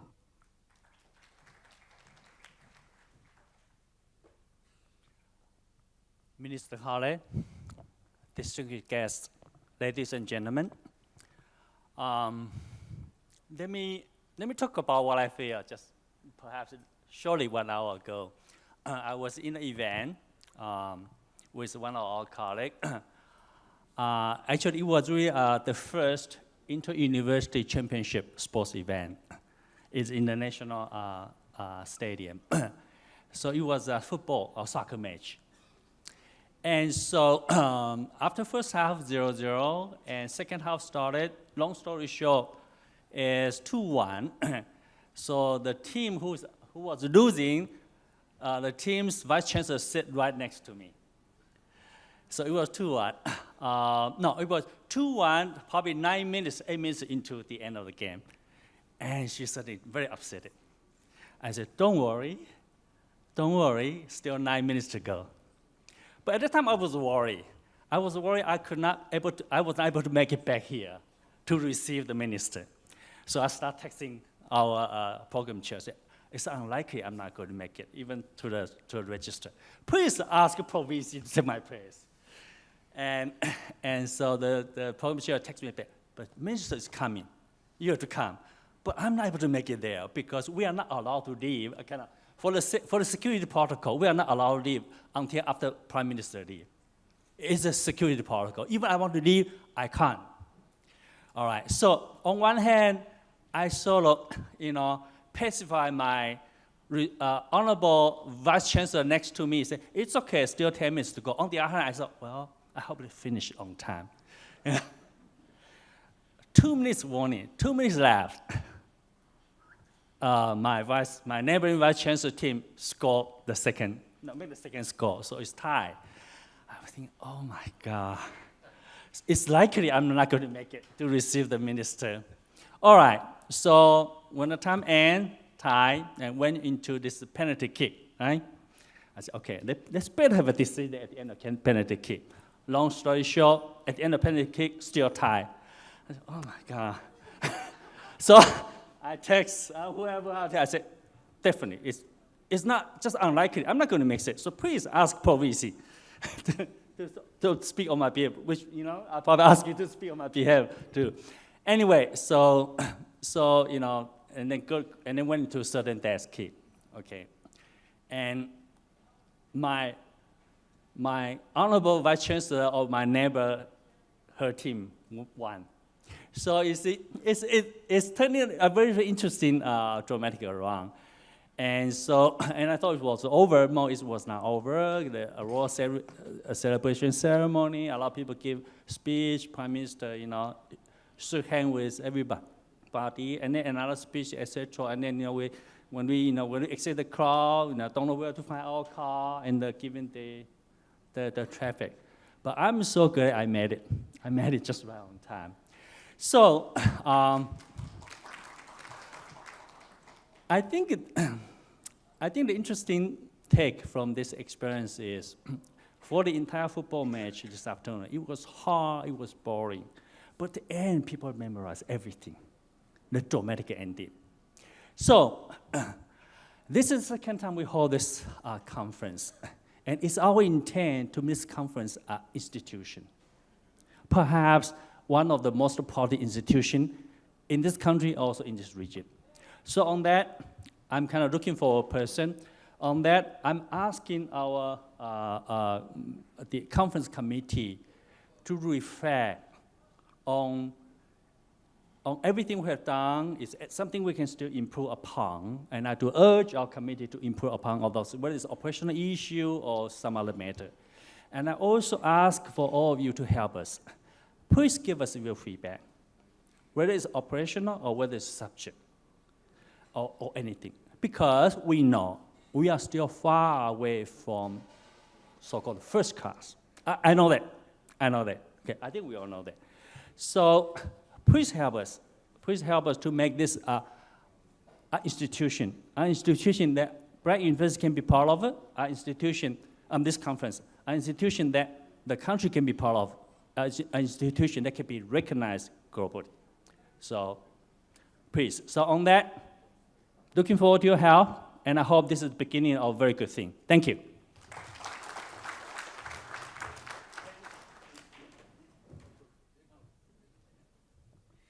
Thank you so much, sir, for joining us today. I think only the organizers know how stressed we were when we got to know you won't be able to make it, but we're glad that you made it today. May I now please request the Pro Vice Chancellor of Bragg University, Professor Dr. Muhammad Tamim, sir, to please join us at the podium. Thank you.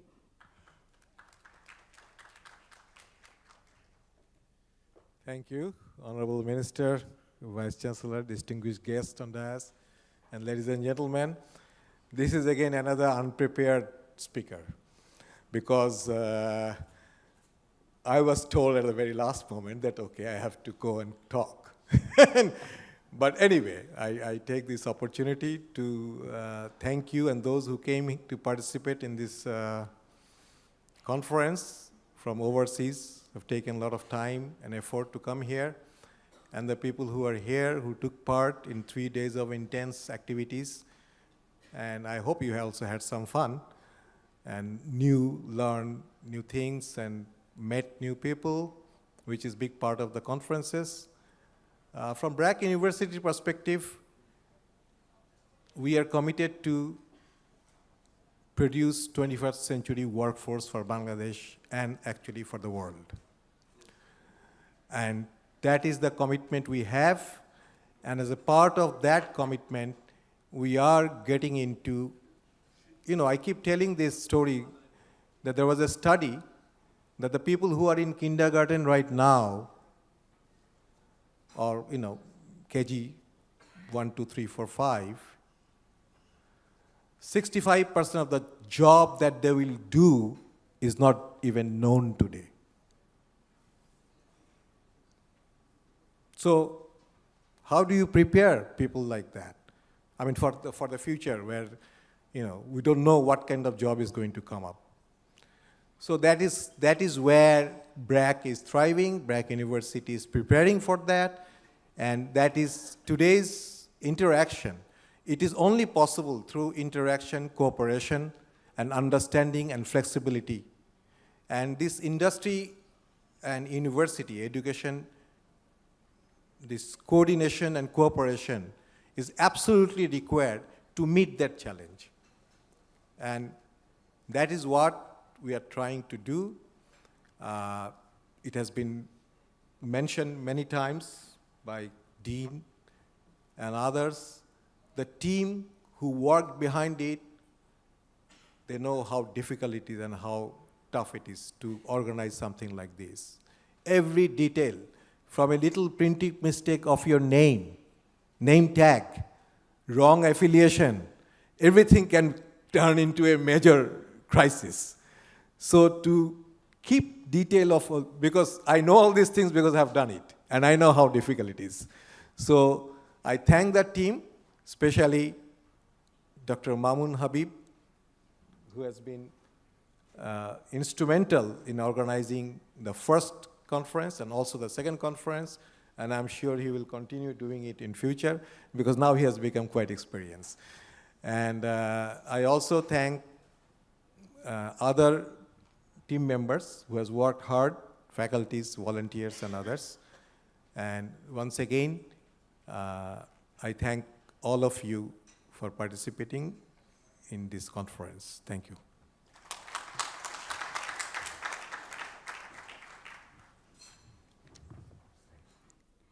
Thank you, sir, for your beautiful words. And indeed, our organizers has worked tirelessly, endlessly to pull off this successful tournament. Moving on, I would now like to request our very special chief guest, Mr. K.M. Khalid MP, State Minister, Ministry of Cultural Affairs of Government of the People's Republic of Bangladesh, to please come up to the podium, sir, and share a few words. Thank you.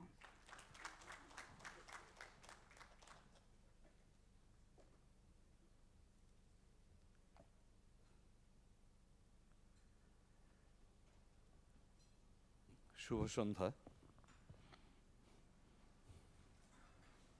Mr. Vice Chancellor, distinguished and honorable guests, academics, scholars, practitioners, and everyone present here. Assalamu alaikum and very good evening to you all. Before I started my speech, I would like to show my deepest respects to the father of the nation, Bangabandhu Sheikh Mujibur Rahman, and his family. I would also like to pay my respects to all brave freedom fighters, those who gave their lives for the independence of Bangladesh. Ladies and gentlemen, it's a great honor to me to believe invited the second international conference on business and management, ICBM 2019, organized by the BRAC University and BRAC Business School of BRAC University. I am very happy to know that more than 160 participants, researchers submitted their papers, presented by 250 local and international participants this year. Last year it was, I think, 130. This conference also arranged industry academia discussions, industry talk, and invited talks, which I believe added a lot of value to the participants. Definitely it reflects an outstanding team, work and dedicated activities, which were accompanied by the organizing committee of ICBM 2019. I strongly believe that this academic conference will help scholars to develop their career, and it will be a great experience for them. Moreover, this conference would help the industry people to think more creativity. Ladies and gentlemen, আমি সংস্কৃতি বিষয়ক মন্ত্রণালয়ের দায়িত্বপ্রাপ্ত প্রতিনিধি হিসাবে আপনারা আমার এখানে যারা আমন্ত্রণ জানিয়েছেন তাদের প্রতি কৃতজ্ঞতা জানাই। আমাদের মাননীয় শিক্ষামন্ত্রী আজকের গতকালকের সেশন এখানে আসার কথা ছিল, বিশেষ রাষ্ট্রীয় প্রয়োজনে তিনি আসতে পারেননি। তিনি আমাকে দায়িত্ব দিয়েছেন তার এই আজকের এই অনুষ্ঠানের সফলতা কামনা করে তিনি আপনাদেরকে শুভেচ্ছা জানিয়েছেন। ভবিষ্যতে তাকে আবার কখনো আমন্ত্রণ জানানো হয় তিনি নিশ্চয়ই করে আসবেন বলে আমাকে জানিয়েছেন। আমার মাধ্যমে তার এই বার্তাটি আপনার কাছে পৌঁছে দিলাম। Ladies and gentlemen, ICBM 2019 is a great initiative taken by BRAC University, which will contribute towards the development of business and research. It is creating opportunities and helping the students to explore themselves in order to fit in the workplace based on global standards. It gives the students the platform to interact with industry experts and help bridge the gap between industry and academia. BRAC University is the first university to arrange such business conference and will be treated as a benchmark for many more to come. I am confident that in future, BRAC University will take such initiative by which the society will be the benefited at large. I want to especially thank Professor Dr. M.D. Mamun Habib, Program Chair of ICBM 2019, for his inspiring and energetic guidance that helped the organizers to work endless with full dedication to pull off such a successful conference that accommodated all participants with such warmth. My heartiest congratulations to all the organizers and all national and international scholars who were part of this outstanding conference.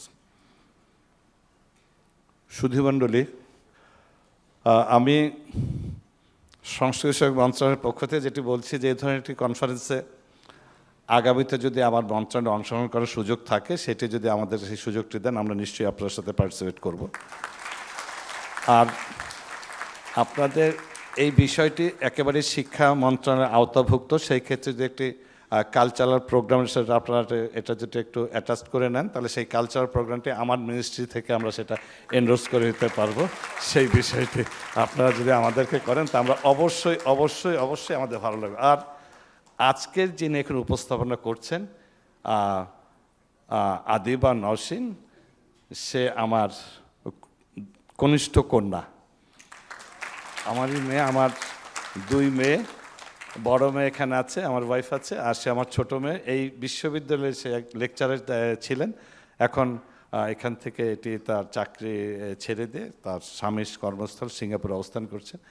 আমরা বিশ্ববিদ্যালয়ে তার কর্মজীবনটাকে খুব উপভোগ করতাম। এত ভালো একটা বিশ্ববিদ্যালয়, যেখানেই বলতে যেতাম যে আমার মেয়ে কী করে, বড় মেয়ে লতে মাস্টার্স করেছে, দুই মেয়ে, ছোটো মেয়ে ছোটো ব্র্যাক ইউনিভার্সিটির lecturer.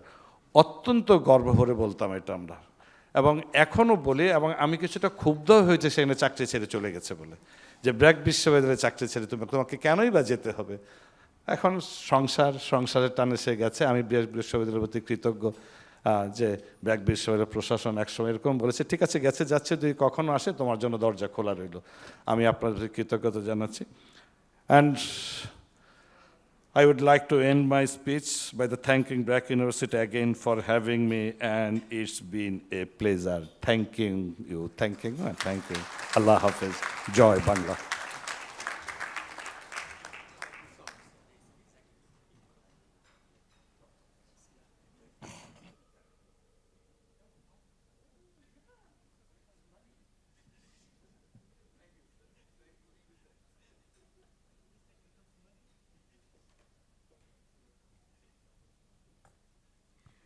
Thank you so much, sir, for your inspiring words. Yes, he is indeed my father. Okay. Thank you so much for joining us today, sir. Now we will be moving on to the part that we have been waiting for, all our participants and our organizing committee members, they're waiting for, the award and the prize giving ceremony. I would like to request again our chief guest for today, Mr. K.M. Khalid MP, State Minister of Ministry of Cultural Affairs, sir, to please help us give out the awards and the certificates for ICBM 2019. So the much awaited moment is here for the paper presenters for this conference. We will now announce the 3 best papers for this conference this year. Oh, we actually have 4. Okay. Should we start from 4 to 1 or 1 to 4, sir? Which one is more interesting? 4 to 1? Yes? Okay. Okay, we'll keep the suspense. Okay. Any guesses? Nothing? Impossible to guess. Okay, all right. So the chosen 4th best paper for ICBM 2019 is, the presenter is Irene Akhtar, with the paper title, Impact of Employee Relations Programs on Integration of Non-Managerial Employees, a study on pharmaceuticals industry of Bangladesh. Can I please have you on stage, ma'am?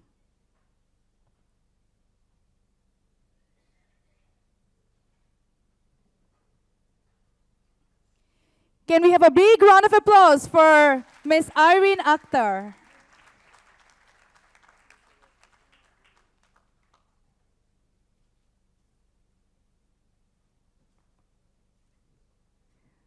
Thank you. Our 3rd best paper for this conference, the presenter would be B. Chandrachudan Nayar.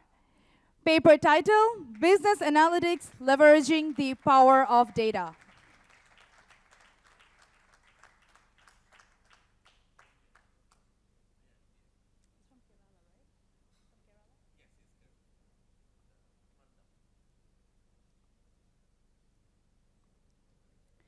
A big round of applause for Mr. Nair.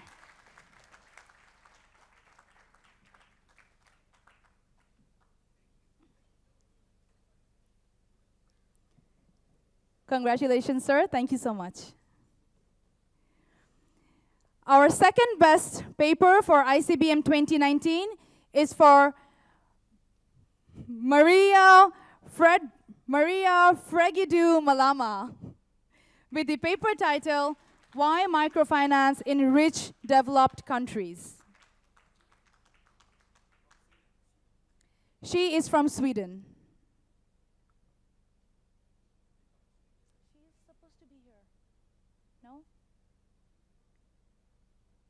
Okay, we'll move on and we'll try to arrange it for later. Thank you. Okay, now we are at the top paper for this conference, for the International Conference of Business and Management 2019.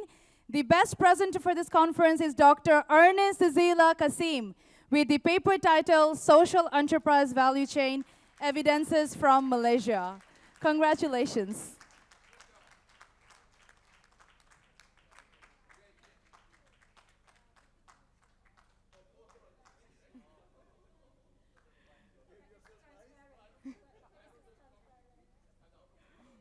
Can we have a big round of applause for our best presenter?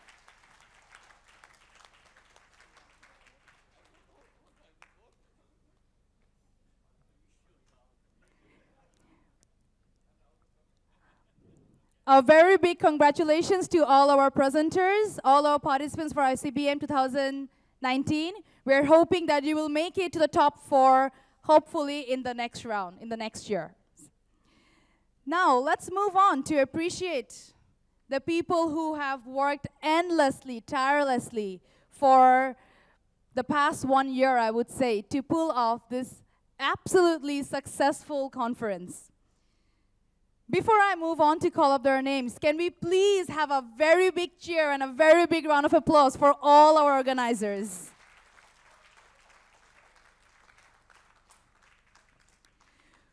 We would like to now start with our certificate giving ceremony for our team. Let's start with the conference secretariat team.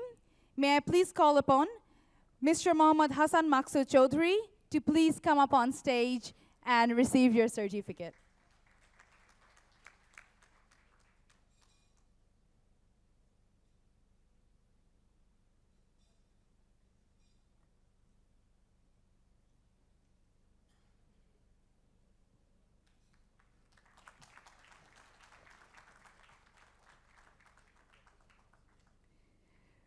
Mr. Zahid Hussain Muhammad Aldin, another member of our conference secretariat.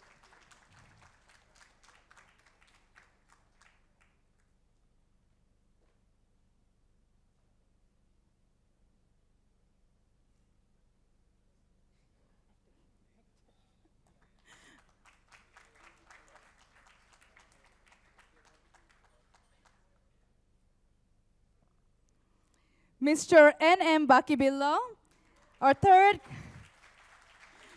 a big roar, a big cheer.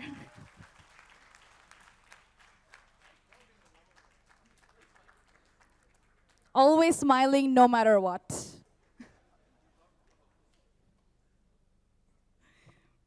And our fourth, very special, our own BBS faculty member, Mr. Mohammad Shami Mahmed. A very big cheer for him as well.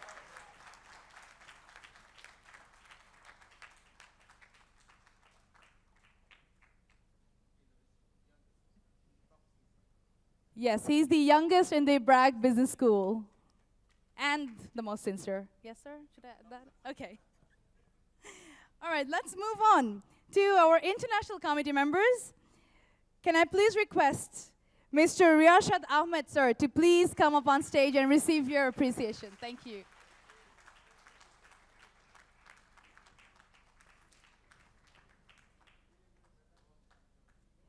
Him and his team managed all our international participants and made sure that they were well fed throughout the whole tournament. Were they well fed? Yes? I don't hear you. Are you happy or not?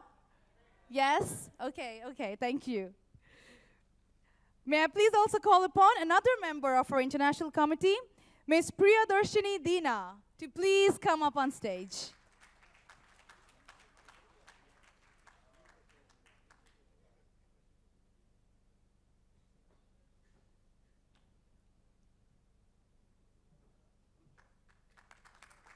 Very well done, thank you.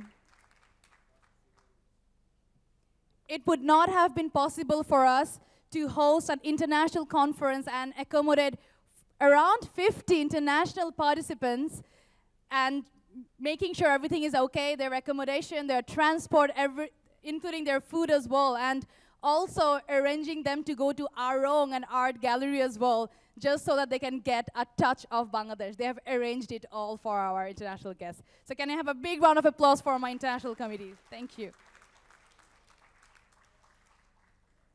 Now comes the executives of our conference secretariat, without whom this conference would not have been possible at all. They're the young minds of Bragg University.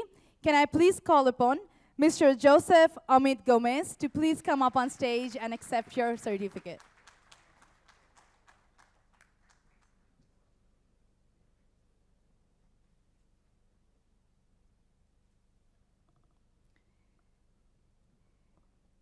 May I call upon Mr. Ikram Hassan Ivan?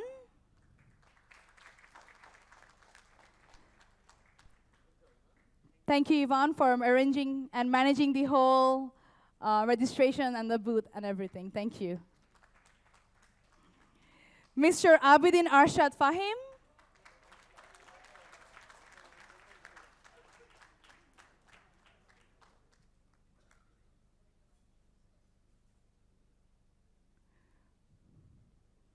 Thank you, Fahim, for all your help.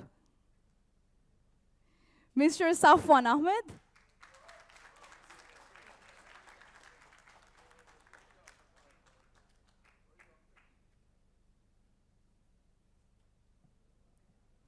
Thank you, Fahim. Oh, sorry, Safwan. Mr. Fatin Ishraq Shopnil?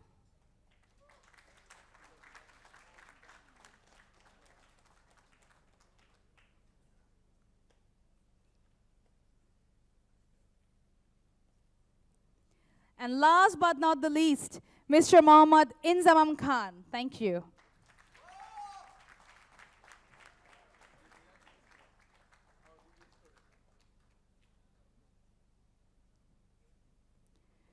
Please note that that's not how small the organizing committee is. We do have other members and other volunteers as well who have helped us behind the scenes, but they'll be receiving their certificates later from us. Thank you. Moving on to the crest giving ceremony. May I please request our chief guest again to please help us give out crest to our special guests here today. The first crest will be given to the Vice Chancellor of BRAC University, Professor Dr. Vincent Chang. Can I have a big round of applause for the Vice Chancellor of BRAC University?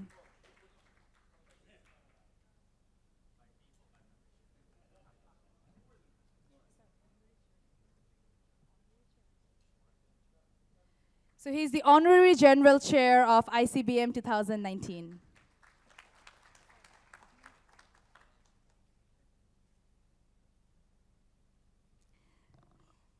Can we have a big round of applause for Professor Dr. Muhammad Tamim, the Pro Vice Chancellor of BRAC University, and please request him to accept our crest as well.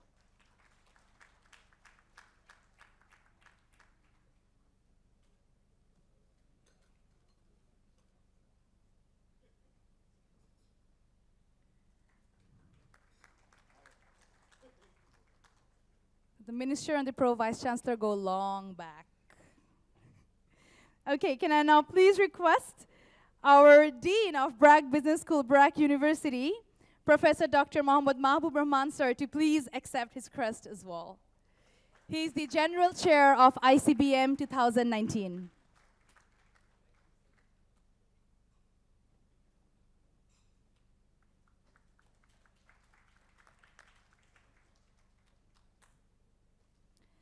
Last but not the least, the heart of ICBM 2019, our very special program chair, without whom this dream would not have come true.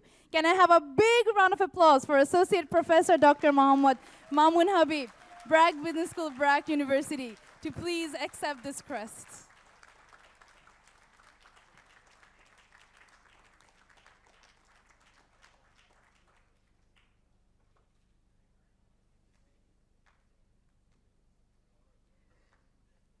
I would like to take this opportunity to thank Mamun Haib sir for everything that he has done to pull off this tournament, as well as convincing me to fly from Singapore to Bangladesh to host this event for him. Sir, thank you so much.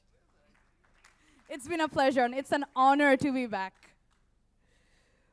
Can I now please request all our guests to please stand up and hand over the token of appreciation and the crest to our very special chief guest, Mr. Kaim Khalid MP, State Minister, Ministry of Cultural Affairs from the People's Republic of Bangladesh. Can I please request all our guests to please stand up? Thank you. No, our guests. Okay.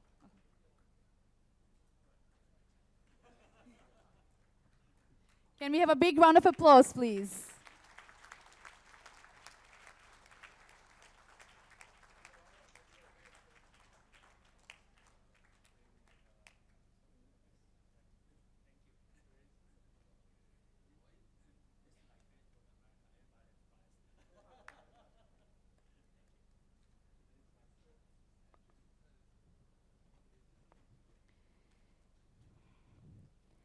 Thank you so much, everyone, for being with us here today. We are now moving towards the end of our closing ceremony. May I now please request our very special program chair, Associate Professor Dr. Muhammad Maun Haib, sir, to please come up to the podium and give your closing remarks for this conference. Thank you.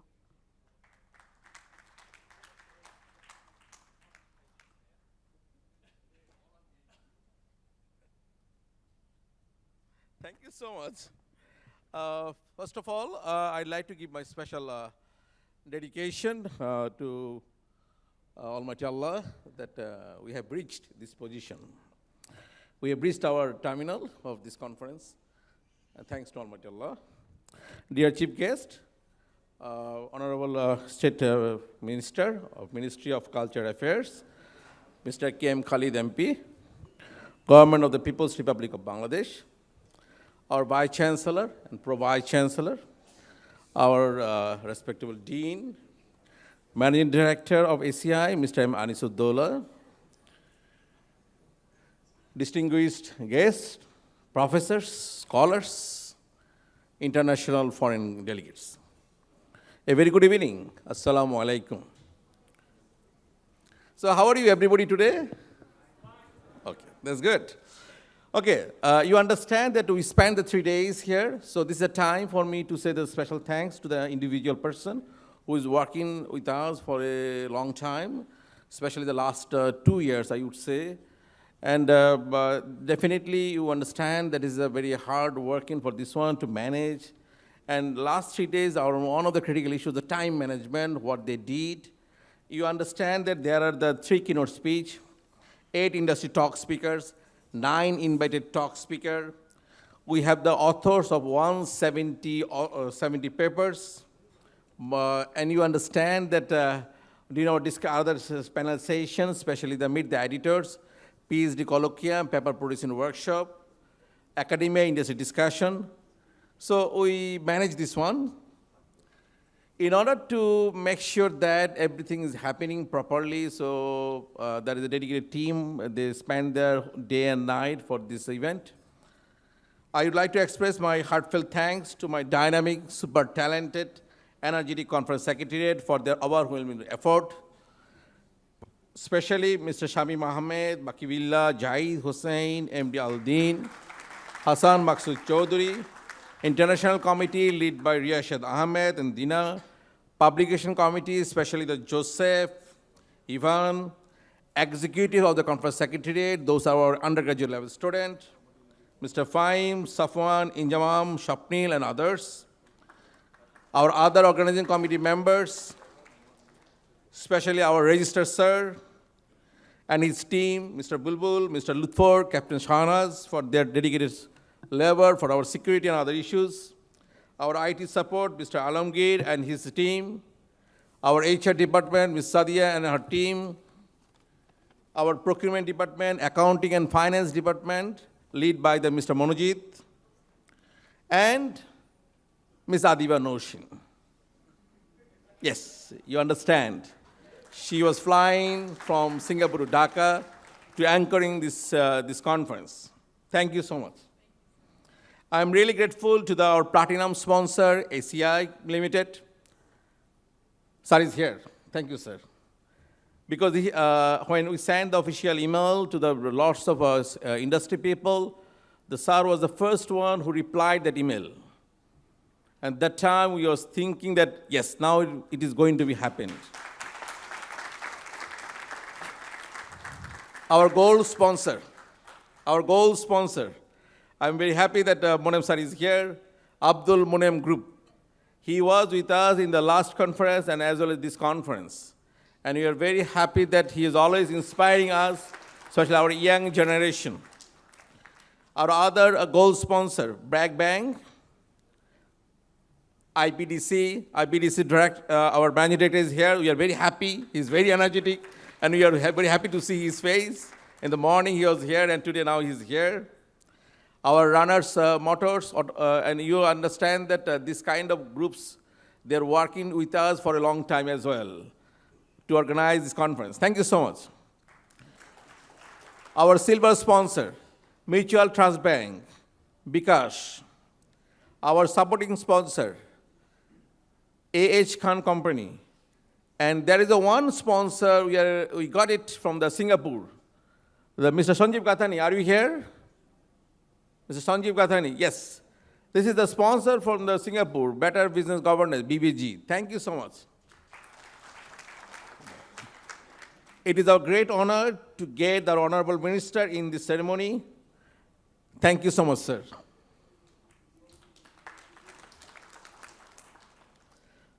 Last but not the least, this entire credit belongs to our chief patron, Sir Fazle Hassan Abid, the chairperson, Board of Trustees, Brack University, due to his visionary leadership.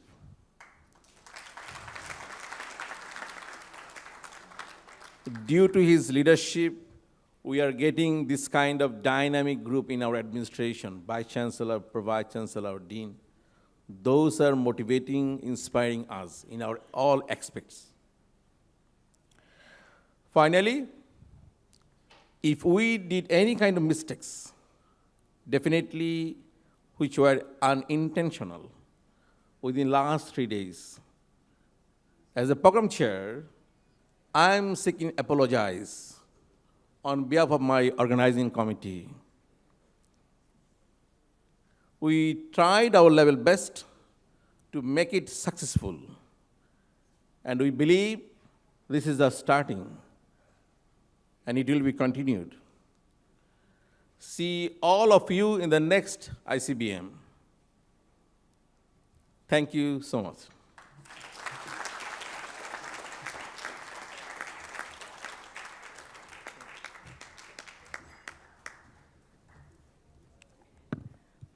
Now this brings us to the end of our closing ceremony for ICBM 2019, but we really hope to see these current faces and more faces in the next year when we arrange another one for the year 2021. Can I have a big round of cheer and inspiration for Bragg Business School and Bragg University so that we can continue to organize these kind of conferences.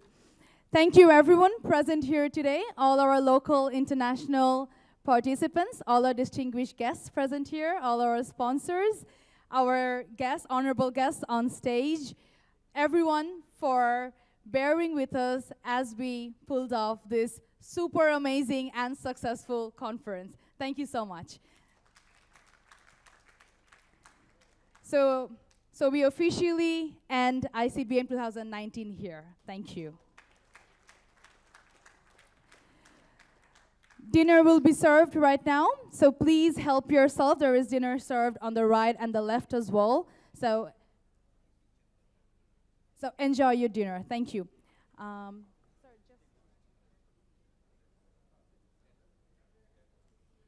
Yeah, may I please request our guests to please stand up and stand in front of the stage so that we can take a picture. Sir, please.